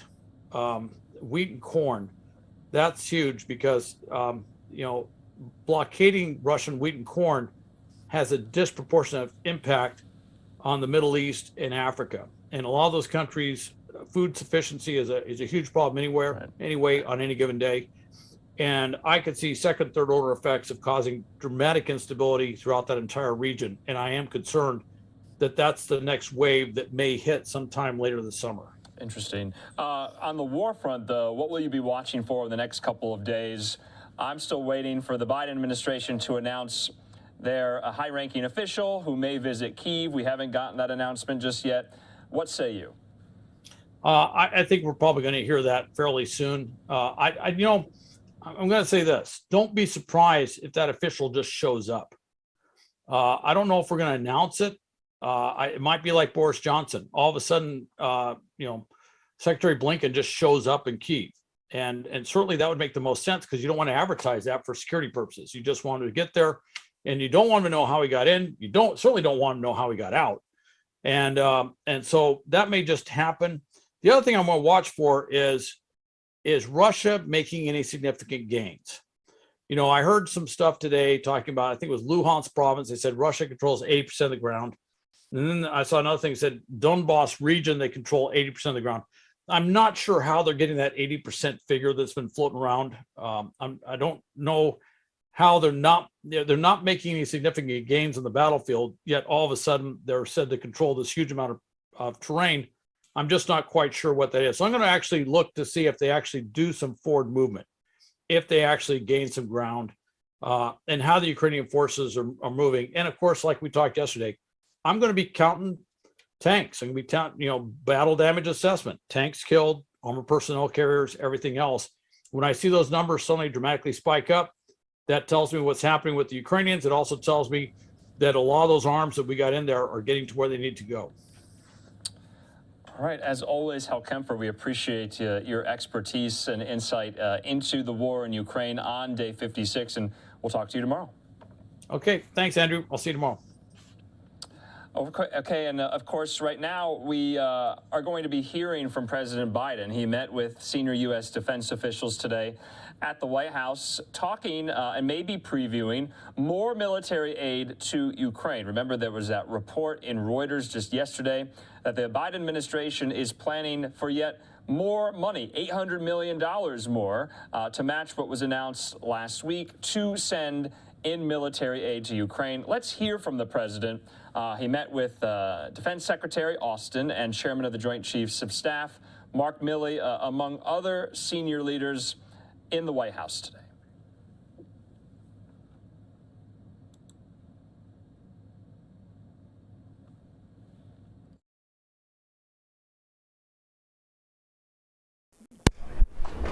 Room down this end so you don't get hurt. Okay. Secretary Austin, Deputy Secretary Hicks, General Milley, and all our other outstanding military leaders around this cabinet table. I'm honored to welcome you to the White House. I really mean I'm honored to welcome you to the White House. Above all, I want to thank each of you for your dedication to the service of this country and your members, families, and the long-standing service that you've all put in. I also want to recognize the groundbreaking nature of this gathering. For the first time in the proud history of the armed forces, we not only have highly qualified women as vice president, but as Deputy Secretary of Defense and 2 women combatant commanders. And it's an important milestone, I think, that speaks to how we're harnessing the strength and diversity of our country and making sure women succeed in the military throughout their careers. As I said when I got elected, and I didn't think people thought I meant it, but my administration is going to look like America. And I mean that sincerely, not just in the military, but across the board. That's where our strength comes from, in my view.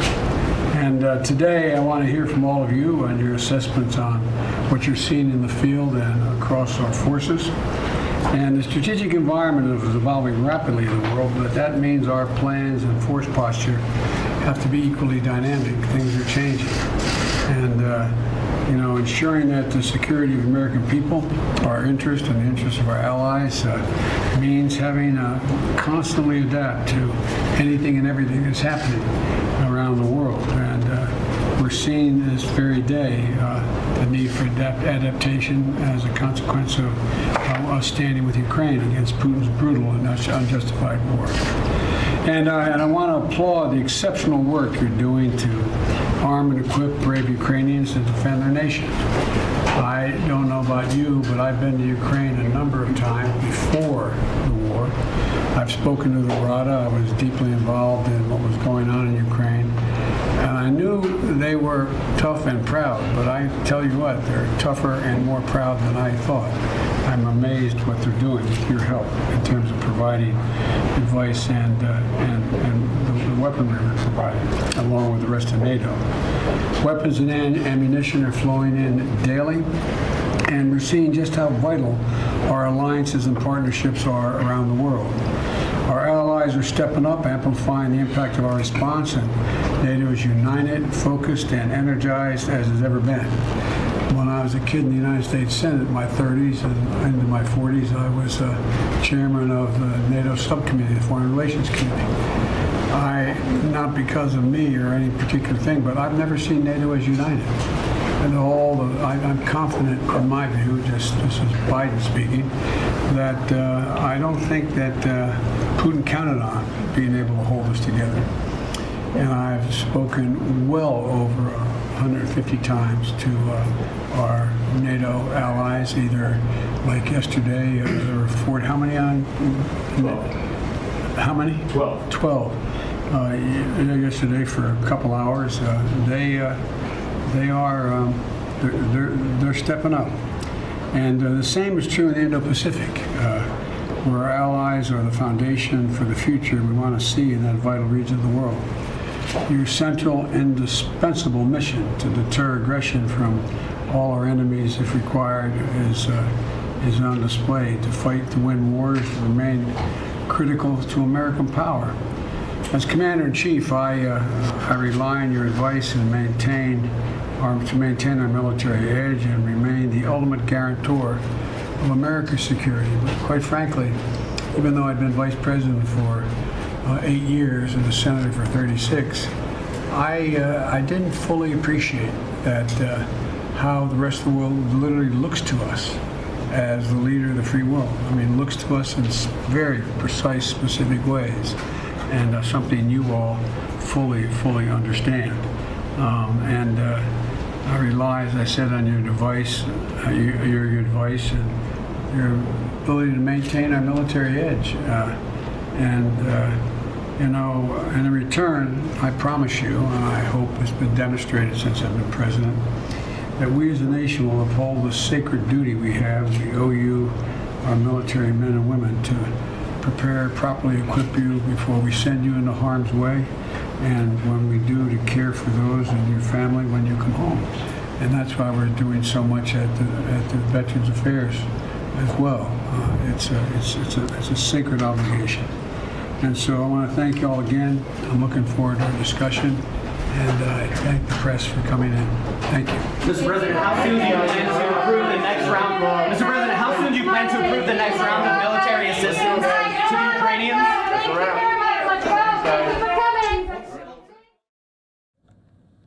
Okay, President Biden just smiling there as reporters scrambled to shout out questions to him. He's not taking the bait, though, as he was meeting in the cabinet room there with senior military leaders, flanked by Secretary of Defense Austin and Chairman of the Joint Chiefs of Staff Mark Milley, saying that NATO has never been as united as it is now, talking about other regions in the world as well, touting his record as a longtime senator, chair of the Foreign Relations Committee. But we're going to take a quick commercial break. When we come back, we'll be hearing from more of those senior military leaders at the Pentagon press briefing today, talking about upgraded weapons systems, their meetings with defense contractors, and so much more.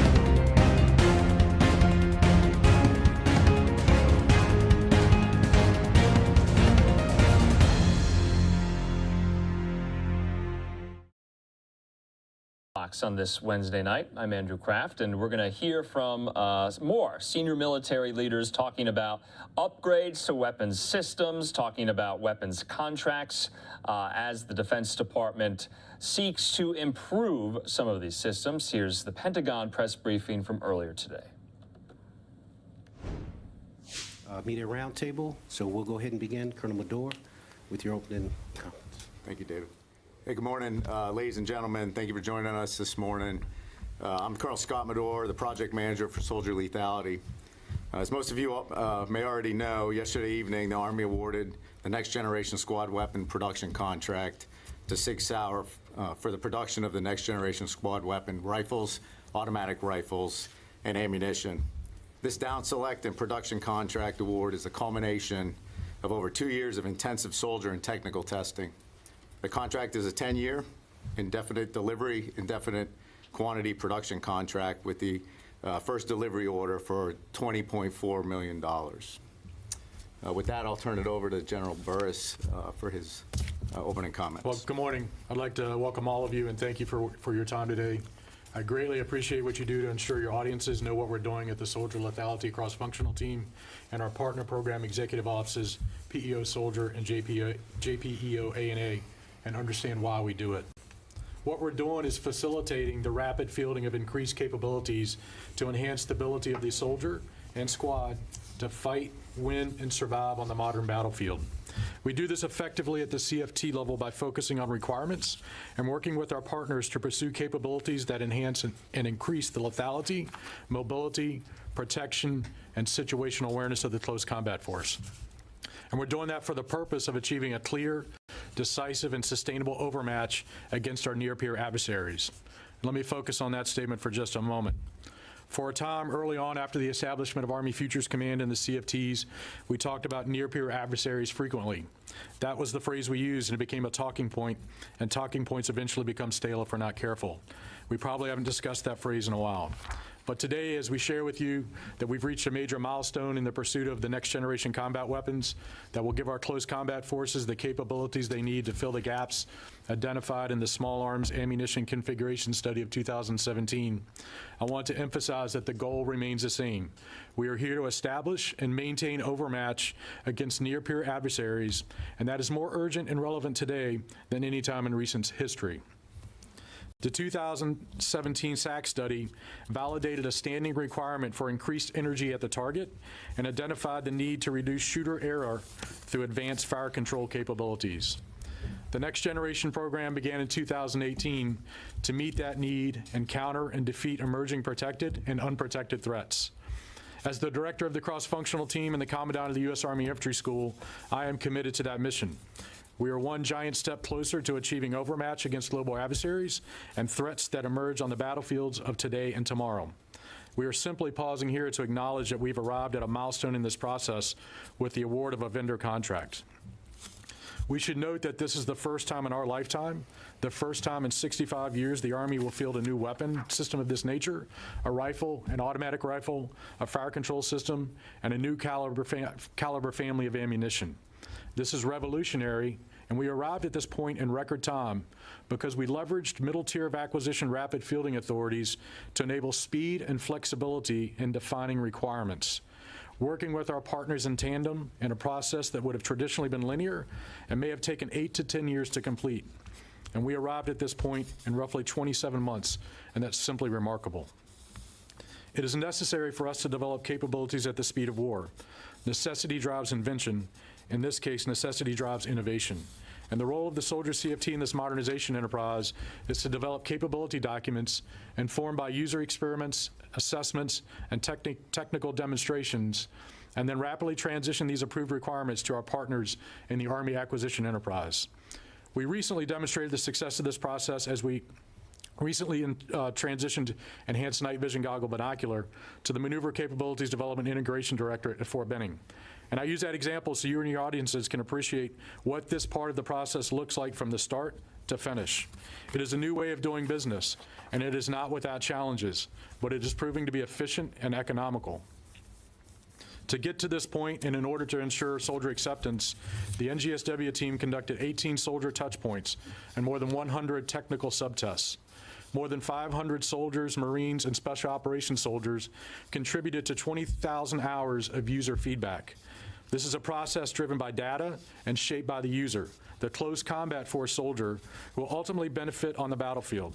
The soldier's never seen this full suite of capabilities in one integrated system. We committed to kitting the soldier and the squad as an integrated combat platform in order to introduce and enhance capabilities holistically.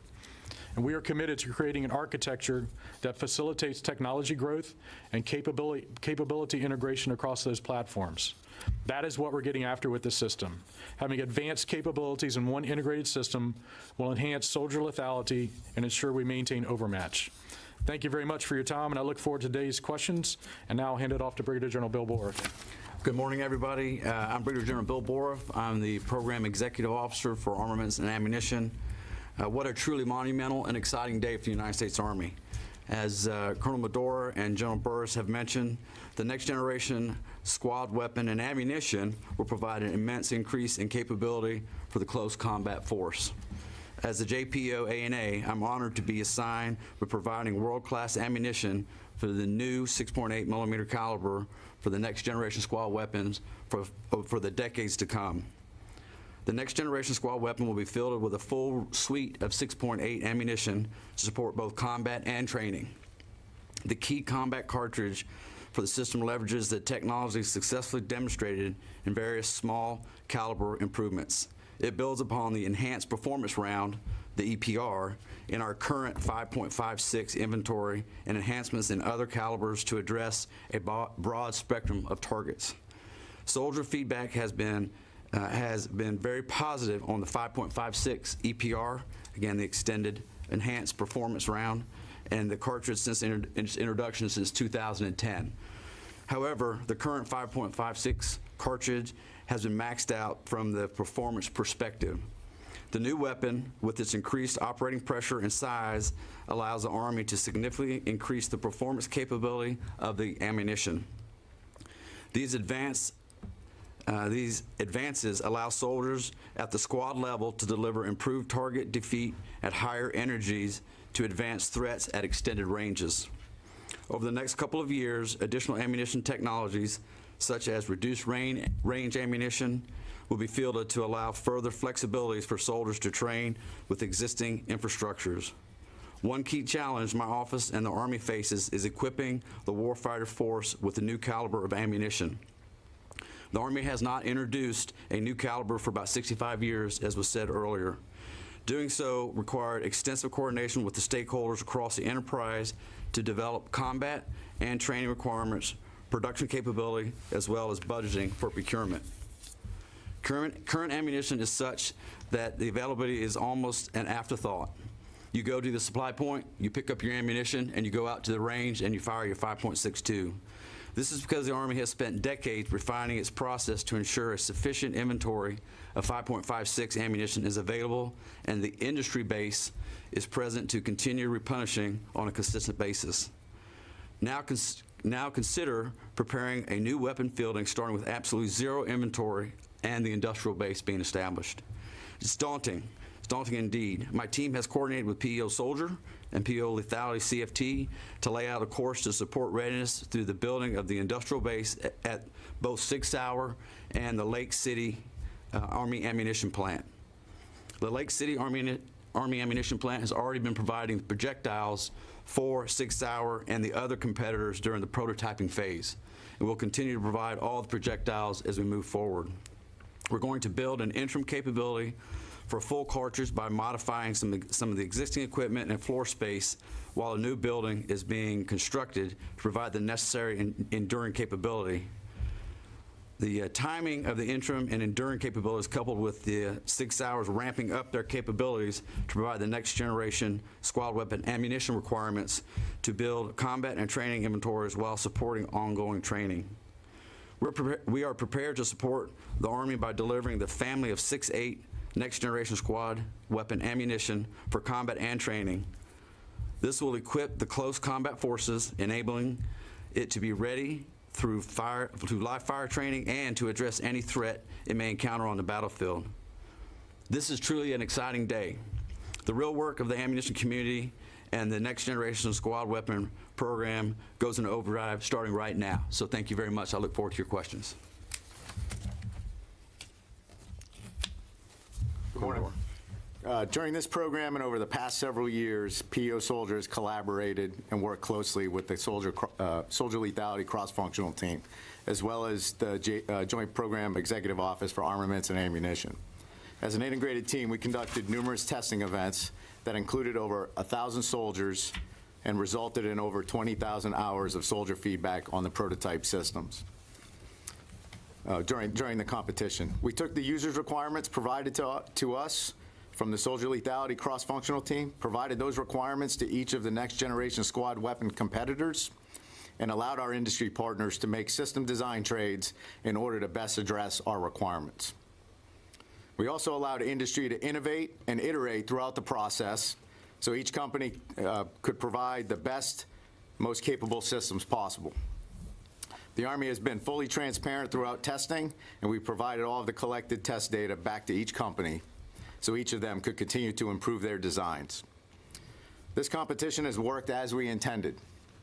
During the development and testing phase, industry provided the Army with systems that have significantly more capability than the M249 and M4 that they will replace in the close combat force. We have also leveraged the middle tier of acquisition authorities in order to accelerate system development, production, and fielding timelines so we can get the next generation squad weapon into the hands of our soldiers as quickly as possible. After all was said and done and the selection process was complete, the Sig Sauer rifle and automatic rifle solutions with their integrated ammunition were determined to be the best value to the government. We would like to thank each of the competitors for their next generation squad weapons submissions and for participating in the next generation squad weapons competition. This strong competition ensured that we will continue to field the best possible small arms capabilities to our warfighters. Thank you for attending. I look forward to your questions. Thank you, panel, for those opening comments. We'll begin with questions in the room. We'll start with Todd South from Army Times. And as you ask the question, would you state your name and affiliation for recording? Todd, so you. Todd South, Military Times, Army Times. Just two kind of overview questions for whoever is the most appropriate to answer. You mentioned your 6 Hour winning the competition. Could you clarify or provide more details as to why 6 Hour specifically won over its competitor, and secondarily, more of a fuller timeline on first unit equipped and ammunition delivery? Sir, if it's okay, I'll address the selection process. So as many of you are probably aware, we conducted, over the last 2 years, we conducted extensive testing, really in two phases. First phase was prototype testing, phase one, where we did soldier touch points and the technical testing that General Burris referenced in his opening remarks. And that was really a diagnostic phase. So all that data went back to industry. And that's where they were allowed a period of time to iterate on their designs and address those shortfalls and make those trades that I mentioned in my opening remarks. Then we went into the phase two portion, and this was the 4 records. So we took the updated designs, the iterated designs, we put them through those same battery of tests, provided all that information back to industry, and then we went into the source selection process. And at that point, all of the factors were weighed. And in the end, like I said, 6 Hour was determined to be the best value and ultimately won the competition. With respect to first unit equipped, we anticipate now the OT occurring in third quarter of FY23, and then first unit equipped around fourth quarter 23. So that's what we're looking at right now.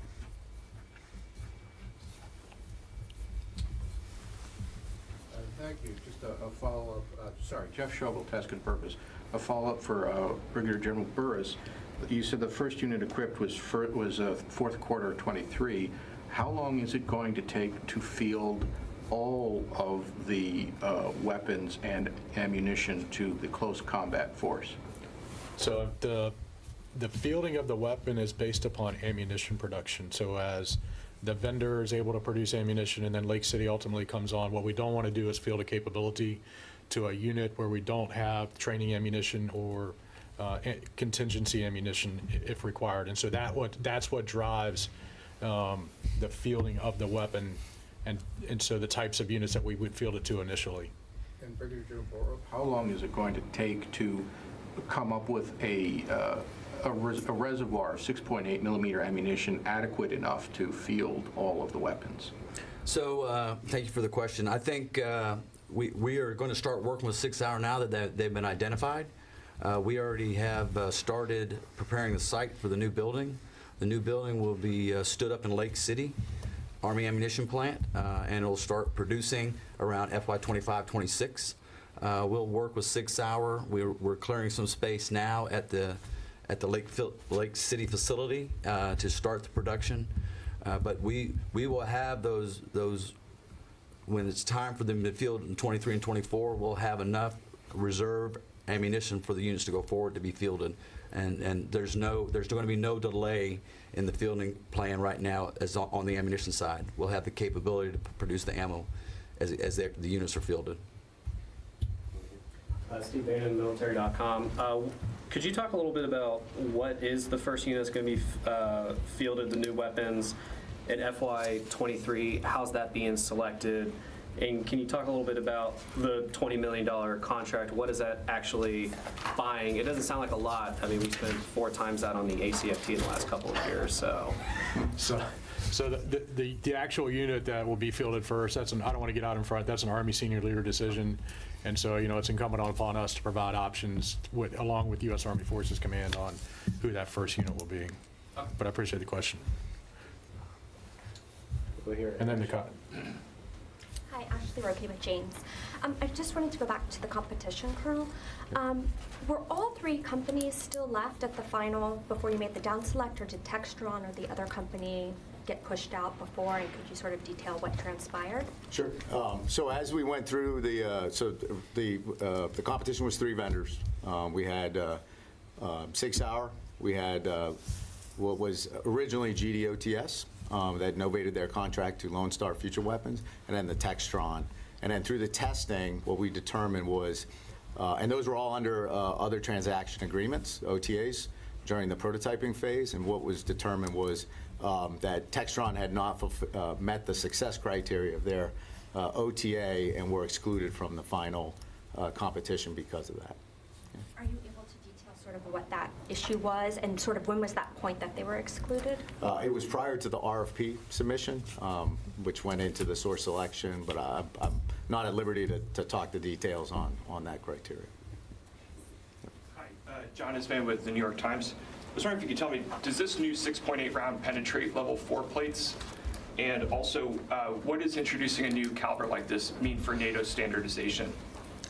So I can't get into specifics of what capability it provides, but it does provide greater energy against protected and non-protected targets at various ranges. And so I can't really go into the rest of that on that. So it's a much greater capability. In terms of NATO caliber, our partners, specifically some of our Five Eye partners, are aware of the program, and this is not intended to replace 7.62 or 5.56 as a NATO ammunition capability. We will continue to retain M4s and M249s and M240 Bravos outside of the close combat force. And I don't know if anybody wants to add on to that. From the ammunition piece, just so this forum knows, we will continue to produce 5.56 and 7.62 at the current rates we're at now. That we're not slowing down that production.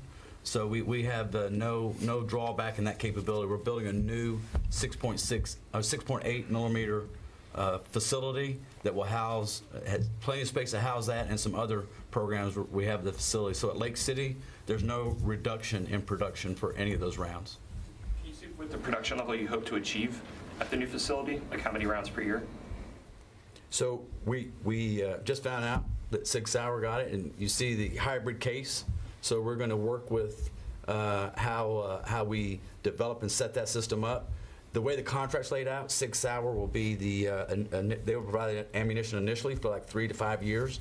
We'll start producing the ammunition at Lake City at that point, and then at 7 to 8 years down the line, we'll take the lead, and 6 Hour will remain our second source. Not to get too detailed on that, but we always like to have a second source in case something happens at a plant. So 6 Hour will stay involved in this as we move forward with the hybrid ammunition. We'll the production numbers, we're still working that with 6 Hour as we just found out who won, and we'll be able to answer that at a later date. Hi, Matt Seiler, ABC News. Colonel, with the competition, were these 2 weapon systems treated as a package, or were they competing independently? In other words, could 6 Hour have won a contract for one and not the other? That's a good question. We left it open such that we could make that decision during the competition. The limiting factor is the unique ammunition that is specific to the solution for the AR and the rifle for the vendor, because each of the ammunition cartridges are vastly different, right? So As we were going through, there was obviously a thought given to what that facilitization for 2 different cartridges would be. And then ultimately, as we evaluated, we ended up selecting it with that in mind as well, that both the AR and the rifle from Sig Sauer were the best value. Thank you. Hi, Ethan Sternfeld from Inside Defense. I wanted to ask General Burra, why won't production of the 5.56 rounds fall? It may be reduced in the out years based on our requirements, and what will happen, the 5.56, we have an agreement with the contractor that runs it. It's a government-owned contractor-operated facility. Right now, Okay, so we just wanted to show you some of the Pentagon briefing today with these representatives talking about this next generation squad weapons contract that has gone out that can sharpen the fighting force even better with some of these high profile new generation weapons. And so, of course, we're going to be moving on to some of these other headlines on this Wednesday night. I'm Andrew Kraft. We're going to take a quick commercial break. When we come back, though, we'll be hearing from Secretary of State Antony Blinken. He has been on this trip to Panama for the last couple of days. And he was also meeting with our DHS Secretary Alejandro Mayorkas. In this briefing we'll have after the break, we'll also be hearing from Volodymyr Zelensky, the Ukrainian president, who was met by European Commission leaders today in Kyiv, talking about what he still needs to fight the war in his country. More top headlines in just a moment.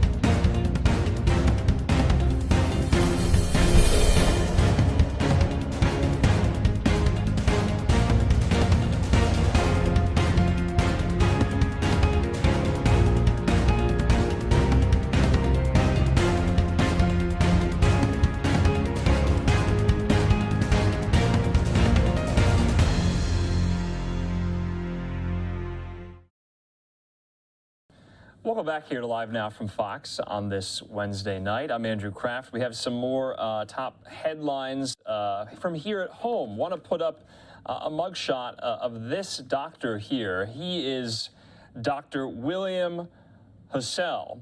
Well, earlier today, he was acquitted. He was accused of ordering excessive amounts of painkillers that led to multiple patient deaths at a Columbus area hospital. He was acquitted of 14 counts of murder today following his week-long trial. He was accused of ordering the drugs for patients in the Mount Carmel health system. He was indicted in cases that involved at least 500 micrograms of the powerful painkiller fentanyl. Prosecutors said ordering such dosages for a non-surgical situation indicated an intent to end lives. His attorneys argued he was providing comfort care for dying patients, not trying to kill them. The judge in this told jurors before the start of deliberations that they could also consider lesser charges of attempted murder. They deliberated for 6 days. He would have faced a sentence of life in prison with parole eligibility, not for 15 years, had he been found guilty of just one of those counts of murder. And he was charged with 14 of them, but walking out a free man today, acquitted in this Columbus, Ohio courtroom. So wanted to make sure we got to that story. We also have another story out of South Carolina. One of these stories that we have been talking about for some time, especially after the law went into effect that you can now, if you are on death row, choose your manner of execution as death by firing squad. Well, we learned today, though, that South Carolina's highest court issued a temporary stay blocking the state from carrying out what was set to be its first ever firing squad execution. The order by the state Supreme Court puts on hold, at least temporarily, the planned April 29th execution of Richard Bernard Moore, who drew the death sentence for the 1999 killing of the convenience store clerk James Mahoney in Spartanburg. Now, the last execution by firing squad in the United States was back in 2010. The court said in issuing the stay that it would release a more detailed order later. Richard Bernard Moore, he's 57 years old. He had sought the stay, his attorneys at least, citing pending litigation in another court challenging the constitutionality of South Carolina's execution methods, which also include the electric chair. So, such an interesting case down in South Carolina. That right there is the man in question, Richard Bernard Moore. He's 57 years old.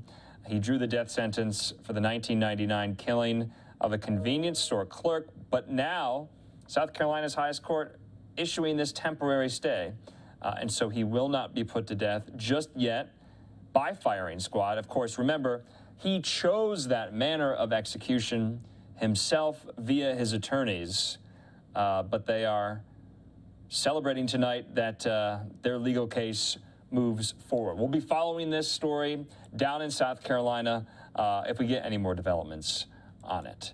Right now, though, let's move on to some of these other kind of foreign policy-related stories. We heard from Secretary of State Antony Blinken today. He has been visiting Panama for the last couple of days. Also joined by DHS Secretary Mayorkas as well. Let's hear from some of this from earlier.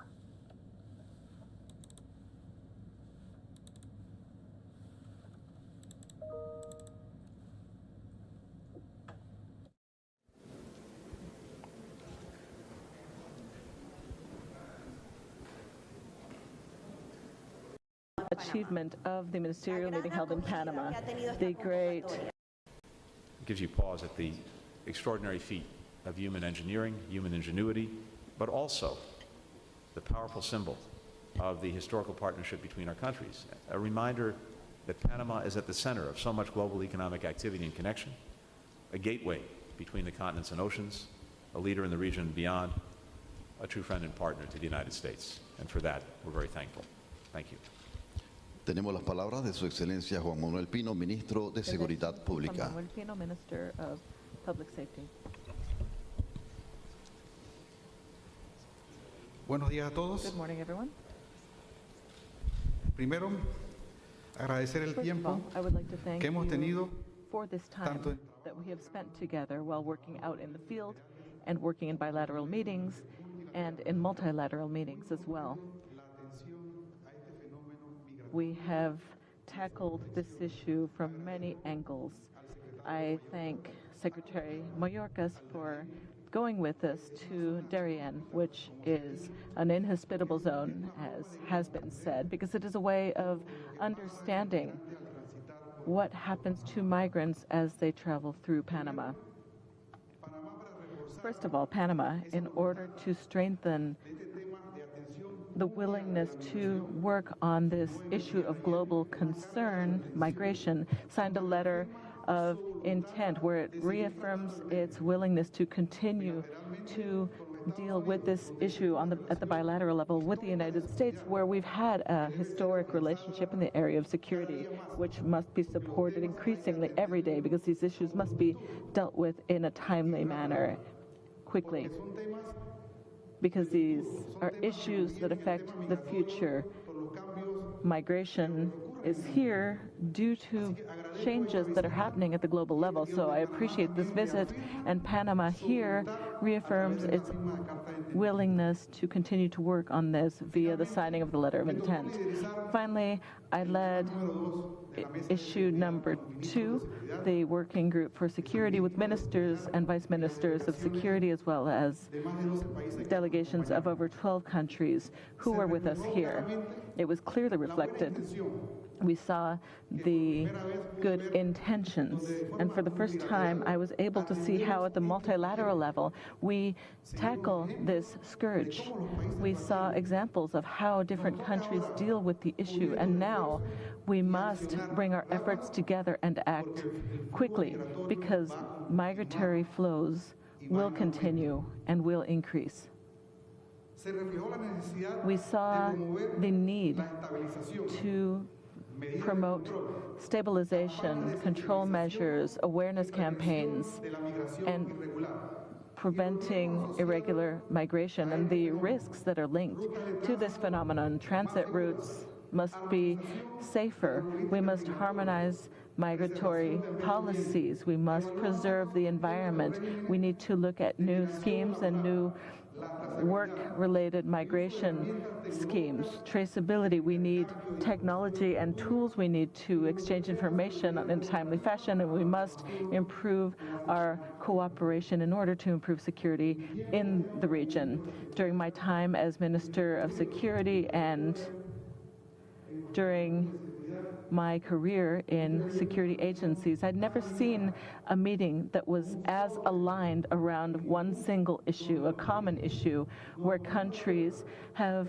come to an agreement. We have set forth a route, but this route and the destination, we must travel this route quickly. And I can say and affirm that there is a great deal of willingness on behalf of the countries who participated, and I appreciate that. I appreciate that call that was made through the Panamanian Ministry of Foreign Affairs, because this is a golden opportunity, and we must continue to build on this issue for a better future for our countries. Thank you all very much.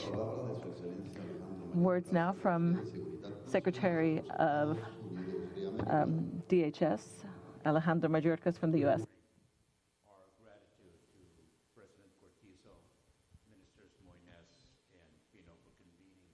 Hosting and welcoming us here in beautiful Panama. By bringing us together from across this region, we are demonstrating the commitment shared by each one of us and our nations to the resolve to address our joint hemispheric challenge of irregular migration, its impacts, its complexities, and the factors causing it. These issues have tested our governments and our citizens in the United States, Panama, and throughout the Americas. And this task has been made more difficult and more urgent in the face of an ongoing pandemic, natural disasters worsened by climate change, threats to public safety and economic security, and much more. None of these matters exist in isolation. Each requires creative and unified solutions. All of them demand our cooperation and our partnership. The presence of leaders from so many countries at this ministerial demonstrates the urgency of this issue for our entire hemisphere and reinforces our shared determination to engage in this kind of collaboration. For the Department of Homeland Security, that I am proud to represent, our immediate goals are crystal clear.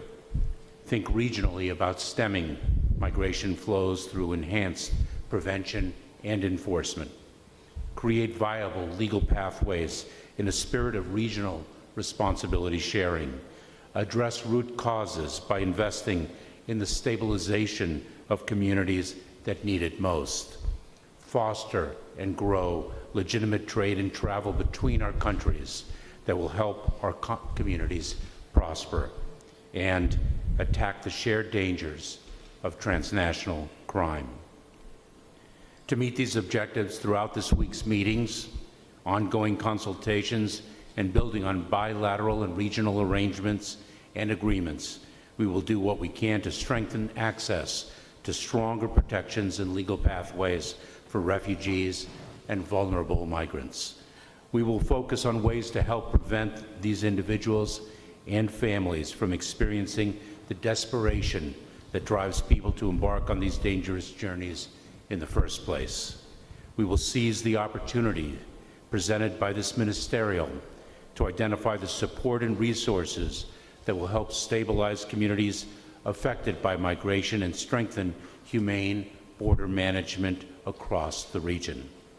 We will build on the growing momentum in our hemisphere and toward a regional responsibility sharing and a recognition that each country must do its part to address irregular migration in our region, which involves so much human suffering.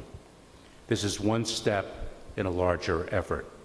One of our next opportunities, as my friend and colleague Secretary Blinken stated, will come at the Summit of the Americas in my hometown of Los Angeles, California, where we will focus on the theme of building a resilient, sustainable, and equitable future in our hemisphere. But before then, now, we will act. We will tackle the shared challenges, seize the opportunities, and begin to realize our shared goals and underlying values.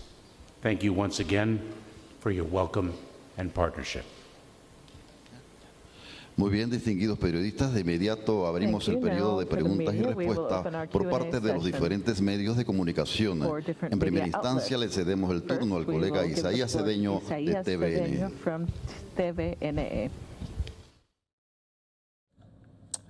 Okay, this trip to Panama by both Secretary of State Antony Blinken and DHS Secretary Alejandro Mayorkas with their Panamanian counterparts, talking about the issue at hand, of course, migration to the United States, what to do about it.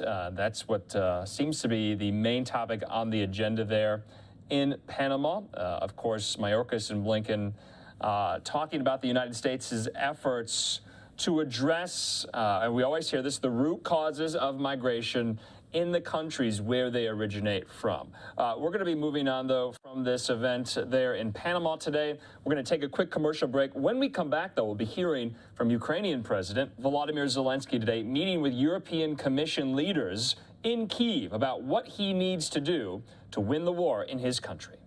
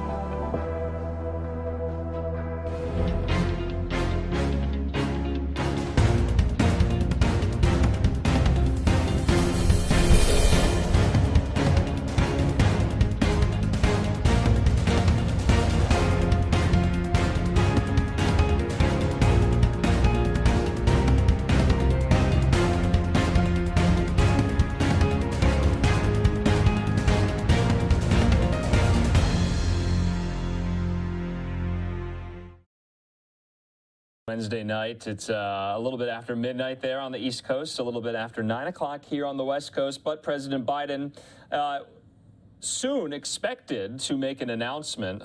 There are reports out there about additional aid to Ukraine, about possible more sanctions on the Russian regime.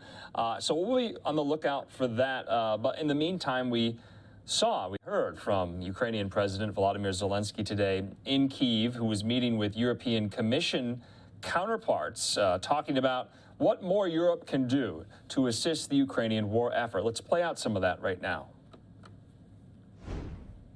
Of all the challenges, despite of the war, despite of all the security challenges, today Charles Michel came to Ukraine, and before meeting me, he went to Borodyanka. We have discussed for 2 hours. We have discussed important issues briefly: sanctions, weapons, membership in the European Union, and money. Things that we really need, and things that we will for sure need after our victory to reconstruct our country. We understand that that Russia wishes to destroy the Ukrainian people, our statehood. We have the same understanding, we have the same views, and this is real genocide. It is important that today you personally, together with your team, visited Borodyanka, and with your own eyes you have seen what happened there, what the Russian occupants have done there. This is an important political signal. We have agreed that the Ukraine and the European Union will cooperate closely to investigate these war crimes and crimes against humanity. We see that Russia is not stopping in its bloodthirsty wish to destroy Ukrainians, to destroy our state, but any price, women, children, innocent civilians. Russian troops have started a new large-scale offensive in Donbass. We understand all of this. We see all the risks. We see all the steps. They continue firing missiles all over the territory of Ukraine. They keep in siege, according to our information, about 120,000 people only in Mariupol. Crimes that are happening in Mariupol are much more awful and large-scale than in Borodyanka. I am convinced that with our joint efforts, we will be able to inflict liability on all those guilty, and I do assure you that we will find everybody. Today we have discussed the areas where EU can help us in order to stop this barbarian war against our peaceful Ukrainian people. First, it is important to maximally strengthen to the maximum the sanction pressure. Finally,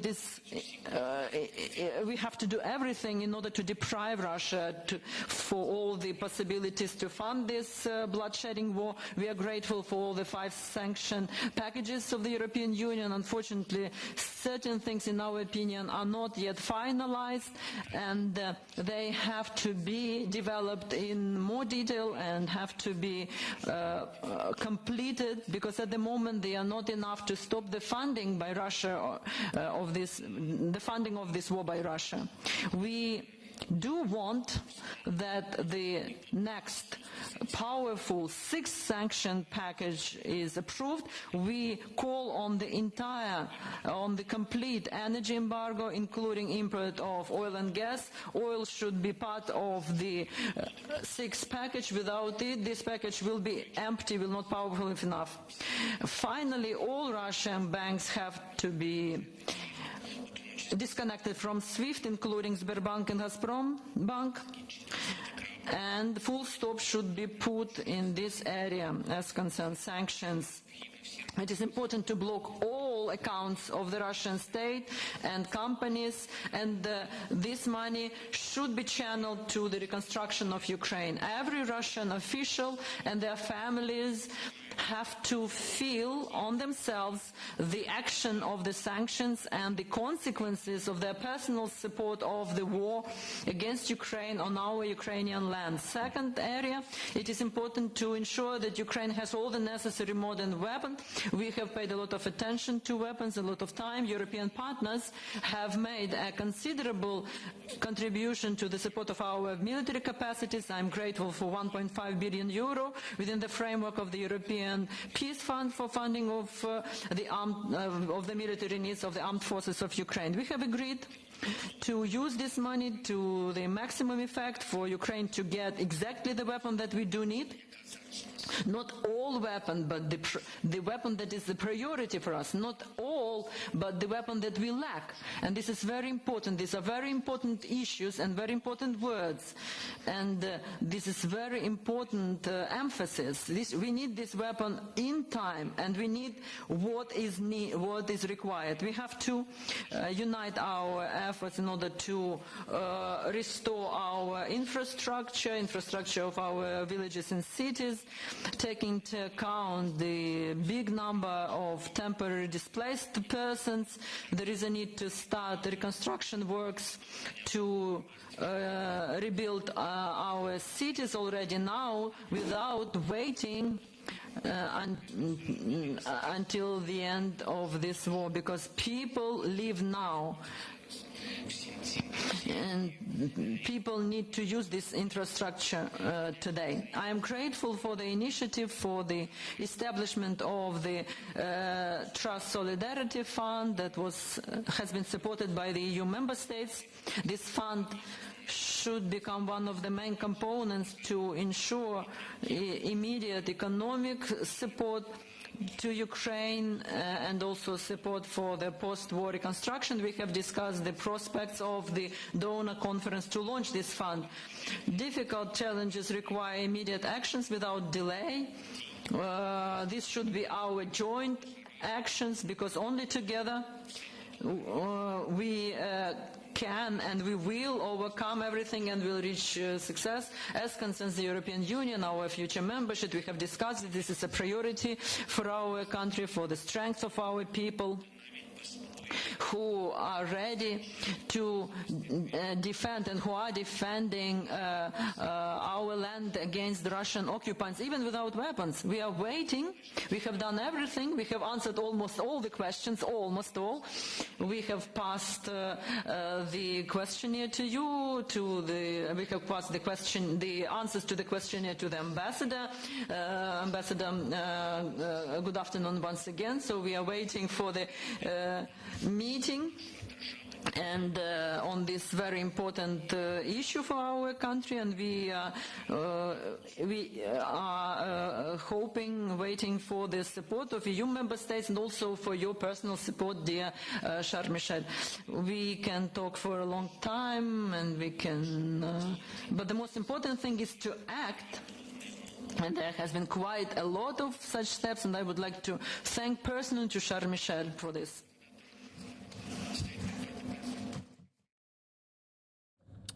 Okay, that is Volodymyr Zelensky, of course, the president of Ukraine, meeting with his European Commission counterpart, Charles Michel, there in Kyiv today, talking about what more his country needs. Also, remember, Ukraine has applied for EU membership. It's kind of on a fast-track application status at this point.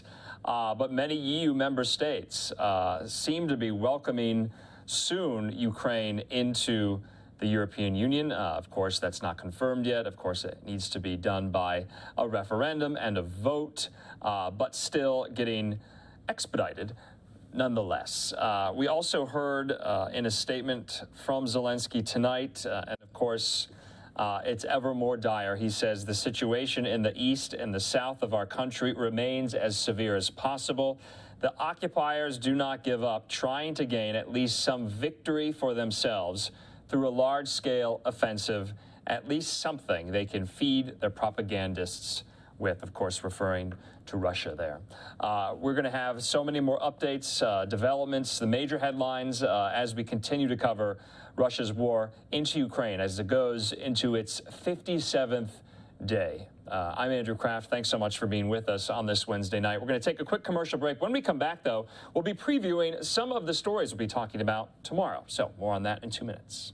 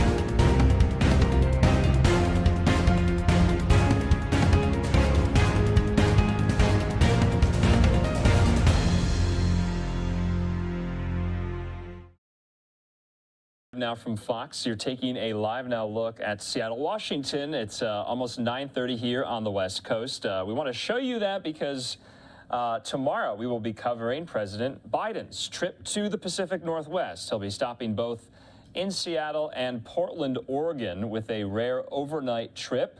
It's part of his expanded travel schedule ahead of the midterm elections as he tries to demonstrate he's made progress on his agenda while also prodding Congress to do more.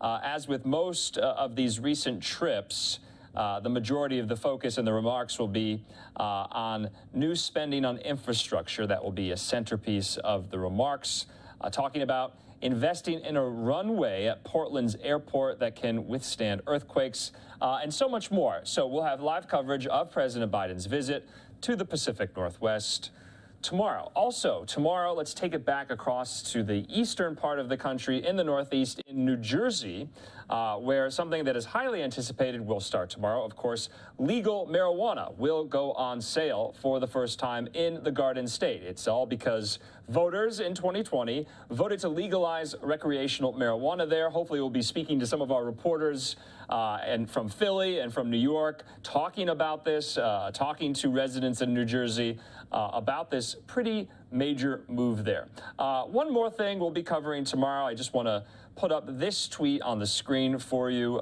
from a reporter in Great Britain, because tomorrow is Queen Elizabeth II's 96th birthday.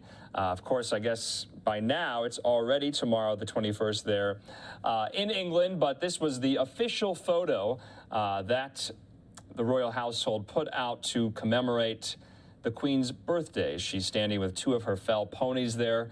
I can't get over this photo. I think it's just really, really cool and such a impressive world historical figure and woman there. So 96 years old, Queen Elizabeth II. Well, that's going to do it for our live coverage here on Live Now from Fox on this Wednesday night. Of course, at this point in the night, we show you all the events, well, the most important ones, that is. We've already shown you throughout the day, live, starting with the White House briefing. We're going to hear from White House Press Secretary Jen Psaki previewing the president's trip tomorrow to the Pacific Northwest, talking about that mask mandate being lifted on public transit and now working its way through the judicial process, and so much more. Here's Jen Psaki. Evasion network led by Russian oligarch Konstantin Malafeyev. We have also imposed sanctions on companies in Russia's virtual currency mining industry that operate vast server farms and provide revenue to the Russian government.